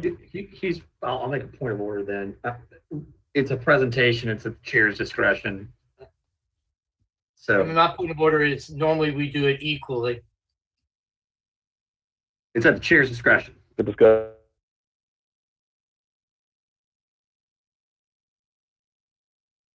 And with all due respect, Councilman Warren, that would mean Byhalia Pipeline would probably get about an hour if it were equal time.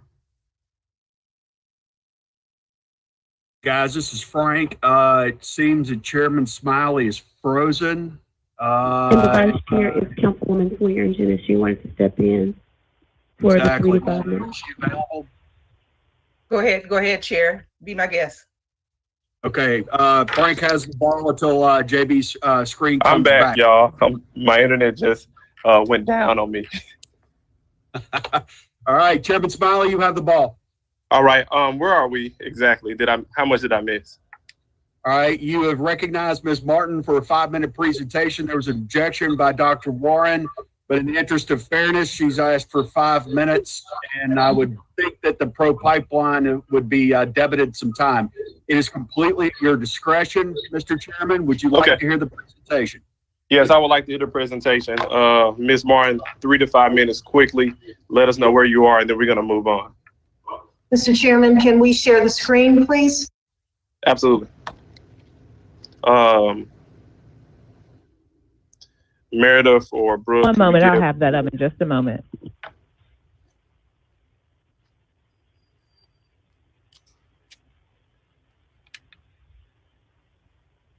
Thank you. Chairman, council members, thank you for your time today. We'll have the presentation put in place in just a second. I just wanted to share a few key points with you. I have some updated information and some new developments on the project. If we could start on slide 2, please, that would be great. Thank you. So we've received a lot of questions. Why is the pipeline critical to Memphians? And so we wanted to give a larger picture. 65% of the country's energy still comes from oil and gas, and the safest way to transport that is through pipelines. As said by the Department of Transportation and their PHMSA division, a variety of energy resources is needed, and we at Plains believe that, but we think fossil fuels are still going to be a part of the mix for years to come.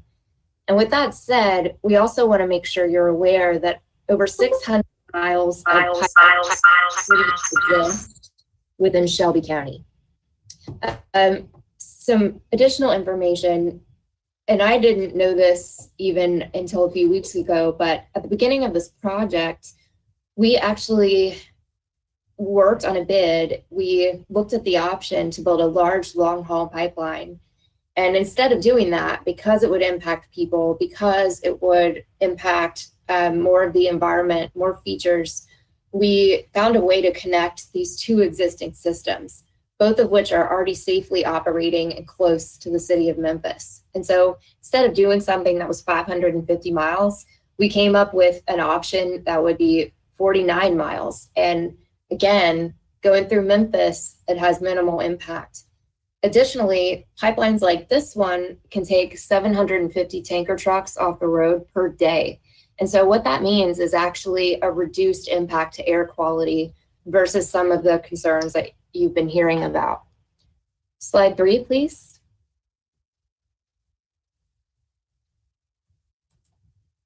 Thank you. Additionally, we told you we've spent 10,000 hours in the field. In addition, we've talked to local aquifer experts. We've secured our federal permit that allows us to construct. We have gotten our state permit that allows us to construct. But we've heard you, right? We've heard the community. We wanted to verify our work. And so to do that, we've commissioned a third-party aquifer study with groundwater experts who have confirmed the following. One, across the US, impacts to crude oil on groundwater are very rare, with no impacts at 99% of remediation sites. This groundwater group did over 4,000 tests across the US. And because of the properties of oil, and you were looking at oils being studied versus water, it did not seep into the groundwater. Impacts from pipelines are even less common than what they found in the 99% because the pipelines are shallow while groundwater is deep. Crude oil breaks down from natural soil bacteria long before it reaches the drinking water. So we've commissioned this full study. We have additional information coming, additional information about the Memphis Sand Aquifer in particular, and about many of the questions that have come up in the community. So no, we will be sharing that with all of you as soon as it is complete. Additionally, we've made some progress with landowners. All in all, we have every resident who is along the route has signed except for 3 families, and that's in Tennessee and Mississippi. So progress has been made there. And again, for context, 90% of the route in Tennessee was put on vacant lots, and that's on purpose. So we could affect the fewest people as possible. And then on those vacant lots, whenever we could, we put the pipeline on property boundaries so that people could still do whatever they wanted with those properties. They can't put a house on top of the pipeline, but that right of way is narrow, so they can still put a permanent structure behind it. Again, we're not making anyone move. We're not displacing anyone from their homes. Slide 4, please. Community benefit. We have talked to you guys about charitable giving, and we should have done a better job of giving you the full picture. And so we wanted to share that before the pipeline is even installed, we expect Shelby County and the counties along the route to receive more than $20 million in benefits. And so that includes the payments already made to landowners. That includes the $3.5 million we've committed to local labor. That includes the what we call ripple effect benefits, like money spent at gas stations and restaurants during construction, as well as a robust charitable giving program this year. In this quarter alone, we've given another $250,000 to local charities. And it's because, again, we believe in the right thing. We believe in giving and lifting up people where we work. And that's what we're trying to do here. And Ms. Martin, you have 1 minute. Thank you, Councilman. And finally, we are going to be paying property taxes every year that the pipeline is in service. We will not be requiring a funding or a grant. And we do want to make sure you know we've got people and employees and people we care about in the community too that are drinking the water as well. And so it's top of mind for us, and we're here for the long haul. So we look forward to more community questions, and we look forward to sharing that aquifer data with you from one of the leading experts. Thank you for your time and for listening. All right.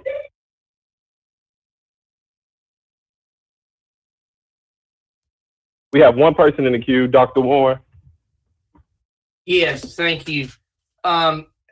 It's my understanding that when people sign away their easements, part of what you have in your contract is at the end of the service of this pipeline, you leave it there and you're not responsible for taking it out. And the people who own the property, it's their problem. Is that correct? You don't take it out once you stop the pipeline? I'm not aware of any such clause, Dr. Warren, but I can look into our agreement. Go ahead and find out for us. Thank you. Sure. All right. It doesn't appear that anyone else is in the queue. With that, thank you, Ms. Martin, for the presentation. I'm sure the council members will reach out to you if they have any questions. With that, we'll move on to the next item on our agenda. All right. Appears that. All right. So the very first item on the agenda, we're back into the regularly scheduled agenda, you all. The first item on the agenda is discussion regarding Scott Street closure, District 5, Super District 9, requested by Councilman Canale, Councilman Carlisle, and Councilman Morgan. Can I get a motion in a second? Well, it's a discussion, so I'll open it up to Councilman Canale. Go ahead. Thank you, Mr. Chairman. I think Councilman Carlisle was chomping at the bit to speak of this, so I'm going to toss it to him. You are absolutely right. Yeah, look, I appreciate everybody's interest. Several weeks ago, it was made, I became aware of an engineering issue is what I'll call it. And there's a comprehensive dive that we could take, and I'll let Noah Gray of the Binghamton development community kind of give the council the what's going on and what we're asking for. But ultimately, there is a proposal to terminate Scott Street's connection at Poplar Avenue at the aqueduct. So as are you driving over Poplar and you go raise up, just at the top of that flyover, there's a small street that runs right down into the heart of Binghamton, into some of the commercial and residential users. I've asked, and my colleagues, Councilman Canale and Councilman Morgan, have asked Noah Gray, who leads the Binghamton Development Corporation, and as a voice of that community, to come and speak to the council today and make an ask of us and the administration. And Chairman, if it's okay with you, if you wouldn't mind giving him the floor to speak, I'd appreciate it. Go ahead. Thank you, Chairman Smiley and Councilman Carlisle and Canale and Morgan for helping bring this up as a point of discussion. This has been a really hot button issue for the neighborhood for several weeks. In the end of 2020, the public was made aware that this proposed closure was progressing, and it was a surprise to everyone, business owners, residents, the BDC. We had been in planning processes for years and years, and had been looking previously in 2017 and 18 at construction drawings for a new Scott Street Bridge when the new Poplar Viaduct was constructed. And so everyone was expecting a new Scott Street Bridge. So it was quite a surprise. And we immediately heard two strong objections raised up from many, many folks in the community. And the first was that the closure was proposed. Just the fact that the street, a major north-south thoroughfare in Binghamton, was proposed to close. And two, and maybe even a stronger objection, was that they didn't have a say in it. And it was offensive to a lot of people. And so the more the BDC listened, the more that this issue kind of rose to the top as a really critical issue. This is a picture of a construction document that we had seen in 2017. This was May of 2017 that the new bridge plan to connect to Poplar existed. And it was our belief and many folks in the neighborhood's belief that that was occurring. we started a petition just to gauge how much of an issue this was for the community, and also in an attempt to give the public a real voice. And as of 4 o'clock yesterday, we had about 2,450 signatures. It's over 2,500 today. Many of those were paper signatures just from walking around the neighborhood, asking folks how they feel about it. And we heard quite a few comments that I don't have time to go over, and it's unfortunate that it's my voice being lifted up here, because I really do believe strongly that it should be the residents and the business owners' voices themselves. But you can peruse these, but I can summarize them by saying that a few critical things rose up. Folks really highlighted connectivity, safety and viability, and abandonment and exclusion as kind of 3 themes that emerged. Folks are frustrated that the vehicular and pedestrian access to Poplar, which is obviously a major thoroughfare, would be removed. It would force traffic onto alternate routes in an already congested Tillman, with the bike lanes that have come in recently, pushing other traffic to Hale and Broad. There's a lot of businesses that rely on, commercial trucking in and out. Folks are upset about the idea that the emergency services would take longer to go around. Folks who are walking up Poplar would have to walk about a mile extra around to catch the bus right there, or to get on Poplar heading westbound. Folks are upset that the light was not replaced when a vehicle struck it at Poplar and Scott in 2019, making, in their understanding, the intersection less safe. And folks are just frankly disillusioned with the whole process and the idea that such a negative quality of life decision could be made about them without them. And so those are some themes that we heard emerge. And then I wanted to quickly cover what we believe is an injustice, in that TDOT explored the way that this would impact census tracts, 5 census tracts surrounding this intersection, and they came to the conclusion, we believe wrongfully so, that this would not disproportionately affect minorities and low-income communities. It's quite clear by looking at this graphic, this being the intersection of Scott and Poplar, that the neighborhoods to the south of Poplar are not really affected at all, and that the low income and minority population of Binghamton would greatly be impacted and would reduce quality of life here. And so this issue has been elevated by the residents. I always say, if the BDC is a ship, the residents are at the helm. So this is not the BDC trying to create an issue here. This is the BDC trying to give voice to residents who are concerned about the future of their neighborhood and the impact of this.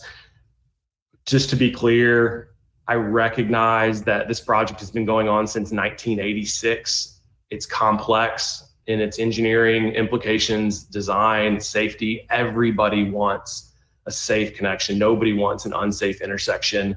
But I would urge the folks who are the real decision makers to have the creativity and the fortitude to roll up their sleeves and figure it out, and put back a planned bridge that was in the plans for over 20 years until sometime between 2017 and 2019, when the city requested of TDOT to remove the bridge and sever the street with no public input. And I would furthermore ask for there to be a very transparent and open, real public process where folks can voice their own concerns, and you can hear from residents how this would impact their quality of life. Thanks for your attention on this matter, and I'm hoping we can come to a resolution relatively quickly for folks in Binghamton. Thank you for the presentation. Is any of the other sponsors would like to discuss this before I open up to the rest of the council members? Councilman Smiley, if I may, I'd just like to, I see Director Boleyn on. I don't know if Chief McGowan's on, but I think it'd be fair to let the administration make a few comments. And I'd like to be frankly honest, I think Mr. Gray is right. The neighborhood, and the administration may disagree, but the neighborhood feels like they haven't had the opportunity, at least recently, to speak on this issue, and starting to create a lot of anxiety and concern. And it'd be nice to get a commitment that the administration would be willing to sponsor some form of public forum or input, so that the residents can express their concerns and or work towards an alternative solution. And so if we could get someone to comment in the administration, that would be great.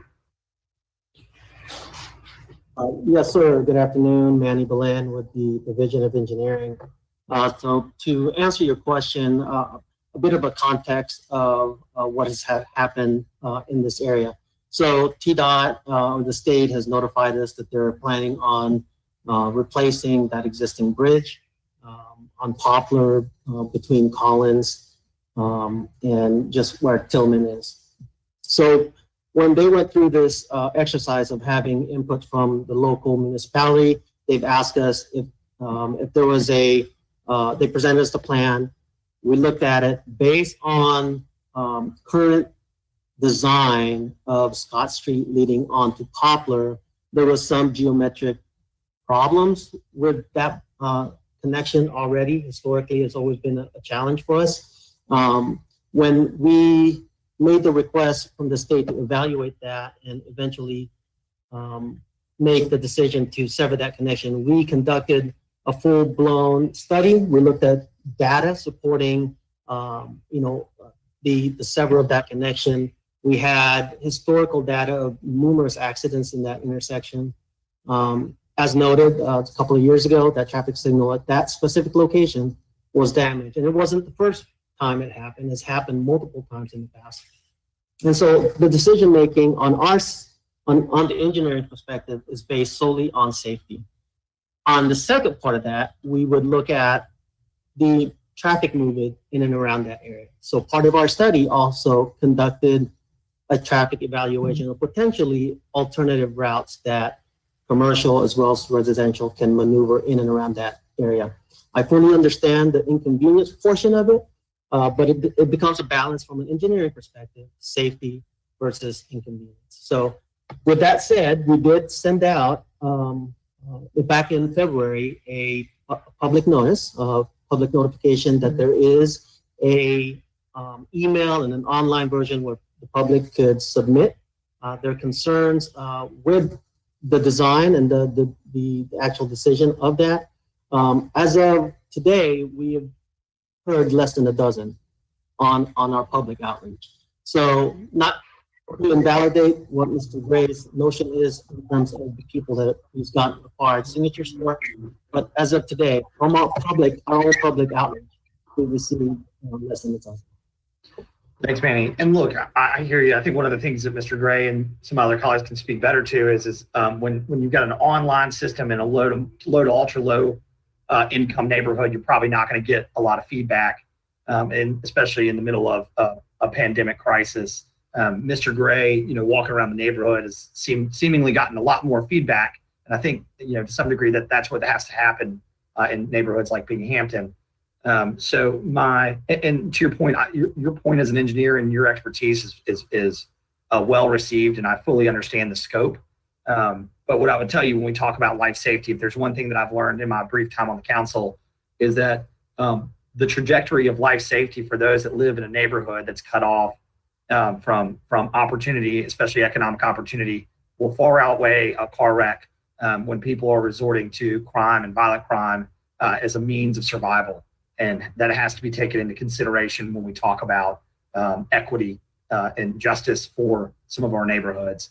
And so again, my hope and request is that perhaps the administration would be willing to get with the Binghamton Development Corporation and schedule some sort of public outreach. And I'm sure Noah and his team would be happy to take the mantle up if you guys could agree on a date and get some feedback. I'd appreciate that. And I'll be quiet because I see several of my other colleagues in there. So with that, I yield back.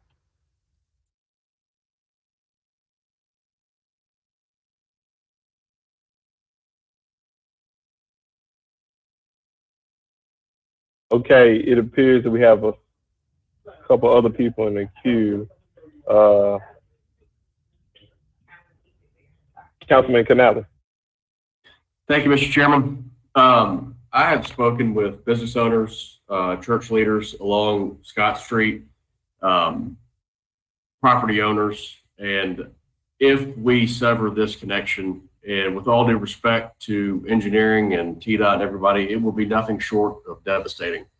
And if it's unsafe the way it is now, when we reconstruct this bridge, we could find a way to make that connection safe.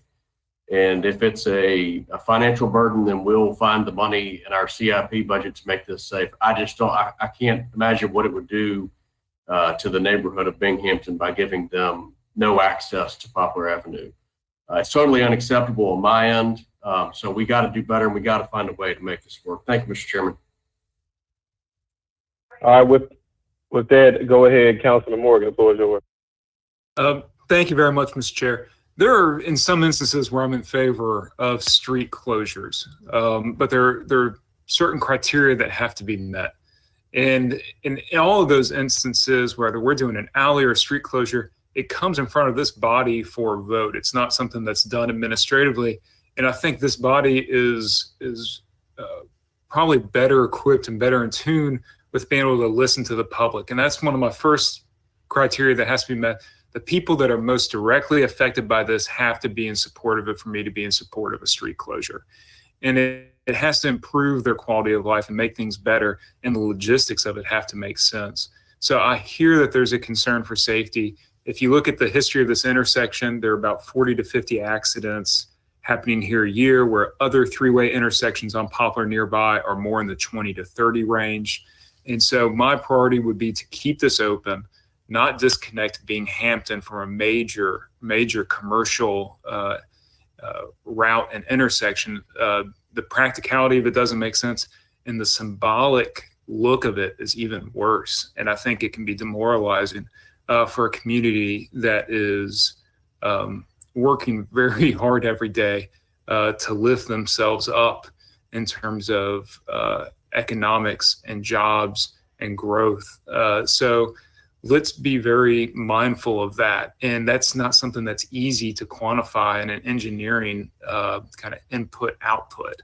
I think that's part of the reason we have these decisions come in front of a city council, so that we can measure and weigh those as well as their representatives.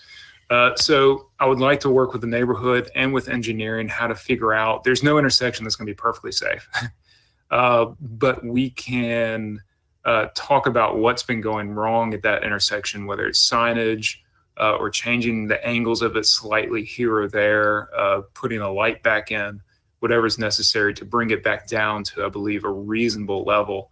And that would be my preference here. And I'm glad that we've been able to have this conversation. And going forward, the ball, since this was an administrative decision to start, I think the ball is still in the administration's hands, but is the preference of myself, and it sounds like some of my colleagues, that we would be able to reverse the decision to close this intersection off rather than work on it.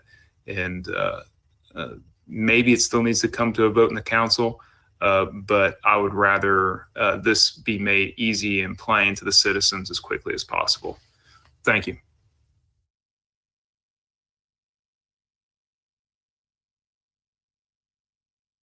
So I apparently overlooked Councilman Warren. Thank you for bringing it to my attention, Councilman Warren. So it'll be Councilman Warren followed by Councilwoman Swearingen. The floor is yours, Councilman Warren. Thank you. I remember when I first got on the council, our chairman, Frank, told us that, you know, if you've got someone from a district telling you that they want something to go and they talk to their constituents, you need to probably go with them when you can. And I think you've got 3 super district members and the district member telling, I guess, Manny, that we need to do something differently than close the street. Now, I go back to what they've done at Union and Cleveland, where they put in left-hand turn lanes on Union and a light for a left-hand turn lane. You know, if you made that right-hand turn lane on Scott Street, right-hand turn only, force the traffic to the center 2 lanes and make that left lane a left turn lane only with the light, I think what you can probably do is get your accidents down there and keep the thing open. But I'm not an engineer. But I do think that we need to keep that open, and you're hearing from all your council members that the community does not want it closed. Thank you. Councilwoman Swearingen. Thank you, Mr. Smiley. I'm in agreement with Councilman Warren. When you have council members that represent the constituents and they know the sentiments, you should certainly vote on their behalf. But it's very difficult for me to even envision a closure on Scott Street when I know there's Owens Funeral Home there. It would be very difficult for individuals to enter and exit funeral processions. With homes being there, would prohibit emergency vehicles from going in and out of Scott Street. You have Scott building materials that's frequently patronized and visited. I know I go there myself, which is right at Scott and Poplar. And then you have First Baptist Broad, which has a mega congregation. Anytime there's a train on Broad, that's their exit to go Scott to Poplar. I think it would be the closure would not be within the best interest of not only the residents, but the commercial businesses, and it would not add a smooth avenue as it relates to traffic. Thank you very kindly. Okay, thank you, Councilwoman Swearingen. Since it's only a discussion, I guess we will move on from this item until we're in agreement on how we should proceed. All right, with that, we'll go on to the next item, which will be item 3 on the agenda. And before we discuss it, Councilwoman Logan would like to make a quick remark as it relates to item number 3 on the agenda. Item number 2. On the amended agenda, it would be item number 2. You're absolutely right. Okay, absolutely right, Councilwoman. All right, thank you, Chairman, and thank you to my colleagues. 8 days after being sworn in, I received my first complaint about trash collection and have basically received complaints each week since. This has was going on long before I was elected, but we are the body that has to get it right. In a city as large and progressive as Memphis, providing basic services such as fire and police, transportation, clean water, and solid waste is key. It's very important, and it is a priority. As it relates to solid waste management, I want to make sure that we meet the consumers, the constituents' expectations, and we must be best at the basics. We found money for Accelerate Memphis, Liberty Park Project, and this morning for the IT increase. All of these are awesome and even necessary, but trash collections in cart and out of cart is a must, and money shouldn't be the determinant if we want to do the right thing, which I know we want to do. That's what we do.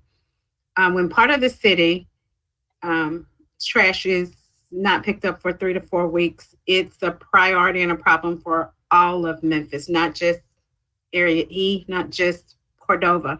As elected officials, cleaning up the city is a priority. That includes illegal dumping, blight, litter, graffiti, as well as trash collection in and out of the cart. There's no exception. We do great at all of these other things, and this is something, the basics that we must do. Therefore, I've asked for an update so constituents as well as the city, constituents in Cordova and Area E, as well as the city, will know where we are and what they should expect moving forward. So if you would, as you know, we've discussed over the past year when I first began to inquire about these things, and we've made progress. We would like to know now where we are and where we are going, so for the constituents hearing. And with that, I'll ask for an update from the Solid Waste Management Department. Well, this is Chief McGowan, and I can start. Would you just like a global view, or do you want the specific actions? Because you covered quite a bit of territory. I guess I'll start, and then you can ask if there's some details to fill in. So Waste Pro, clearly, we have had to supplement the work in Area E in order to get it done. We have had contracted outside the cart service to do outside the cart. During this period of time, we also commingled recycling as a result of kind of the impacts of COVID. And still, there was not sufficient collection of carted garbage. So to supplement that, since about March 20th, the City of Memphis has had City of Memphis crews, up to 14 crews in the area of Hickory Hill and Cordova, which is the area that we're talking about, who have been supplementing the carted waste. Michael's Tree and Loader Service, as well as other contractors, have been supplementing the outside the cart waste. Beginning late last week and over this past weekend, an additional contractor, which is called Team Waste, has also been brought on board to begin collecting waste in that area, starting with carted waste. They started with 4 to 5 crews, and now they're up to 14 crews. They have been doing that under an emergency contract. As you know, there was a period of notice to cure of 20 days. That comes up in about 4 days or so. Should there be a failure to cure the breach, then the city of Memphis will be positioned to move forward. And I suggest that we would establish an emergency contractor with our partners at Team Waste so that they can begin collecting the waste reliably. And that will give us the opportunity then to move forward with seeking other vendors and seeing what kind of a competitive price we can get back for service in that area, and to provide options to look more deeply at insourcing should we decide to bring that in-house. All of those, I suggest, based on feedback from council, are probably options on the table at this point, but none have been certainly decided by us. But our aim is to provide better solid waste service in the area, adequate solid waste service that people deserve for the fee that they are paying for their solid waste. So that is where we are today. The collections in the area have validated that there are at least several weeks of trash that haven't been picked up based on the tonnage that we actually pick up along the route. When we complete a route, we typically have about 7,000 tons, or I guess 7,000, I can't remember exactly the number of tons, but basically the trucks are filled to about twice the capacity they normally are in a week, which validates the fact that it's been more than a week behind. And so we believe that they are caught up now, and they will stay caught up with our friends from Team Waste who are helping us with an emergency contract. And then we'll evaluate on around the 10th whether there was a cured situation or not, and make our decision to move forward from there.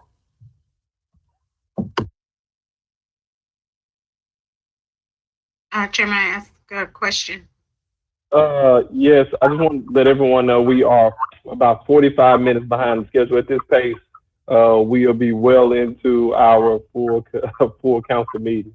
So can we try to be as quick and concise as possible? And Councilwoman Logan, of course you can ask a question, followed by your question. We're going to go to Councilman Jones. Thank you. Thank you. What are we looking at in terms of what's needed for us to provide service to that area? Not using contractors, but using our own employees.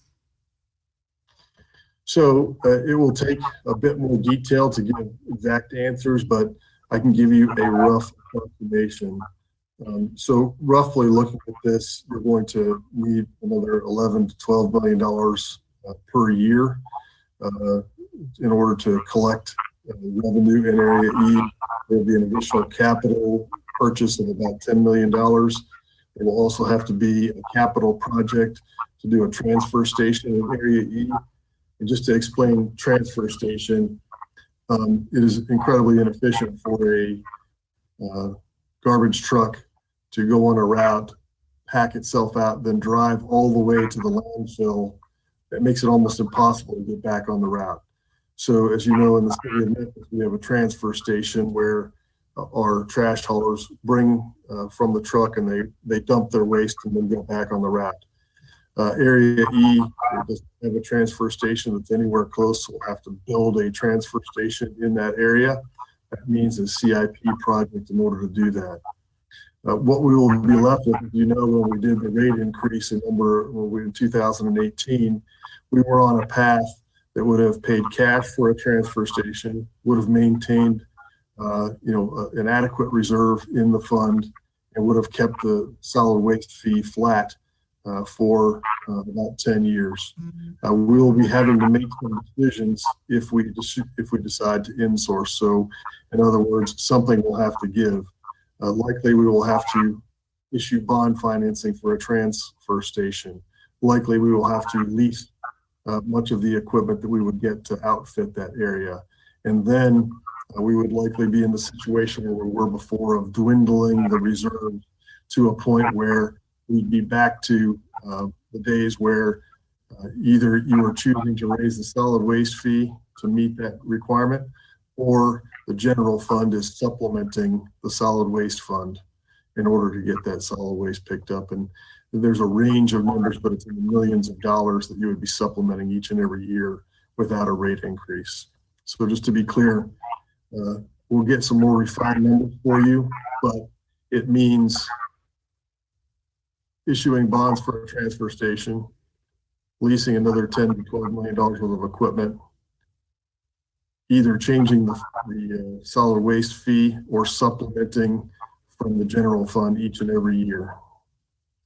That's the general boundaries of what it takes to insource. Which is our responsibility to all of our citizens. So I do want to make sure that we acknowledge and really become cognizant of the fact that every citizen is a citizen of Memphis, and we're looking to service them regardless of the amount of money. We got to figure out how to service them in the best way possible. And if a contractor is not it, then we have to do something different. I've heard millions and millions of dollars this morning, even for luxuries, but I was brought up to understand that you have to take care of your necessities before you even have luxuries or spend money for things that are on wish lists. So want to make sure that the citizens in Cordova, in Area E, as we've called them, are top of mind when we are making these decisions, because we want everyone to be served. And it's been long enough for us using contractors if we're not going to go with that. But just wanted to make sure that we are looking at them as citizens and not Area E, citizens of Memphis. These are your constituents, the mayor's constituents, and all of them are citizens of the city of Memphis.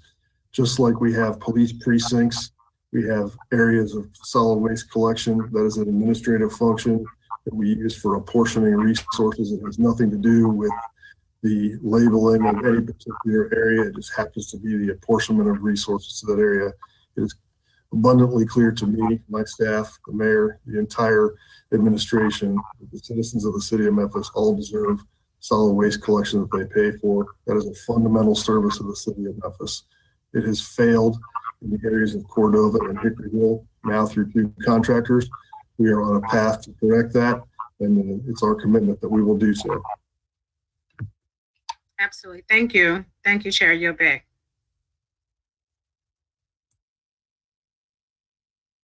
Councilman Jones. Thank you. Actually, I was in the queue for the previous question, but I will address this when we've moved on for that one. But okay, sorry. No problem. But the comment that I want to make, colleagues, is that it's a matter of our setting what the priorities are. There's not a special revenue fund for police. There's not a special revenue fund for fire. There's not a special revenue fund for transportation. And so I'm of the opinion that these are the basic services that we should be providing our citizens, whether it's from a special revenue fund or if it's our regular general fund that we provide the bulk of our city services. So I would challenge, say this to my colleagues, it's up to us to make what the priorities are and how we fund them, whether they be special revenue fund or be out of the general fund, which is funded by our overall tax revenues. I think that we have, it's not worthy of going into how the special revenue fund came about. Well, I guess I may know the history when we look at solid waste and our history here, making sure that we have adequate funding for it hasn't always been the case. But I want us to get to the point to where the basic services are just that, basic services. I'm not putting a label on any area. It's still a basic service. And I think that we need to give our public health, which I think that solid waste and sanitary disposal of that is a basic right, a basic service that we need to be providing. And we just have to find a way to adequately fund it if it means bringing it in-house. But I don't think it's one of those things where it should be treated as a outside service by saying we're supplementing the general fund is having to supplement the solid waste fund when this is a basic service that we should be providing all citizens regardless of where they live in the city of Memphis. Thank you. Thank you, Councilman Jones. With that, I will go to Councilwoman Johnson and then Councilman Canal to go ahead. Thank you so much, Chair, for the opportunity. I just want to say to Chief McGowan, I know it's a difficult task that you're facing, and it's been going on for a long time. And I do sympathize with Councilwoman Logan. I hear it, even though it's not necessarily in my district. I do run into those residents, and they are hurting, and they are in true pain due to the conditions. But I still want you to keep in mind, District 8, we have some of the same problems beginning in District 8. And if you don't start addressing it now, we're going to be in the same exact situation. We got people out there, the trash has not been picked up. The items outside of the trash can is piling up. I'm getting situations where individuals who piled some debris had a little, because it's taking some time. 2 weeks later, they pile some more on it. And the next thing they know, they're getting tagged and they're being charged when your family come out there to pick it up. And they're upset about being tagged because they know that they personally put the items out there on the side of the street. So I'm just saying, please, I understand, but have a greater plan, because we need help in North Memphis, Whitehaven, Hickory Hill. We need help all over. And, please let us know what we can do to make it possible. And I think the citizens are at a point to do whatever they can do, fees or whatever it takes, but we need to get Memphis cleaned up. Thank you, Chair, for the opportunity to speak. Councilman Canale, followed by Councilwoman Robinson. Thank you, Mr. Chairman. Chief McGowan, thank you for your attention. I know that you're stretched thin during these times, especially with your handling of the vaccination distribution. If I were a betting man, I would bet a lot of what I'm worth that Waste Pro will not clear up and be able to satisfy the contract come April 10th on Saturday. So that being said, on Monday, is Team Waste have the capacity, and will they be ready to go to satisfy Area E? Yes, sir. Okay, fair enough. Thank you, Mr. Chairman. Thank you, Chief. Councilwoman Robinson, the floor is yours. Thank you, and thank you, Mr. McGowan. And I appreciate every time you took a call from me or one of the constituents in Area E, and I don't consider them an anomaly or outside of the city. I consider them constituents, and the team has worked really well. We have done our best. It's time for us to leave Waste Pro and move on. But in the meantime, citizens have asked, is it possible that we could have some dumpsters put out there in their area so that some items they can just get off the street immediately and it doesn't continue to pile up at their homes until we're able to get someone to get everything up? And they're also asking, and I know the council, we have withdrawn our resolution, will they get any remuneration for not getting their trash picked up? Thank you for that, Councilwoman Robinson. We have had that discussion about the dumpsters. We certainly did not want to, that was one of the first things we actually discussed. What we did not want to do was not have a plan in place and then just put dumpsters out there and say, well, gee, here's the short-term solution. If that is a request, we can certainly determine how we honor that request if it's coming from citizens in the area. And we will move forward with getting some estimates on how we might be able to do that and the timing. We do have the remuneration for lost service. We have done a calculation for that. For about 1 month's loss, it's just slightly more than $1 million. So we have some calculations there. And I think as we formulate our solution here, that is something that we should consider And that's certainly something that we factored into our plan when we talk about how much this might cost and what the impact of the fund is. So the will of the body, the will of the mayor, to determine if that is the right course of action is something that we at least understand the cost. I realize there's two sides of that coin. And so I think there's probably several differences of opinion on that, but we at least do know what the implications of cost are to the fund should we decide to move forward with that. Okay, I appreciate that answer. One is the dumpsters would not replace anyone picking up the trash. That's in addition to, so that we can get this cleaned up as quickly as possible. And two, I'm thinking that we had the additional trash and the vendor not being able to get people to work were part of a problem that we have with COVID-19. And maybe we could use some of those COVID-19 dollars to help get this situation under control. Yes, ma'am. We did make an allocation of about $4 million of CARES Act to help accommodate that. So at this point today, the fund is in good shape. So it would not be a calamity if we did that, but it is something that I think needs careful deliberation amongst this body in coordination with the mayor about what the right approach is there. But we do know what that is. It would not be, as I said, it would not be a significant impact to the fund at this point. It's just a decision that we need to make. As per this conversation today, I have citizens sending me messages right now. How do I respond? What is the response for administration today? What can they expect over the next 2 weeks? You can expect to see a preponderance of this week, the remainder of this week, team waste trucks supplemented by other outside the cart providers. There's Michael's Tree and Loader is the one that comes to mind. I believe there's another minority vendor that's also doing outside the cart, so you'll see their presence.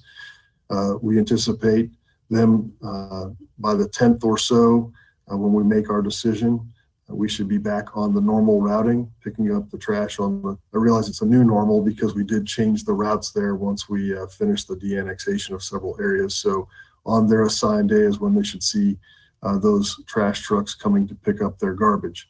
On or about the 10th, if the notice to cure is not satisfied, you will see a significant number of team waste trucks on the routes, supplemented by City of Memphis trucks as required.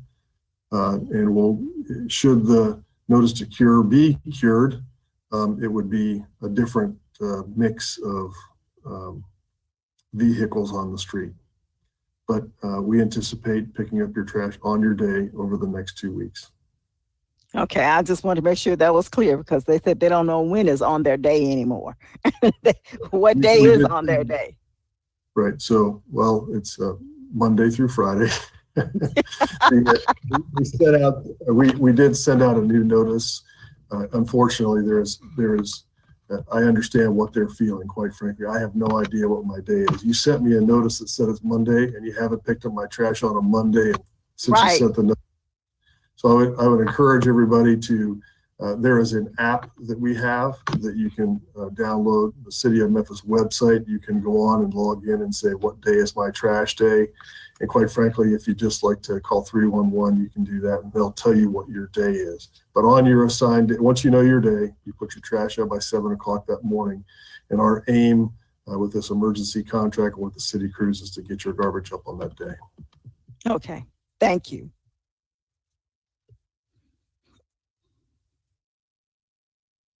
Councilwoman Logan, we behind, so could we try to be as quick as possible? Councilwoman Logan, the floor is yours, and followed by Councilman Canale, and then we're gonna try to wrap this item up. Okay, thank you, Chairman, and I will speed up. I want to just verify that in Area E, we're going by the last notification that they had after the de-annexation. So that's the day that they should put things out. And I heard you say team waste several times. Team waste was one of the ones who was trying to get the bid the last time and did not make it. Are have they shored up, or, I mean, have they increased their capacity to make sure that they're going to be able to handle that area for this emergency, as an emergency vendor? Because we're not looking for this as long-term necessarily. Right now, we're in emergency vendor state, correct? This will be an emergency contract with them, and I'll let Ms. Ryan fill in the details about how they have staffed up and increased their equipment. Yes, we spoke with them about their staffing model. They will have 12 to 14 vehicles to deliver garbage service, and then an additional 7 vehicles and staff to deliver recycling services. And they will also be staffed for outside the cart somewhere in May, based on what we're seeing so far. In the interim, we will continue to use Michael Tree Loader to help supplement for outside the cart services. That's the plan should there not be a cure by the 10th. Okay, and we'll be monitoring that process all along to ensure and communicating with, that was the other thing that I had a concern from constituents, that they just didn't know, they hadn't been communicated with. So social media, you know, if we could use all of the outlets, even emailing. I know at one point we were going to have the ability to email constituents, and you know, hopefully we've gotten to that point to where we can let people know if it's not going to be picked up, when to expect it, when to put it out, and, you know, any updates and things like that. We have, Councilwoman Logan, we have been working with our media team to update Nextdoor daily to give some sort of expectations for the neighborhood. We'll continue those efforts, and I appreciate your feedback on the email. I need to look into that more. But we can push out messages through the app as long as people have the app. Okay. All right. Thank you. Councilman Canale, go ahead, and then we're going to close this item. Thank you, Chairman. Ms. Ryan, if the notice to cure is not satisfied on April 10th, which I think we all know the outcome of that, the emergency contract is not for any length of time. Is it just in case, so we don't get in the situation again, just in case Team Waste can't handle it, so that we're not in this, on this hamster wheel again, that we can get out quickly and efficiently and find somebody else? So the contract terms will give us the opportunity to terminate if we run into a situation like this. We will definitely continue to work with legal so that we have some mechanisms for us to escape a bad situation if we run into one again. Thank you. Thank you all for that robust discussion. All right, so as I understand it, item number 4, the resolution requesting an independent audit and investigation of Waste Pro has been removed. So please note, item number 4 is no longer on the agenda. Item number 3, a resolution requesting the administration to terminate and rebid the Waste Pro contract on all council districts, sponsored by Council Members Canale, Carlisle, and Logan. I believe they're still on the agenda.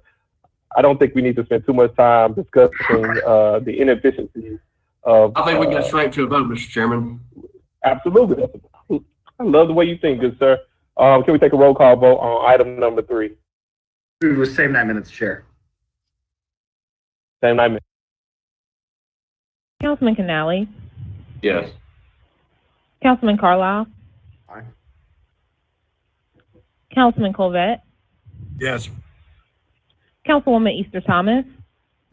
Yes. Councilman Ford. Yes.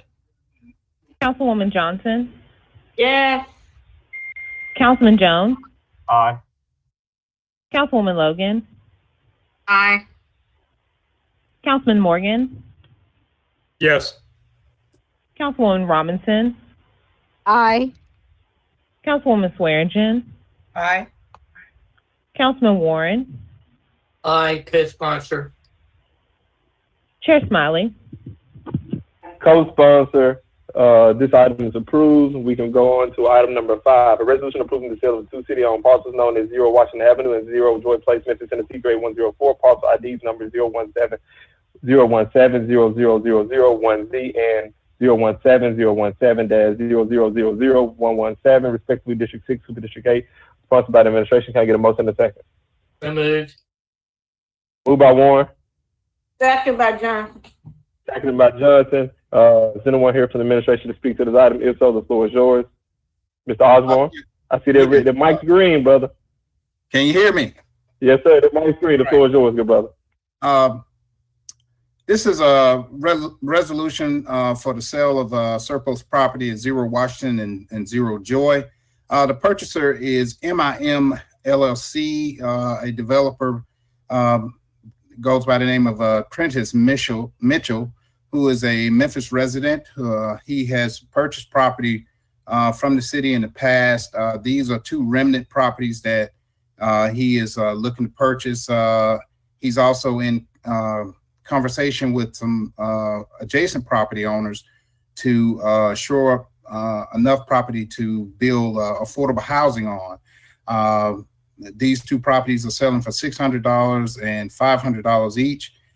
We use comparable sales to come to that value, and real estate has vetted the properties and notified the proper council representatives, and we're asking for approval.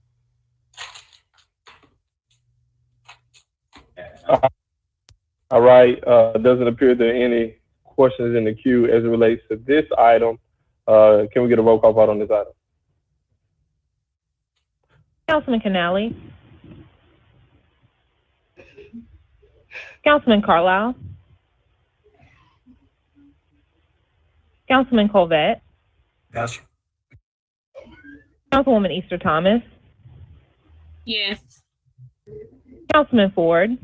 Yes. Councilwoman Johnson. Yes. Councilman Jones. Aye. Councilwoman Logan. Aye. Councilman Morgan. Councilwoman Robinson. Aye. Councilwoman Swearingen.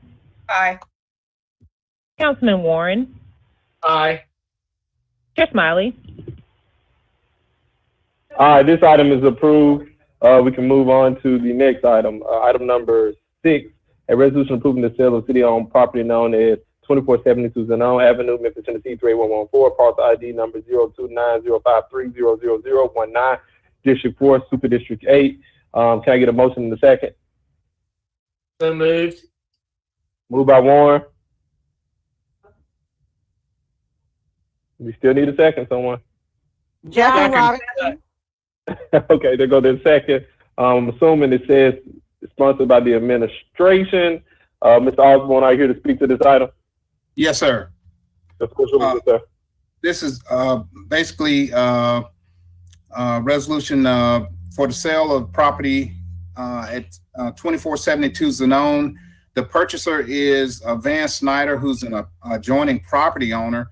And basically, he had noticed that the property was being blighted, and he plans to plant trees and maintain the grass to eliminate unwanted trash being thrown on the property.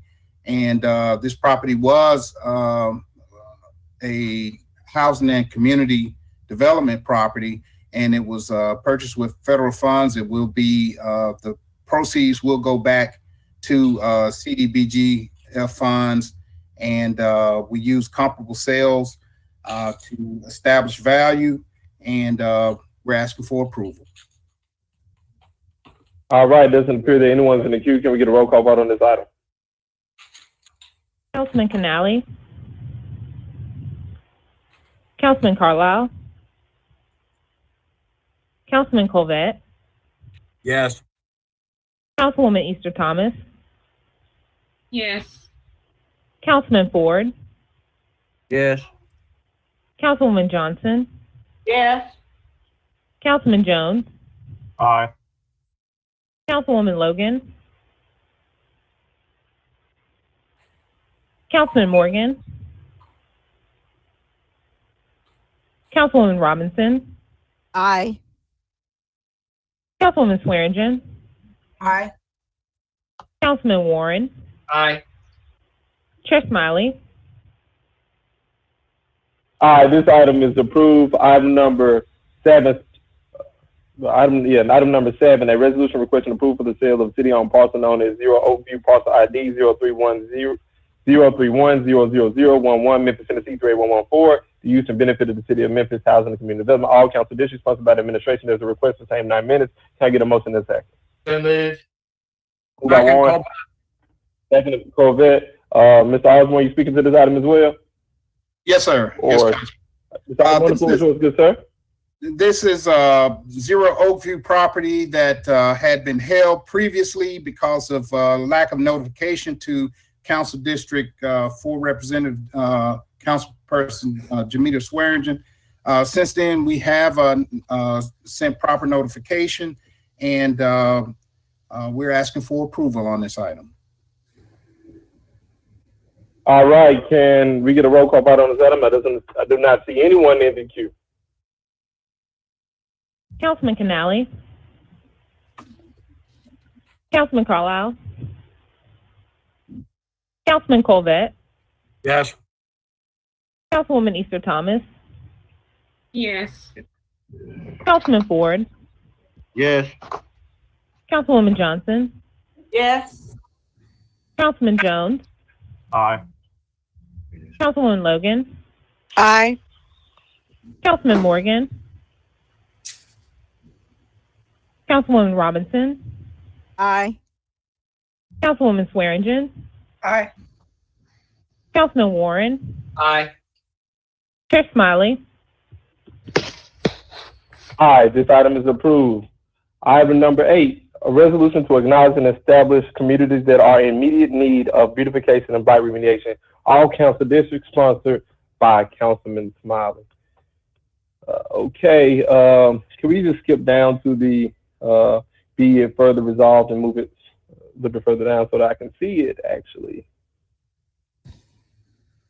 Okay, be it further resolved that the Memphis City Council does hereby request that the street sweepers and community groups charged with beautifying neighborhoods operate at an increased capacity in the areas of North Memphis, South Memphis, and Whitehaven to help further and reduce the blight and litter. First, can I get a motion in a second? So move. Second. Moved by Warren, seconded by Councilwoman Robinson. So I'm going to try to be quick. Well, I will be quick because we're well into Councilwoman's time. Those of us who, well, everyone we live in the city, we understand the issues that are happening in Area E, but I would like to note that a lot of these issues have plagued Super District 8 and a lot of the inner city for a time that exceeds my years on this earth. And I am the belief that we have to take immediate action to address these concerns of the city, whether it relates to illegal dumping, as it relates to blight in our community, as it relates to just trash being in the street. And I think the best way to do it is for the council to note the areas that are immediate concern, and we double our efforts in those areas until those issues are addressed, and then we begin to bring in other areas as well. This list is not exhaustive. This list is simply a starting place. This city was once known as one of the most beautiful places in the country. We need to go back to that past prominence. And with that, I yield the floor. And it appears one person is accused. Councilman Morgan, the floor is yours. Thank you, Mr. Chair. Are you advocating for an increase in spending in these areas, or are we removing these street sweepers and resources from other parts of the city for increased use in these parts? Because, as you said, the list isn't exhaustive, and I can name other areas, especially in District 5. We just had conversations about Binghamton, the Heights, that are also having a lot of troubles with blight and litter, and I wouldn't want them to lose resources in this fight. Well, thank you for that question, Councilman Morgan. I will note, with all due respect, I think the resolution speaks for itself. I'm not advocating against anyone. We can't tell the mayor how to do his job, through election. This is simply asking the mayor to acknowledge that there are some areas that have been overlooked for a long time, and that there are some areas that are immediate need of concern. I think the body will speak to the resolution and understand that North Memphis, South Memphis, and Whitehaven need some TLC. And thank you, Councilman Morgan, for that question. Director Connect. Well, Councilman Morgan, where you're done, I don't want to cut you off. Well, and then just the definition of the boundaries of North Memphis and South Memphis. So Whitehaven has kind of the defined zone or district. But when we talk about the resolution speaking for itself, that's not defined. And it does sound like we're going to be picking winners and losers in the cities of who's going to get these resources. That's always the struggle with government. You have a limited number of resources, an enormous number of problems. And I just want to make sure that the people who are already on the have-not list are not further on the double have-not list after this resolution. Absolutely, Councilman Morgan, and I have to push back hardly, some deal here when you saying, someone will be left out. We're not saying that anyone is going to be left out. It's never my intention or never this body intention to leave someone out. But however, what we do know when Mayor Strickland proposed the Memphis 3.0 plan, we talk about development.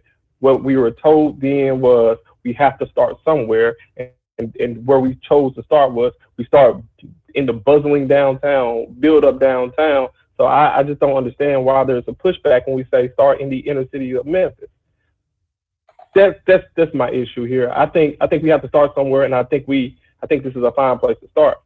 This list is not exhaustive. I think this list will continue to expand because we have to take a stand against blight. We have to take a stand against trash. We have to take a stand against illegal dumping. And I think this resolution is the council saying we're going to take a stand and we're going to start here. And Councilman Morgan, go ahead. Yeah, no, just also the question about what is North Memphis, what is South Memphis? Okay, so I laughed because I actually was talking to School Board Commissioner Stephanie Love, and I said, depending on what part of the city you're on, where do you live? If you talk about North Memphis, and also I think Michael would push back a little bit, just depends on what part you are, depending on, from my perspective, when I talk about North Memphis, I'm also including Praise, I'm also including Raleigh, because it's on the northern part of the city. So all I'm saying is let's start here. We're not going to try to be specific and mention every single neighborhood. We're trying to include as much as possible.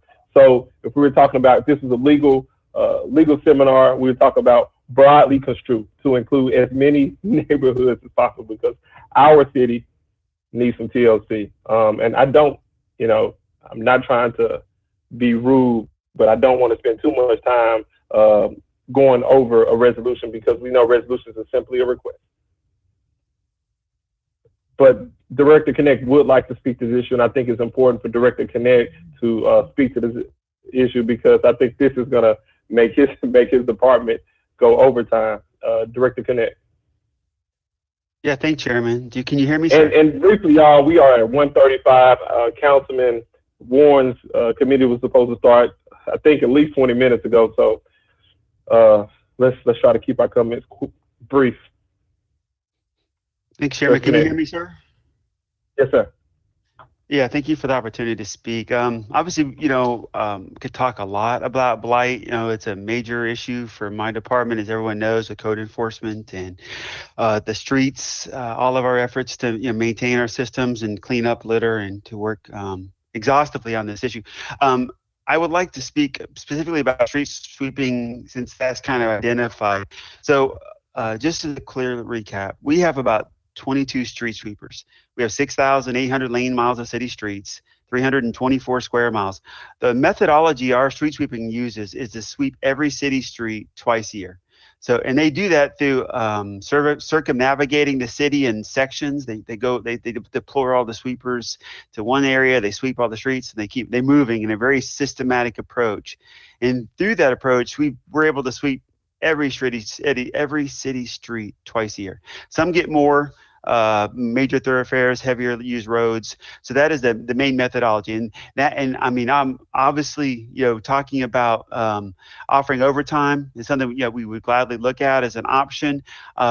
It just comes down to, I think, agreeing to get the employees to work overtime for one, and two, just the ability to see how we could maximize those resources in the ways that being asked of us, if that makes sense. Absolutely, Director Connect. I think this body would love to, brainstorm on how we could address this issue, because, it's a concern for everyone in the city when we talk about, just getting to our city to a point where we could, actually be proud that our streets are clean, that our neighborhoods are clean. So feel free to email me, or probably email all the council members, so we can start brainstorming on how to fix or address this opportunity to improve. With that, thank you, Director Connect. Can I say one more thing, and then I'll drop something. Illegal dumping has been a major challenge this year. Many of you, I've talked to several of you on this in this group, and we had community meetings because a lot of it's happening. Illegal dumping has been a plague this year more than ever. One thing I have done, I'm buying extra cameras. I'm trying to buy 50 extra cameras to put into the field, because we're really trying to attack this issue with more technology, because that way we can actually prosecute people. So that's a huge action on our part to mitigate some of this and to tackle the issue that we're hearing predominantly, and that's illegal dumping too. So I wanted to speak to that. And environmental court reopened April 1st. So we are looking at all the avenues as possible to get back on track with this, Chairman and council members, because we understand, I hear it from the community, and we want to do more. We want to be more proactive and more strategic about this issue. So. Absolutely, Director Connect. Consider this body an ally in your fight against illegal dumping, ally in your fight against, just making this city the clean place that it needs to be. With that, I will go to Councilwoman Logan, Councilman Jones, Councilman Johnson, in that order. You do not need to address me. Make your comments brief, and then with that, we're gonna. I call it. With that, hopefully, we can take a vote. Thank you. Thank you, Chairman. Thank you for bringing this. One thing that's not going to happen is not going to happen unless we make it a priority with our dollars. It's going to take dollars, and we got to decide what we want our city to look like. We can have beautiful skyscrapers downtown, and we want it to look nice, but we want to make sure that our communities are prioritized. So there needs to be a plan put in place as to what this looks like, because if we don't have a plan, we won't have results. So there needs to be someone to put a plan and bring that back to us, and with the dollar amount, what is it that we're aiming at, and how much is that going to cost, so we can make it a budget item moving forward. We have to be intentional and deliberate if this is going to happen. There are other municipalities that do the same thing, but it's a part of their annual budget to keep it clean and beautiful. Thank you, Councilwoman Logan. Director Connect, you have your work cut out for you. Hopefully we hear back from you soon in terms of what the plan will be and how much it's going to cost. And I'm assuming, I hate to speak for this body, but I'm going to do it because I have the opportunity in this moment. I do believe you'll have the full support of this council. With that, Councilman Jones. Thank you. And Mr. Connect, I'm encouraged by the investment in cameras. I'm just of the opinion, and all of this is speculative on my part, anecdotal, but particularly when we talk about the south part of the city, we're so close to Mississippi, and I would contend that, and it, like I said, it's anecdotal, that some of the illegal dumping is taking place by people crossing state lines. And so if we can deploy some of those cameras, particularly with license plate readers, I hope that those are the models that you are employing, Mr. Connect, for them. I think that that's an issue that we face in Super District 8, not necessarily so much. And I'm just singling out District 5 because it's insular. If they were to dump something in District 5, they got to go largely through Super District 8 to get there. So but I still can go to, my mom lives in Super District 9. There are some pockets where she lives, and I think that the deployment of cameras will go a long way towards addressing this issue, particularly because, like I said, I think that a lot of it, some of these outlying places may not necessarily have the equipment that we have to pick up sofas, to pick up some of the things that I see discarded. And what do? They just dump them here in Memphis. Thank you, Mr. Chairman. Thank you, Councilman Jones, Councilwoman Johnson, and then we're gonna take a vote on this issue, y'all. We're so far behind. I thank you. I just speak to support this in its entirety. I'd love to be a co-sponsor with it as well. But Councilman Jones is correct. I've just got through talking to neighborhood associations and they're telling me about people are coming in. I just called in a site where there were 4 deer heads. 4 deer heads just dropped off on the side. So we definitely know somebody's bringing the deer heads into the community. So whatever can be done from North Memphis, South Memphis, wherever, we have to do something about this trash that's accumulated in our city. Nobody's proud of it.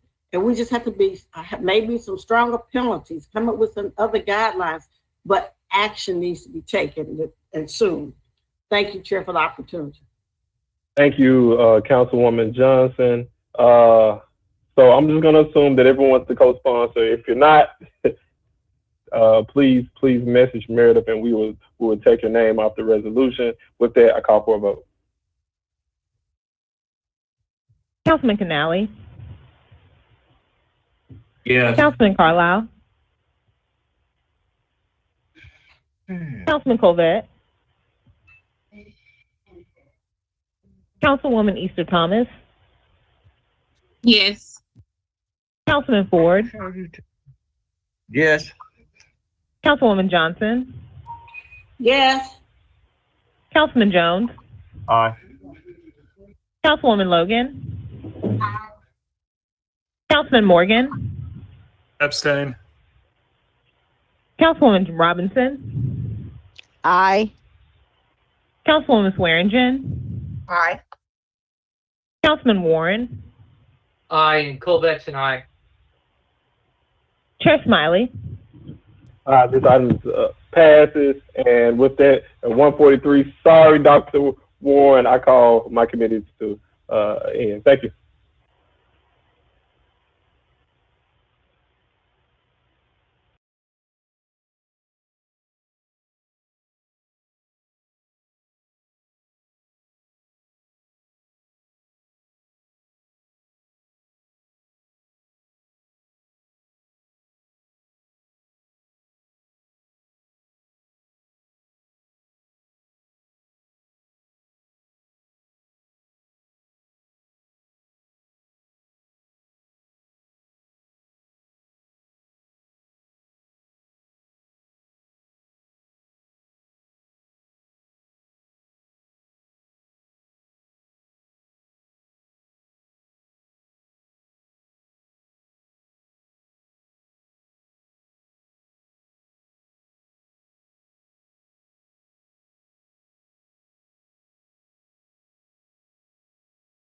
For the Public Safety and Homeland Security Committee, could we have a roll call, please? Councilman Canale. Here. Councilman Carlisle. Here. Councilman Colvette. Here. Councilwoman Easter Thomas. Present. Councilman Ford. Present. Councilwoman Johnson. Present. Councilman Jones. Here. Councilwoman Logan. Present. Councilman Morgan. Here. Councilwoman Robinson. Councilman Smiley. Present.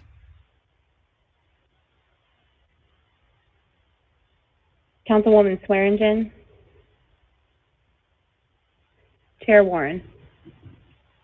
Present. I'd like to sort of change the order to see if we can maybe catch up and make some time.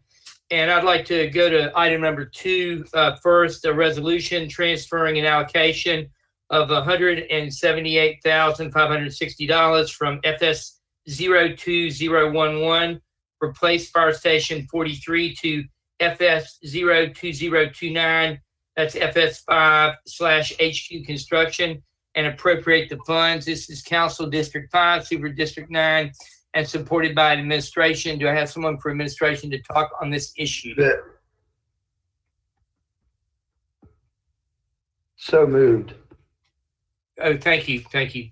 So that was moved by Carlisle and seconded by Ford.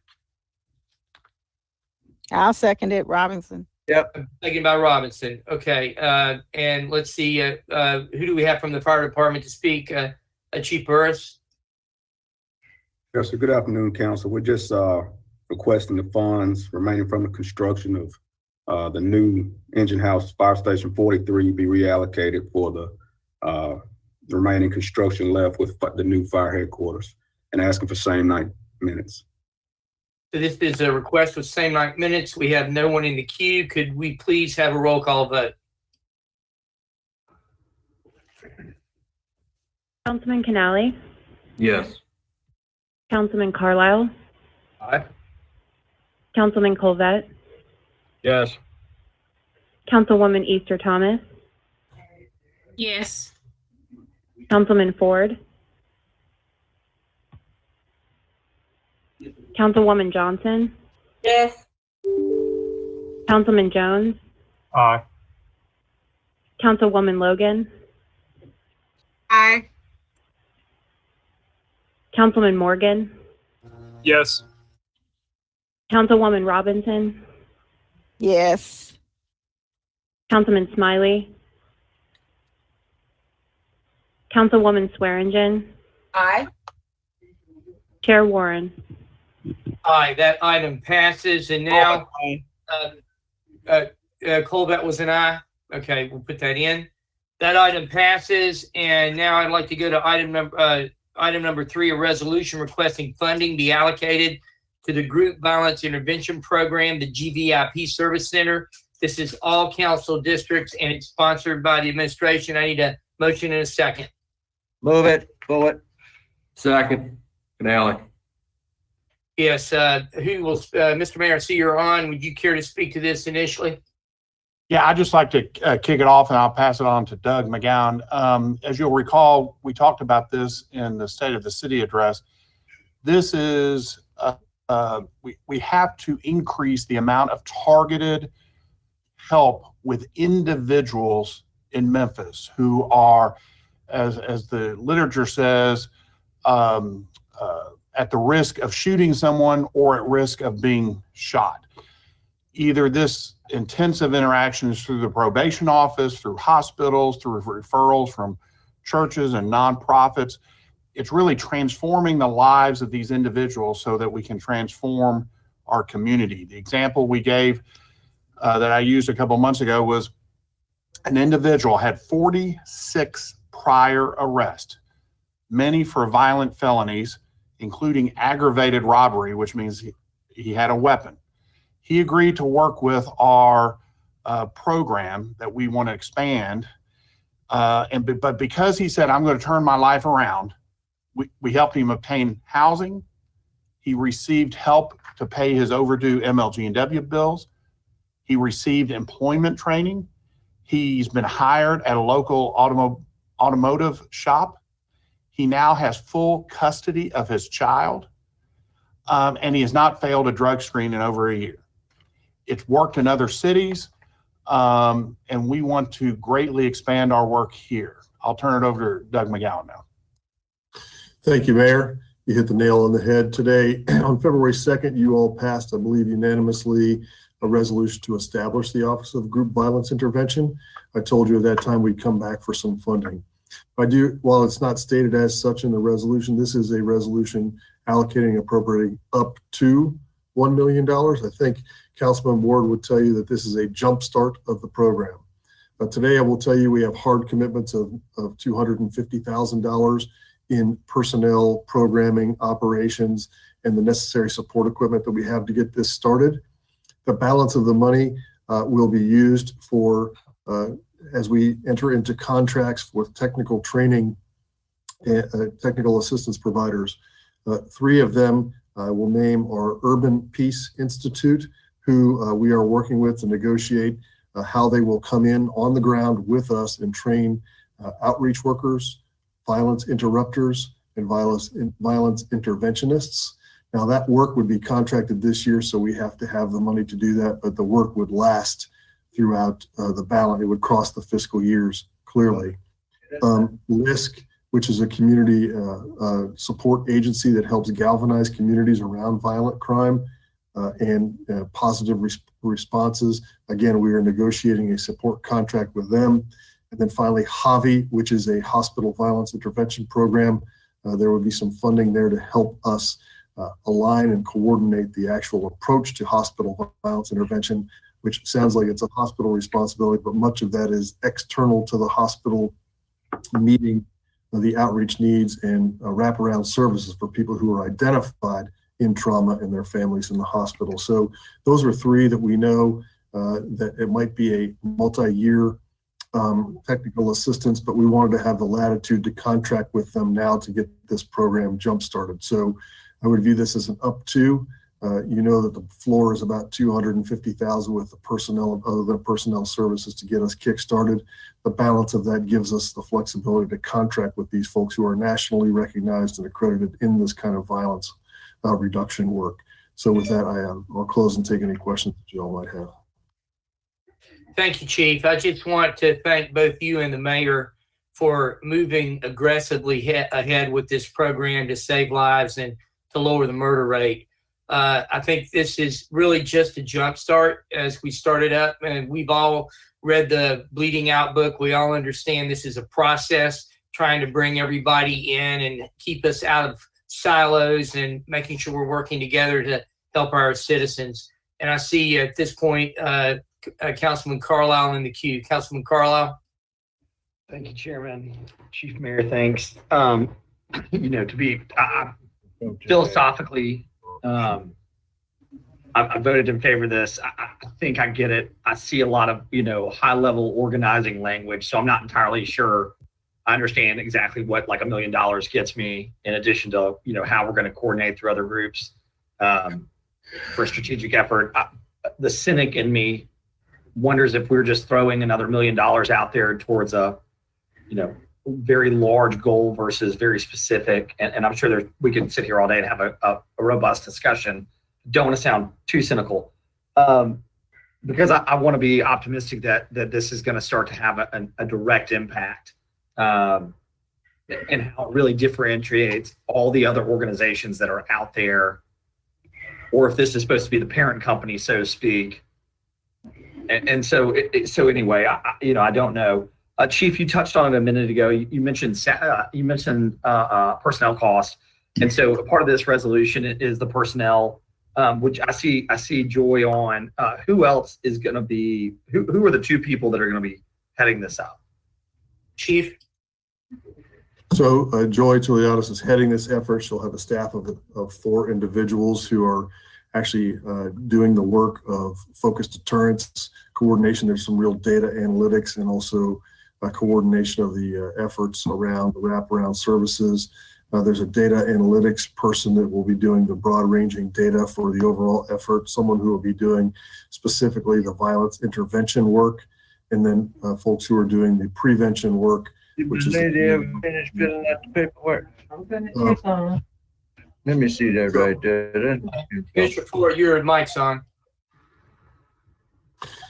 So that's the staff that we'll have is 4 full-time people waking up every day thinking about this problem. And just to your point about where the money goes, there is a technical assistance point to make sure that what you do works well. For instance, let me use the Urban Peace Academy as an example. You can get any group of individuals say, I'm going to go out and interrupt violence. But there is a real science and art to this, that if you don't do it right, a whole bunch of people who are well-intended ended up getting killed in the process. So these folks are the nationally recognized experts in this work. It is very focused work. And to your point, when we get to the FY22 budget, we will be able to line out chapter and verse.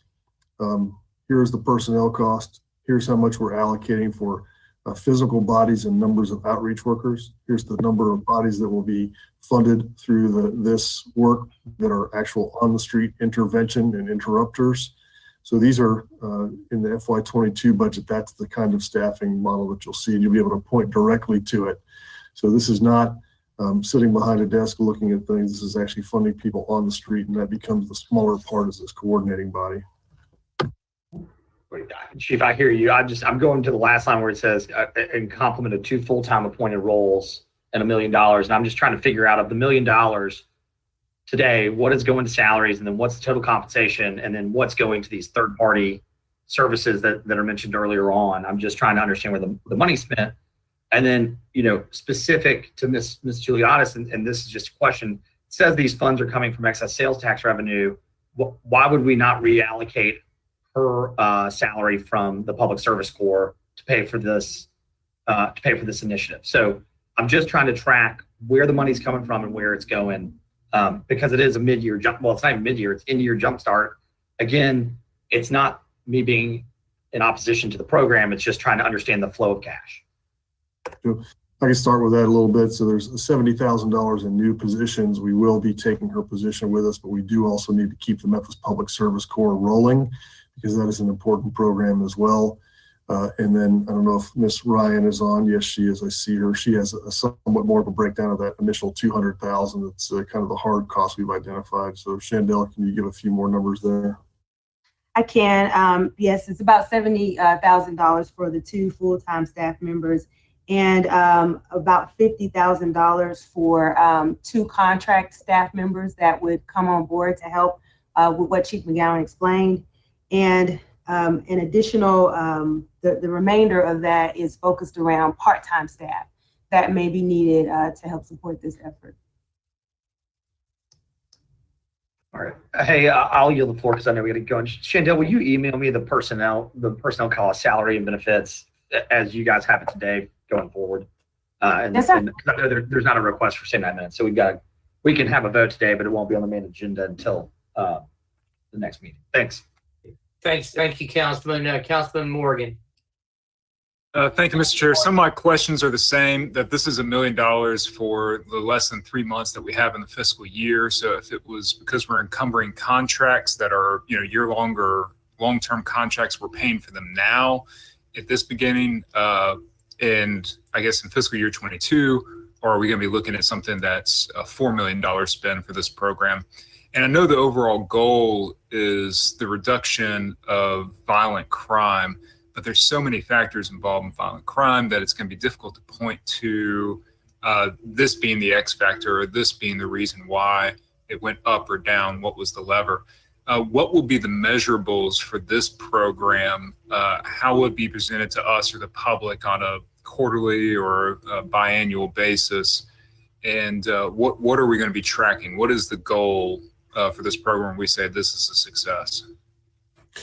Well, I'll take a stab at that, Councilman Morgan. When we presented this originally, there is a logic model that has already been developed that has activities, outputs, and outcomes for each of the domains of work in the prevention, intervention, and suppression work.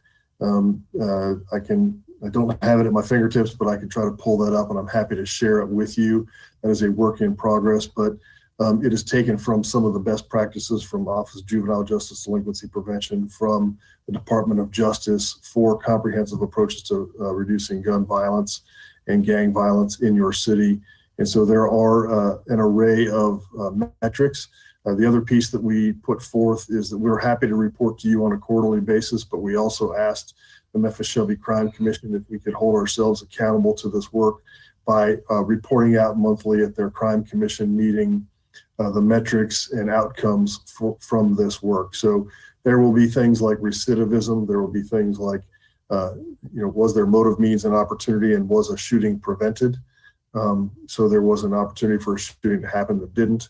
There is no proof positive there, but the best practice is, was there motive, means, opportunity, and action taken by our team, and therefore a shooting did not happen where otherwise it would have.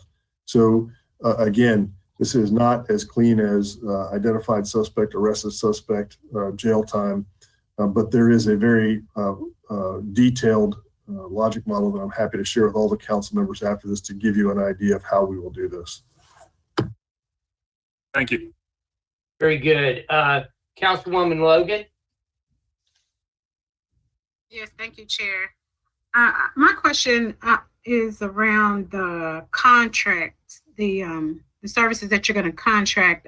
As I said before, and I think at that time you hadn't identified the service agencies that you're going to be working with. So where are we on selecting those service agencies? Because that's going to be important to the success of this program, that you have those wraparound services identified and that they have a proven record and know what to do, that they've been on the ground, they understand the culture, they understand Memphis. Not just that we have the Crime Commission and those other the other punitive or legal side, we just got to make sure we have the others in place. And that's I need to see that, as I said before. It's my understanding, Councilwoman, that what this is a jump start. So there'll be other community groups that will be needed to be involved. And as they jumpstart this, they'll be bringing those in as we move forward.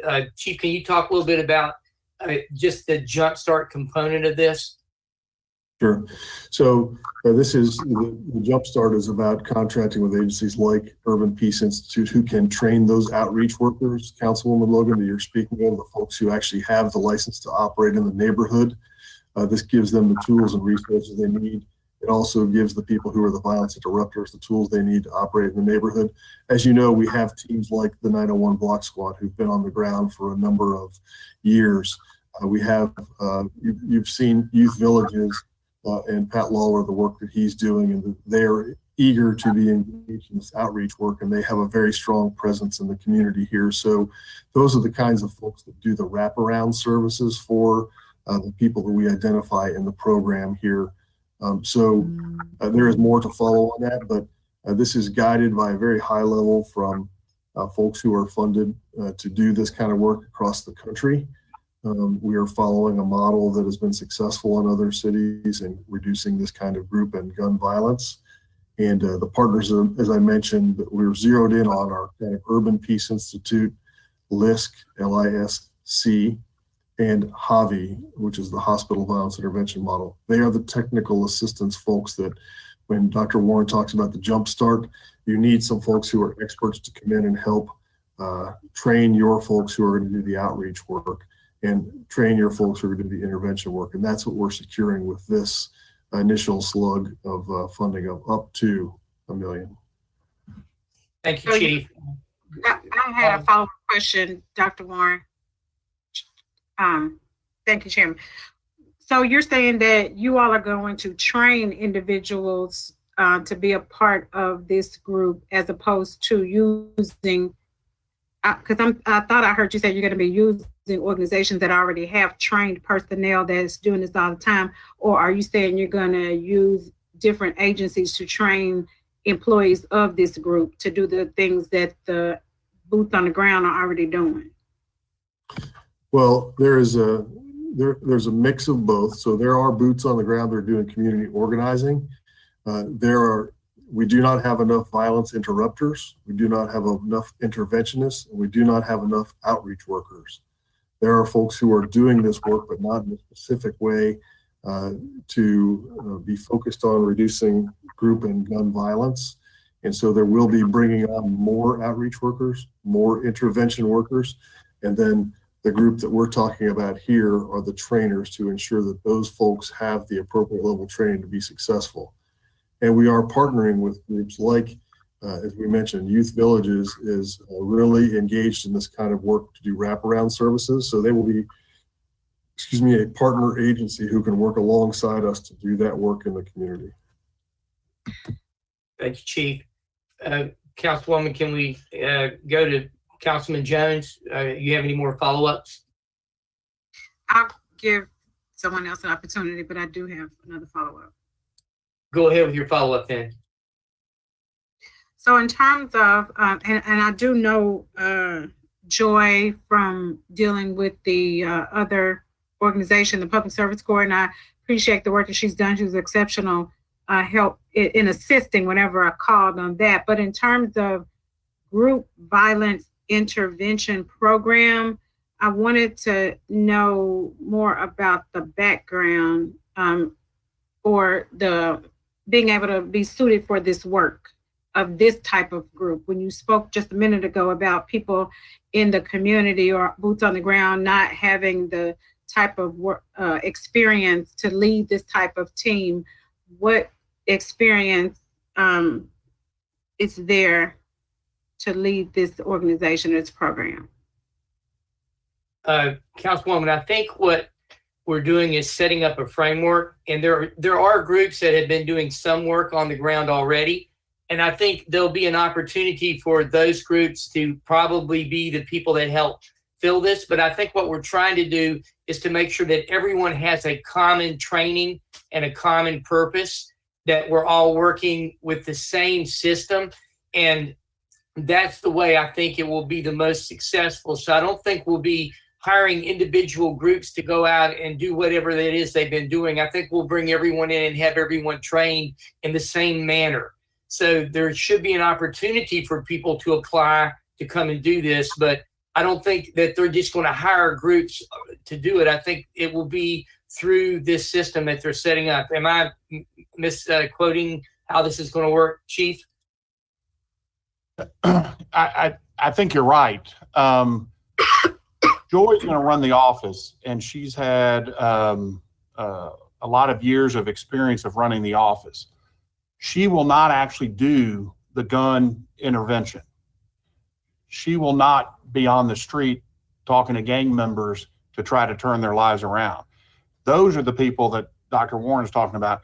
Either we have people who are trained to do that, like the 901 Block Squad right now, and we're going to train more of them because it is a specialized training that obviously we don't want anybody to get hurt. But we do need somebody in charge who can pull in the nonprofit wraparound services, the probation office, which is heavily involved, the DA's office, to actually run the office, make sure we're measuring results and we can report to you. And that's really more what Joy will be doing. Thank you, Mr. Mayor. Ms. Logan, let's go to Councilman Jones. Go ahead, sir. Thank you. Mayor, Ms. McGowan, with just 3 months remaining in this fiscal year, and we don't know, well, what hasn't been answered, I guess I'm a bit hesitant to support this in its current form, in its current manner, with 3 months, and we have an ask of $1 million.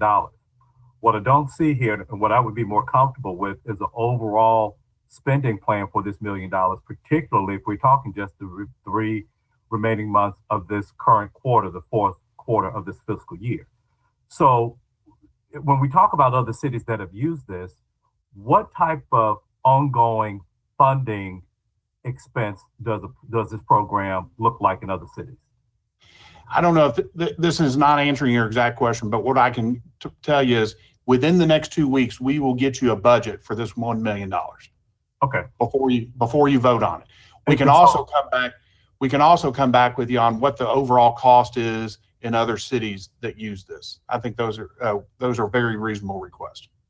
And so along those lines too, without going into budget, you know, I still see this, although this is a separate sort of, it's still in the realm of public safety. It's still within the realm of what I would view to be the auspices of the police director. Do we not have anything included in what would be the next fiscal year's budget that can handle this versus using the $1 million of excess sales tax revenues? Do we expect to expend all of that within the next 3 months? With that being the case, I could support a reduced ask of this, but in its current form, I can't be supportive of it because I just don't have enough information with the amount of time that we have in this current fiscal year, and we don't know what the full-blown program will look in our next budget season. Councilman, I think this is one of the reasons that Mr. Warren, respectfully, my request is of the administration, not of the council. Okay, thank you, Mr. Jones. We will get you that information within the next 2 weeks for what we're planning on doing this fiscal year. And then through the budget process, we'll have a full year. But I think that's a very fair request, and we'll get that to you. Thank you.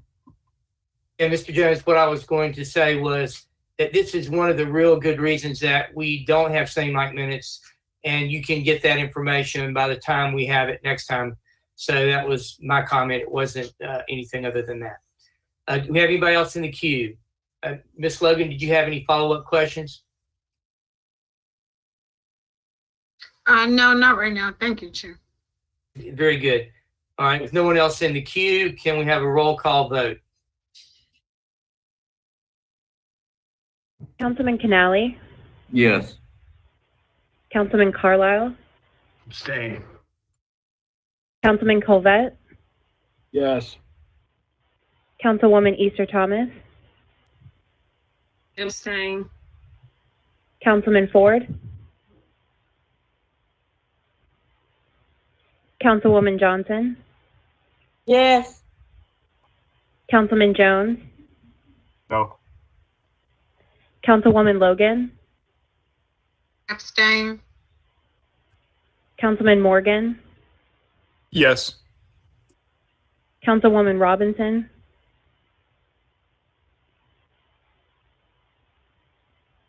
Councilman Smiley, Councilwoman Swearingen,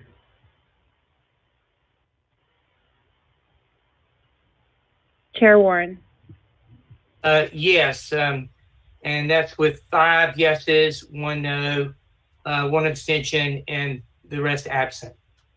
That moves forward to the next meeting.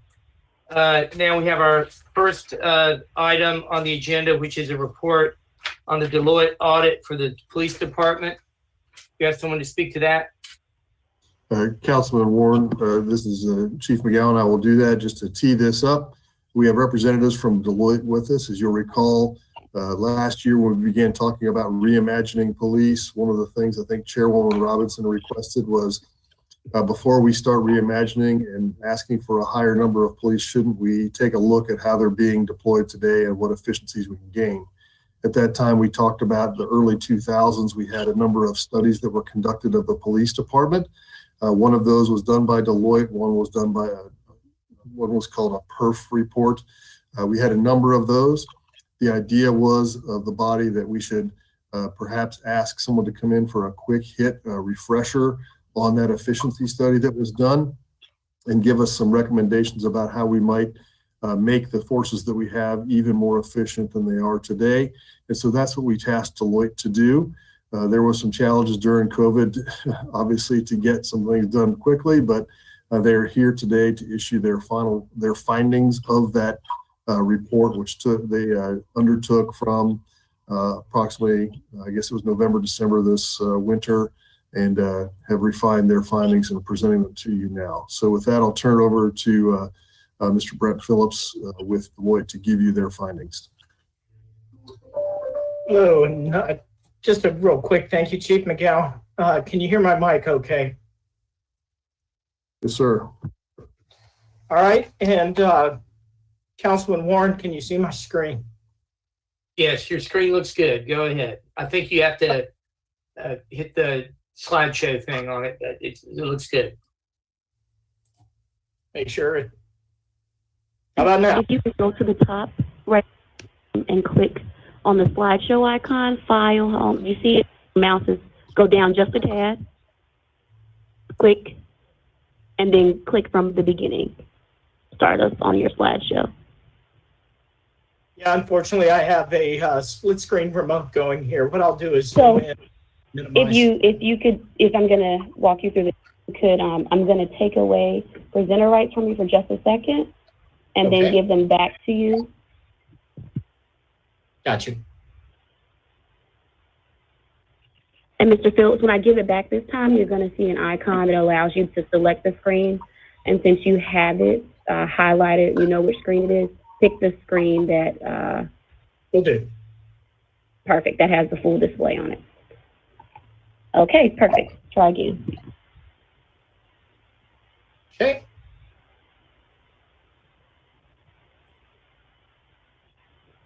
How was that?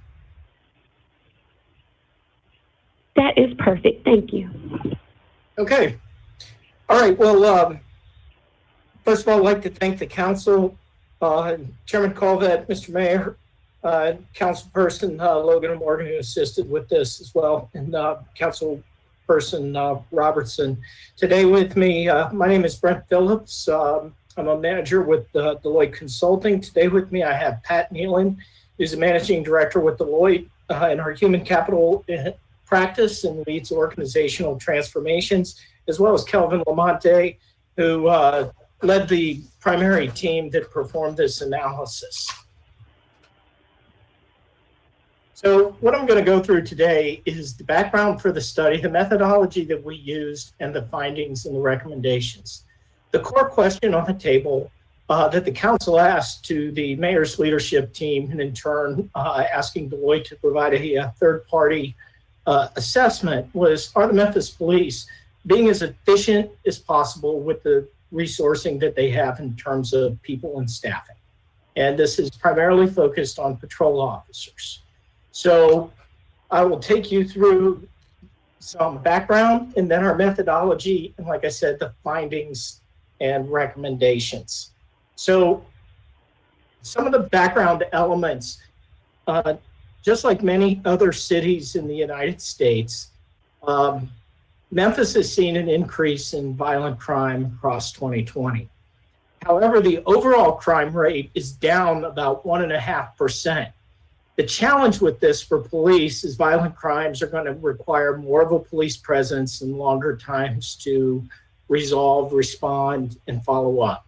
So that increase in violent crime puts a great strain on the department. The national dialogue has been centered around police reform. And one of the things where Memphis that was leaning forward was in their drive towards community policing. This is having a presence in the neighborhood, knowing the citizens, that type of thing. There are several initiatives that Memphis moved out on ahead of the national dialogue, namely the community policing, but then at the same time has brought in reimagining policing and increasing that dialogue in the group violence intervention program, which was just previously discussed. Other factors in here are technology and innovations that are in use to both help law enforcement and deter crime. Everything from smart sensors to using artificial intelligence and statistical analysis. All of these things are changing on the national landscape, how police officers interact with their citizens. Now, this is one of the more transparent cities in its data. The other piece that comes into play here is its use of Blue Crush and statistical innovations to target crime, to make sure that officers are getting in front of high-risk areas. On the flip side of that, that's on the prosecution of crime or the deterrent of crime. The other part of that is where are officers deployed, and this is boots on ground in the precinct level. That process we found to be a paper-driven Excel spreadsheet, very highly manual process. You couple that with the impacts of COVID-19 and quarantine, and in a nutshell, the Memphis police are operating as an efficient model as they can, given their current state of technology and the demands placed on them. So I'll pause there, and my next step will be to take you through the methodology.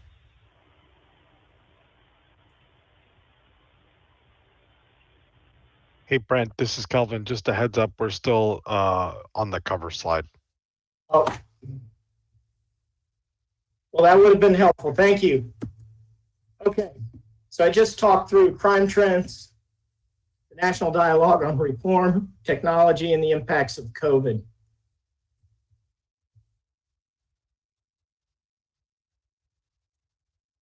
All right. So the model that we took into account here, so first and foremost, was to arrive to gather both the quantitative and qualitative data. We interviewed a comprehensive group of internal and external stakeholders, including MPD executive command staff, precinct commanders, lieutenants, patrol officers, city HR and finance personnel, also representatives from council, Councilwoman Robinson, Councilman Morgan, Reverend Kirkwood from the clerk, and Bill Gibbons from the Shelby County Crime Commission. We brought into that a cache of open source and city quantitative data for police operations, HR, finance, and some also considered what other cities in the United States we're doing in terms of staffing and crime. So there are a lot of different ways to look at staffing models. Some ways that you may be familiar with is you often see this cited in reports or quick hitting stories on per capita. So as you look at staffing of police officer, a per capita model essentially says you have X amount of police given a certain amount of citizens. Now, that staffing model really only works to a news story. It's not efficient. It doesn't account for demand. It doesn't account for spikes in demand. It just kind of gives you a benchmark that you might be able to look at. Another model used in police staffing is what's called a minimum staffing model. And this is an experience-based model. This is where the precinct commander of Appling Farms learns over time that if he has less than 12 people on a given shift, that he's going to be stretched thin to be able to respond in kind. Okay, now that type of model, because it is experience-based, can work decently. But when you start to couple it against strains on the system like COVID-19, quarantine, increasing rates of violent crime, it's very difficult for a model like that to adapt. And in turn, what happens is it increases the strain on the workforce. So the model that we consider, and we use this in many other types of human capital analysis, is one that couples workforce demand. It looks at your overall workforce supply, but also considers elements of workforce management. So for this study, we looked at calls for service as the proxy for demand. We also considered goals in terms of proactive policing, that special events are a factor in here, administrative duties, training hours, other requirements that demand a patrol officer's time. On the supply side of this, we're looking at headcount, and we primarily considered at the precinct level officers that are responding. We looked at the organizational structure, the shift structure, how those shifts were assigned, and other key competencies included. Finally, the workforce management aspect of this is where you really start to look at the scheduling and staffing practices and what goes into that. Other elements of workforce management include your recruiting, your retention, resourcing, but the final piece I'll put in here is the fatigue and wellness factor. And this is very difficult to assess given the level of data, the structure of the data, but it's a factor. And so many precinct commanders and patrol officers spoke to this. And a simple way to put this is if you think about the impacts of a police officer working an extended number of shifts with an extended number of hours, and where fatigue starts to become a factor in decision-making and your response. So it is a consideration here, but we did consider these elements of supply, demand, and also how the workforce is being managed. And our insights came from looking at these three areas. I'll pause there for any questions. First question from Councilman Carlisle. Mine's not specific to this. Can we get a copy of the report? Just emailed. I'd like to read it. It's difficult to go through these summaries and know where to aim when you don't have the information. I know this is high level, but if we could get a copy of the audit, that would be appreciated. Thanks. We'll try to get everybody one. Go ahead and proceed, sir. Yes, sir. Okay. There we go. Okay, so our first set of findings and recommendations are around demand. And what we did was we looked, it's difficult to assess because if you remember, I mentioned that it's a paper-based Excel system when we talk about actual staffing. So aligning individual officers to specific calls for service, that data connection does not exist. But looking in the aggregate and then looking at budget data, what we found was 90% of overtime is is being spent just to meet the minimum calls for service. Additionally, the police spend about 60,000 hours a year, or the equivalent of 28 full-time FTEs, just performing transport. And part of the factors that weigh into that, with the holding facility being on the west side of the city and the majority of the population, at the 2 and 4 o'clock positions, it just imposes a time constraint. So the first recommendation out of here, given the amount of time, is for the police to evaluate and reconsider the kinds of calls that Memphis police respond to. Some work has already been done here in things like loose dog calls, but there's another way to go about that, and looking at the priority of calls assigned at dispatch and who would respond to those. The other option here to reduce demand is considering non-emergency reporting or a self-reporting capability. Now, this is currently in use. We pulled a case study into our larger report from Arlington County, Virginia, where they were facing a very similar problem, and this is exactly what they went to. This is where citizens can self-report vandalism, or a shop owner could report an instance of shoplifting where there's nobody, the suspect has already departed the scene.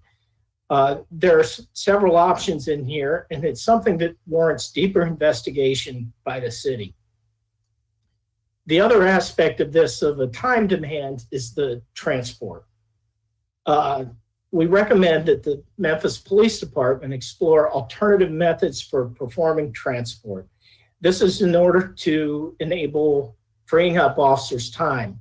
And as an example, in the Appling Farms precinct, if they have one officer performing transport, that in taking somebody downtown, that immediately has a 7% reduction in the size of officers that are able to meet other calls for service. And it just compounds from there.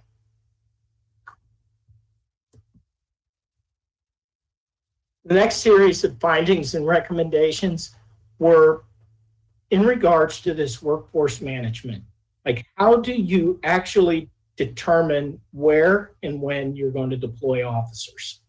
So currently, the Memphis Police Department uses what's called, as I discussed earlier, a minimum staffing equitable distribution model versus an optimized model using workload demand. Now, using something like this is you can bring a workforce management type of product in, which the city is currently underway and exploring that implementation. I believe that's moving along. But using this using the workforce demand-based model and software to support allows you to not only get an assessment on how efficient you're being in meeting your demand, but it also gives you a predictive capability. And the software, can also consider additional variables to let you know that, hey, in next week or during large events such as Memphis in May, we're going to realize an increased demand in this area, and here's how we are going to look to resolve that.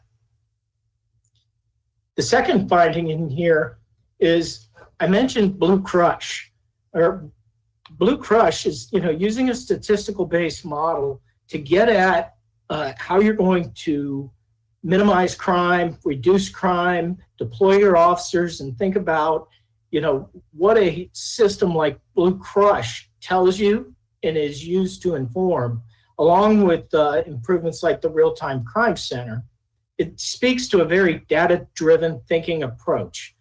However, when you go to the actual management of officers, this is where it's a paper-based individual Excel files on desktops and emails and phone calls by precinct commanders to be able to meet their minimum staffing. So that's a significant burden, and it also does not enable them to be as efficient as possible. So our recommendation here is to automate those key processes related to workforce management, which includes scheduling, staffing, and also can have a positive impact on budgeting. The other part is with the current structure of the police force is consider how functional changes can be made in the overall distribution of officers and the control of that distribution to support the implementation of the workforce management system that the city is underway in. I'll pause there. Okay.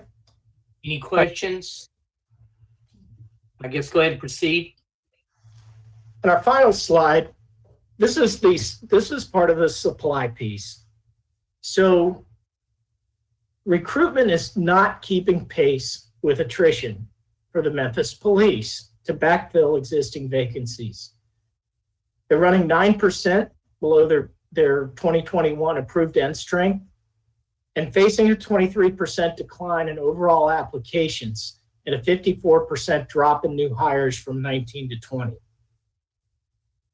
A recommendation here, the top level recommendation, is to apply this same data-driven talent acquisition strategy that to operate from a best in, best out type approach at each phase of your hiring cycle. And what that means is from initial application, as applicants complete each step in that process, all the way through background investigations and testing and mental health evaluations and et cetera, that you're constantly cycling through, that you're working the best candidates. The other part is built to continue building a robust police recruiting pipeline.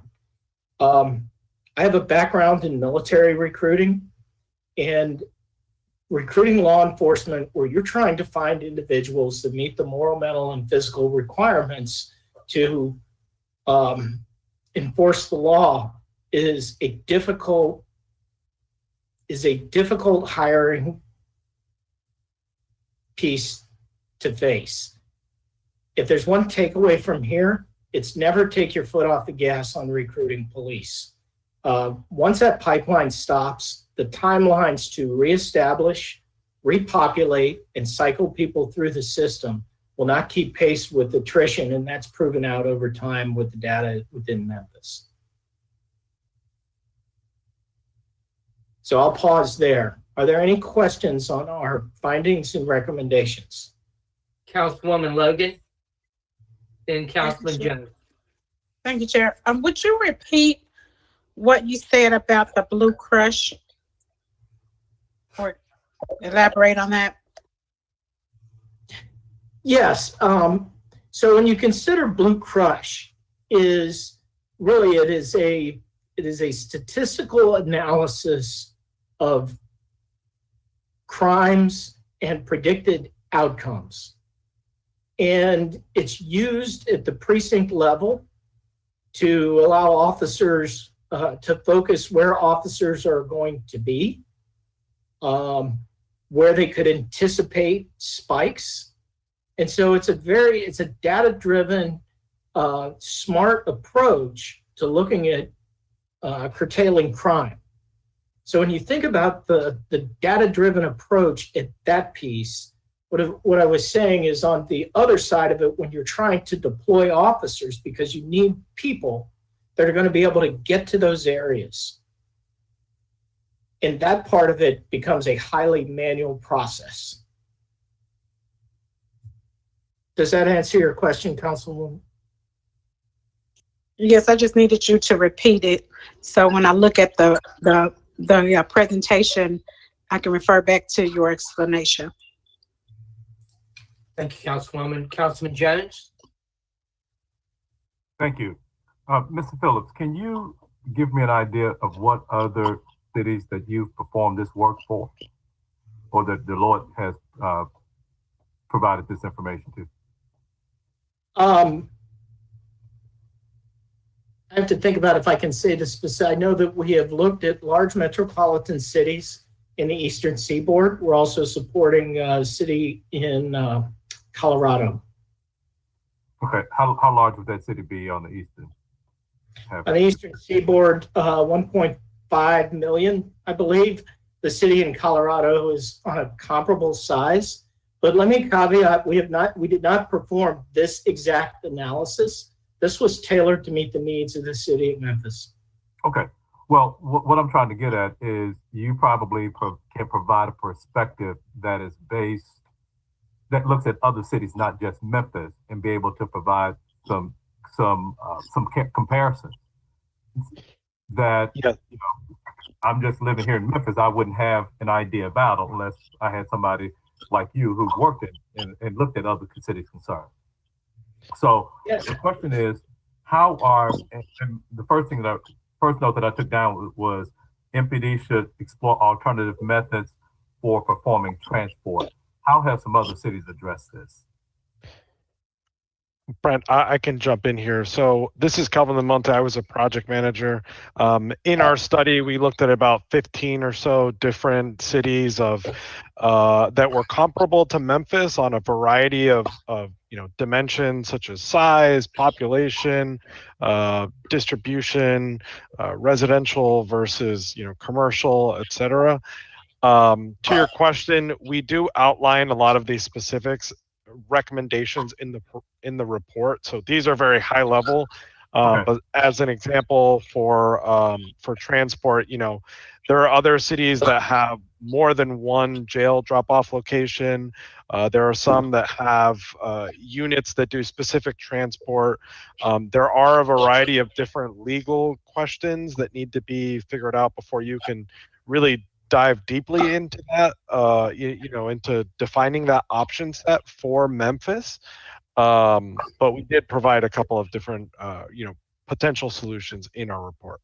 Okay, thank you. And then, and I had checked my email, or my email isn't up. Has this report been emailed to us? I know it was provided to the city, to the mayor's leadership team. District beyond that, I can't confirm. Okay, well, I would just sent to council, a couple members on council. Okay, well, I would just ask if you send it to a couple of members on council that you would share with the full council by sending it to our staff for dissemination, please. And then, being that you've worked with other cities outside of Memphis, particularly you, Mr. Lamonte, are some of the other cities still facing the recruitment challenges that Memphis is facing? So this is not something that's unique to Memphis? Yes, correct. Okay. Yes. The shifting national dialogue, economic conditions, a lot of cities are not just facing hiring issues on the public safety front, but broadly across to make sure that, talent or workforce expectations are in line with kind of what is available to potential employees. Okay, and then some of those cities, I would imagine that some of those cities that have the same recruitment challenges that we face, some of them have residency requirements, some of them don't. It's all across the board, isn't it? So we Correct. Can't just say that because a city doesn't have any residency requirements, they're not facing hiring challenges. Is that, would I be safe in making that statement? I think I can comment to that, Councilor Jones. Residency requirements in cities do pose a challenge, because what happens is you wind up restricting your market available to find and support people that are going to A, be qualified, and B, be propensed or interested. Anytime you geographically constrict a market in this type of recruiting, it reduces your pool of applicants, and it imposes a pretty significant challenge in your numbers. But don't those other locations without those requirements face the same thing? Yeah. Okay. They do. This is a very challenging skill set to recruit to. And across the country though, right, Mr. Collins? What's that, sir? Across the country though, right? That's the point that I'm making. It's a challenge across the country, not just confined to Memphis. Yes. Okay.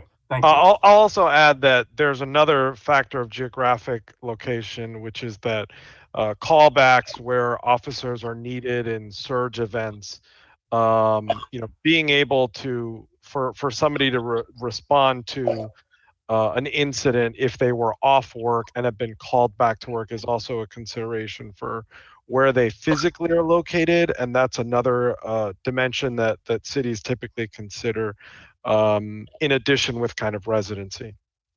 Thank you. Thank you, Councilman Jones. And I'm going to let you be the last comment, Councilman Carlisle, as we've got to get off in time for executive committee. I really appreciate this presentation. I think it's very informative. Thanks. Thank you, Chairman. And I'll ask two very quick questions to either of you at Deloitte. So to Councilman Jones's point, now is an incredibly difficult time to recruit police officers across the United States based on the shifting dialogue and the desire to be a police officer. Is that what you're saying? Yes, sir. And while, so therefore it is the competitiveness of hiring and recruiting police officers is at an all-time high. Yes? I don't know if I could back the data to say qualified to an all-time, but I will tell you it's an extremely challenging time. And so would it be fair to say that Memphis needs to be more competitive, or needs to be as competitive as it can be? And what I think I just heard you say is that relieving ourselves of residency requirements would make us more competitive to recruit and retain officers. Yes, anytime you can expand the area that you're recruiting to get those qualified people, it's about increasing that talent pool. And if you restrict the area, you're restricting the talent pool. Thank you. I wish somebody had said that 6 months ago, but I feel like we did. That's all right. Thank you, Chair. I appreciate that. Thank you very much. We're going to go ahead and call calling into this committee meeting and get ready for executive committee. Appreciate everybody being here, and thanks for your comments. Thank you, sir. We'll be departing the meeting. We have another committee meeting before executive. We have not heard the planning and zoning committee. Oh my gosh, sorry. Okay. Wait, planning and zoning coming up.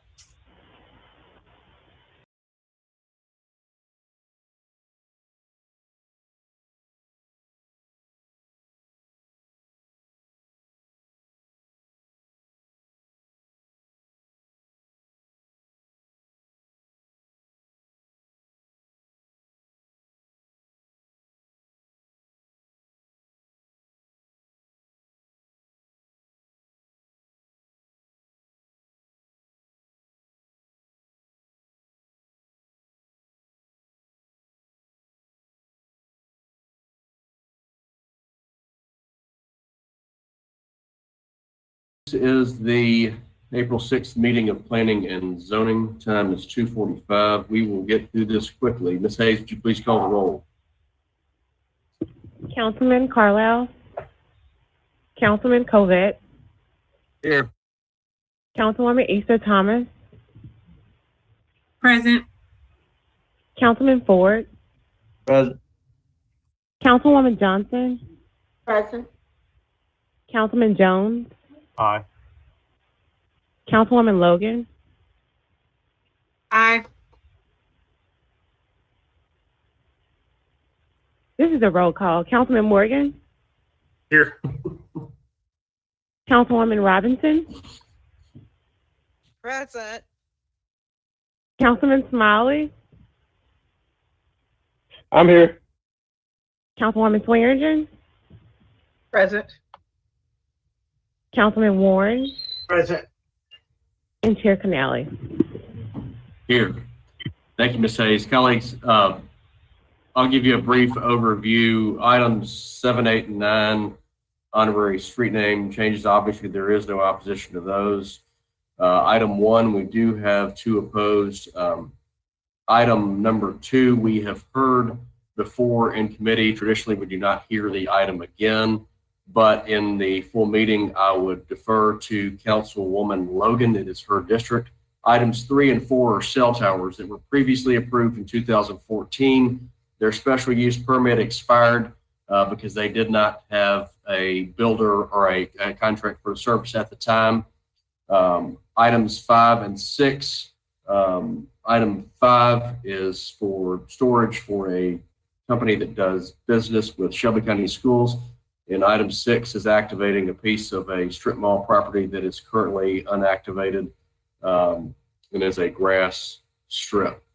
What I would like to do, since we do not allow opposition to speak in committee, is to move items 1, 2, 3, 4, 5, 6, 7, 8, and 9 downstairs without presentation and without recommendation. Administrator Whitehead will be on hand to give a presentation on each item. The applicant and the opposition will be on hand for item 1. But like I said, item 2, 3, 4, 5, and 6 have no opposition. They will go quickly, Mr. Chairman. I promise not to take up too much of your time during the regular meeting. So if we could do this without objection, we'll move all items 1 through 9 downstairs without presentation, without recommendation. No one opposed? Great. Any other business for planning and zoning? Chairman, Comments, questions? Yes, ma'am. we'll be able to have comment downstairs, right? Absolutely. On item, I know you'll want to speak on item 2. We will definitely have time for you to speak on item 2. Thank you. Any other business comments? Okay, we're adjourned. Thank you, colleagues.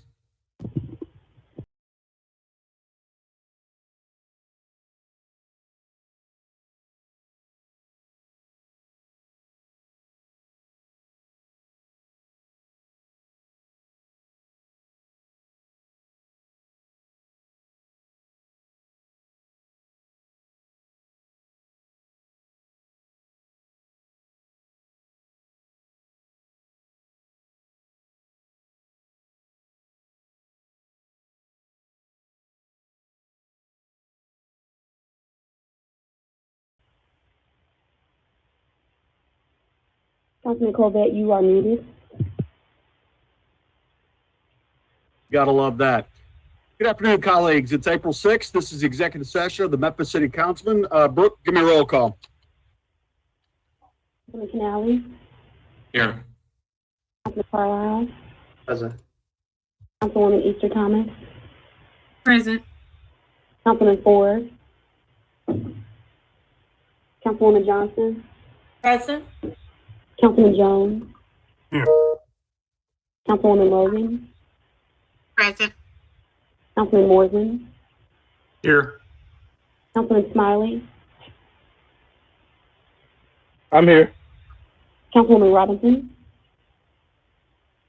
Present. Vice Chairwoman Swearingen, Present. Councilman Warren, Here. and Chairman Corbett. I'm here. We have Present. Ford present. right. Councilman Ford is with us. Chair observes a quorum. Rolling forward, let's do the item on the resolution approving the creation of the Academy of Civic Engagements, all council districts, sponsored by Councilman Smiley. Councilman, I'm told that we're going to introduce this, but not have any discussion, and then we'll hear it in committee and vote on it next council meeting. Is that correct? Absolutely. So we won't be so far behind. All right. You're recognized, sir.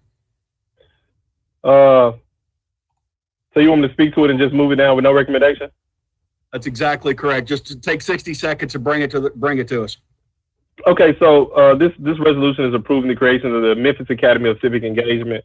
Essentially, what we are attempting to do is create a entity or a program that would allow citizens to learn about the city government, the operation, whether it's from the budget to the public works department, and just so they have a better understanding. What we're asking for is the citizens are asking for transparency, citizens are asking for more understanding, and I think this academy will give them just that. It'll be a 7-week program, and with that, I would like to see if we can move it to next week and to hear it with no recommendation.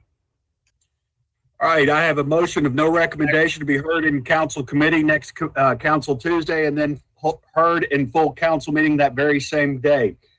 I have a motion. Do I have a second? Second, Fuller. All right, it's been moved by Councilman Smiley, seconded by Councilman Ford. Seeing no members of the queue for discussion, assume you're ready to vote to send this with no recommendation. May I get a roll call vote, please? Councilman Canale, Yes. Councilman Carlisle, Abstain. Councilwoman Easter Thomas, Yes. Councilman Ford, Yes. Councilwoman Johnson, Yes. Councilman Jones, Aye. Councilwoman Logan, Aye. Councilman Morgan, Abstain. Councilwoman Robinson, Aye. Councilman Smiley, Yes, ma'am. Vice Chairwoman Swearingen, Aye. Councilman Warren, Aye. and Chairman Colvett. Aye. That item proceeds with no recommendations to next council Tuesday committee meeting and full council. Before we get to vaccine distribution, I'm told we might have some holds in our full council meeting, but I do not know of any at this point. Item 35 has been withdrawn. Brings us to our add-ons, item 37 through 41. 37 is appointment of interim judge, Division 1 Municipal Court, Carolyn S. Watkins, all council districts, sponsored by the administration. Request for same night minutes. Item 38, resolution awarding contract number 12218 for Power Supply Consultants, GDS Associates, Inc., and the funded not to exceed amount of $520,000 with additional conditions approved by MLGW Board of Commissioners on March 31, 2021. All council districts, sponsored by the administration. The request is for same night minutes. Item 39, resolution to receive and appropriate a CARES Act funding allocation for the U.S. Department of Housing and Urban Development in the amount of $11,293,638 the fiscal 2021 Housing Community Development's federal budget, all council districts, sponsored by the administration.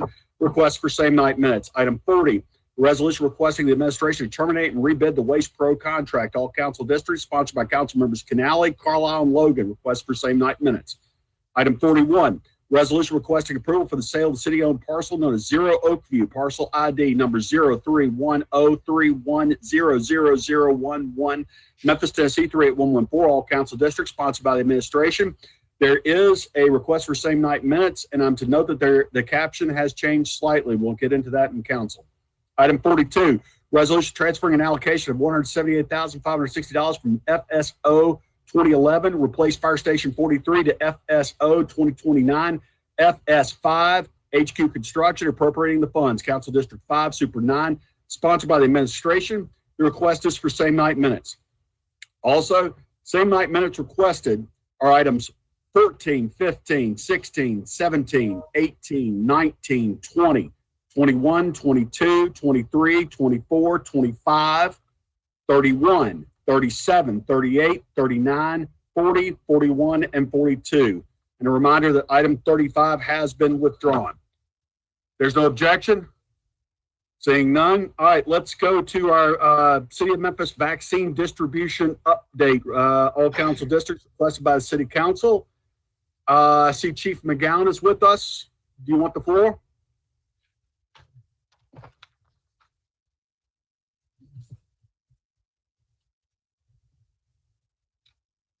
Thank you, Mr. Chairman. Doug McGowan, Chief Operating Officer, 347 Stonewall. So as of today, we have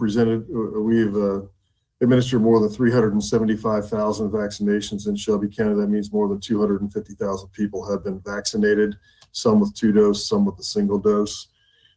We are doing that across 5 fixed pod sites.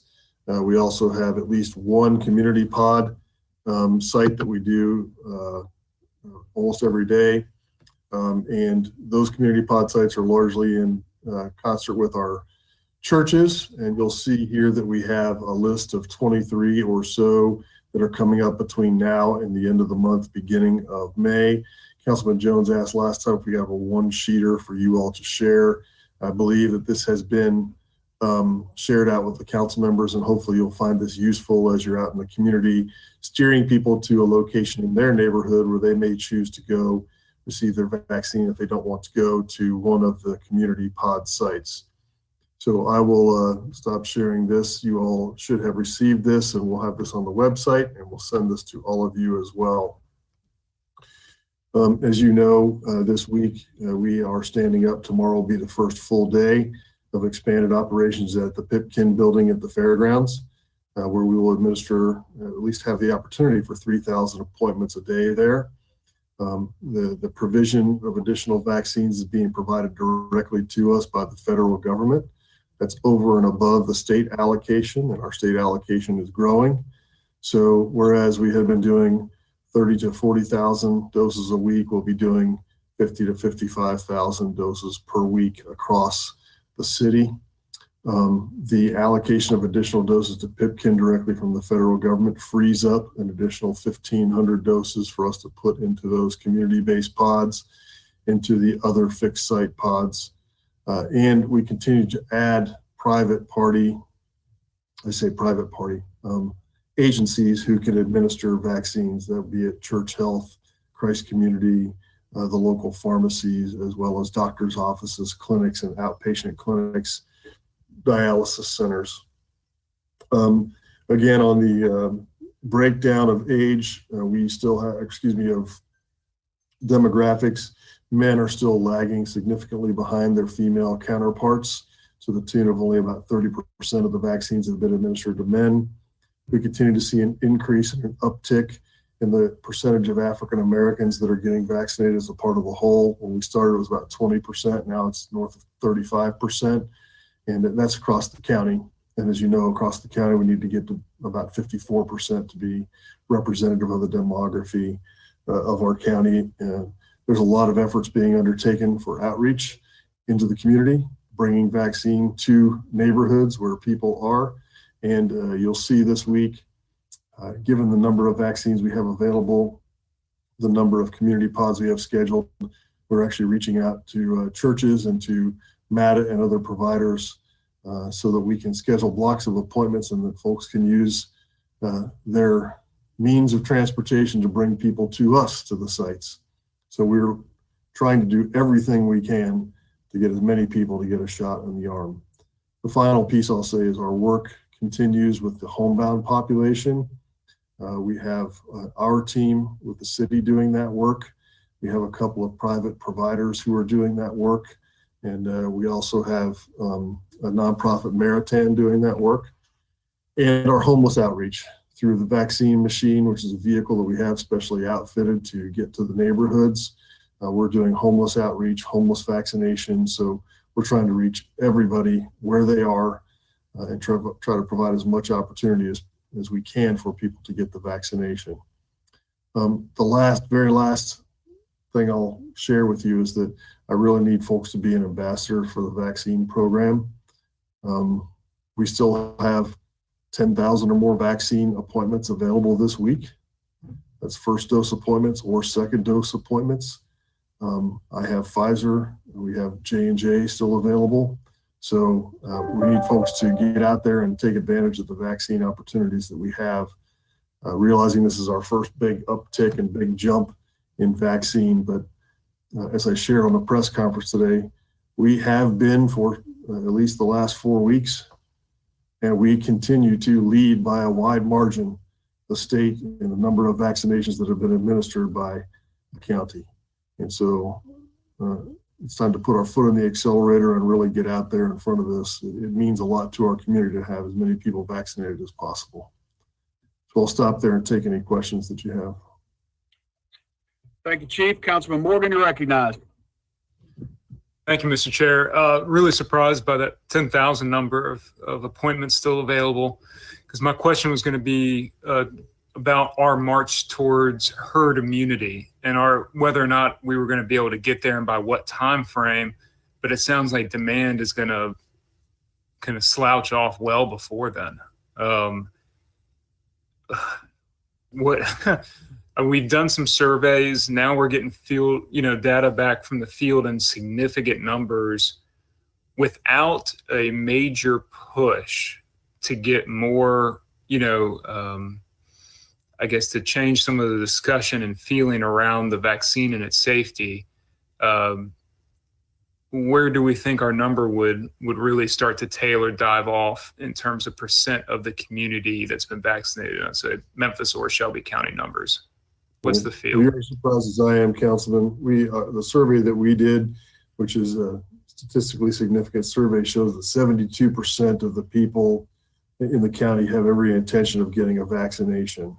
There are only there's under 20% that have said no way, no how am I getting a vaccination. So there's another 10% or so who would be on the fence. So to see this taper off, I'm not going to jump to any conclusions right now. Remember, we just added 21,000 new appointment slots this week. So filling up the rest of those could be a challenge for us here, given the pace at which we're going. But coming off a holiday weekend, a long weekend, we're already made some pivots here to try to increase uptake. So the intention at the Pipkin building, for instance, was to do all first dose appointments the first 3 weeks and all second dose appointments the next 3 weeks. As soon as we saw that people were not taking up the first dose, we just shifted the whole thing and said, you can get a first or second dose at the Pipkin building, it doesn't matter. So, and that's all the way down to age 16. I see Attorney Wade asking about ages 13 to 15. We're not authorized to vaccinate them yet. As soon as we can, we will. Reaching out to the schools. There are many schools around. We're encouraging the schools to get their juniors and seniors, to get their guardian, their parent, to bring them to get vaccinated. We think there's lots of opportunities for colleges and universities and school kids to lead and show the way on this thing by going to get their vaccine. So we are pulling out all the stops with reaching out to every demographic that we can think of to try to get folks to either let us come to you, you come to us. Let's get some vaccines in arms. No, thank you very much for the recent move to 12 hours a day, 7 days a week. That was needed. There are a lot of industries that can manage that, and this is important, and I'm glad we're able to get there too. All right. Thank you very much, Mr. Chair. Thank you, Councilman Morgan. Councilman Warren?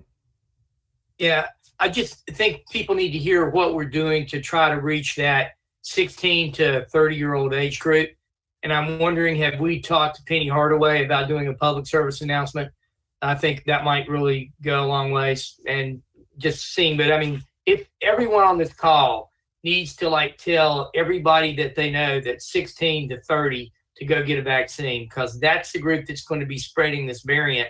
And if we can get them vaccinated, it would be really important. Thank you, Councilman. That's exactly right. We will reach out to anyone who's willing, and I think I'll share with our communications officer that we need influencers where we can find them. I've been unsuccessful in creating my own TikTok video. Not that anyone will watch me, but maybe we need some young folks to get out there and do it. We challenge each other to do this. I know I've got my children who are in their 20s both over there and all their friends, and I challenge them all to bring a friend to get it done. So we just need your help. We need to put our foot on the gas on this thing, and I need to fill that lineup. It's inspiring. We have, as I said today at the press briefing, FEMA and the federal government was reaching out to states to say, we want to reach vulnerable populations. Where do you think that we could go to help, have the biggest impact? The state reached out to us and we said, there is no way we're going to turn down an additional 21,000 vaccinations and the bodies that come with them to help administer those vaccines. So we will gladly help you expand your distribution. They didn't come because we needed help. They didn't come because we were not doing a great job. As I said, we were already leading the state in vaccination numbers when we did that. So, this is an opportunity that we need to take advantage of because not many other people are getting this opportunity. No one else in the whole state of Tennessee, many other people across the country are not getting this opportunity. We are in Memphis, Tennessee, and I know we can do this. We've got the grit, we've got the determination, so we just need to get the word out and get folks, get some shots in arms. All right. Thank you, Chief. When you become an internet sensation, I just hope you'll remember us. Just remember all of us as we go forward. Highly unlikely, Chairman, but I'll be an internet sensation, but I'll try anything. Yeah. That's great. All right, thank you, Councilman Warren. Councilman Canal, you're recognized. Thank you, Chairman. This is not about the vaccines. This is about item 3. The applicant reached out to Councilwoman Logan and asked for a 30-day hold, so we will hold item 3 for 30 days on the main agenda. Okay, item 3 on the main agenda. You got it. All right, Councilman Canal, do you have anything further to share? That's it. Thank you, sir. All right, very good. I see no other members in the queue for Chief. Are there any further questions or comments before the Executive Committee? Seeing none and no members wishing to be recognized, we stand in adjournment. I will see y'all in 22 minutes. We're adjourned.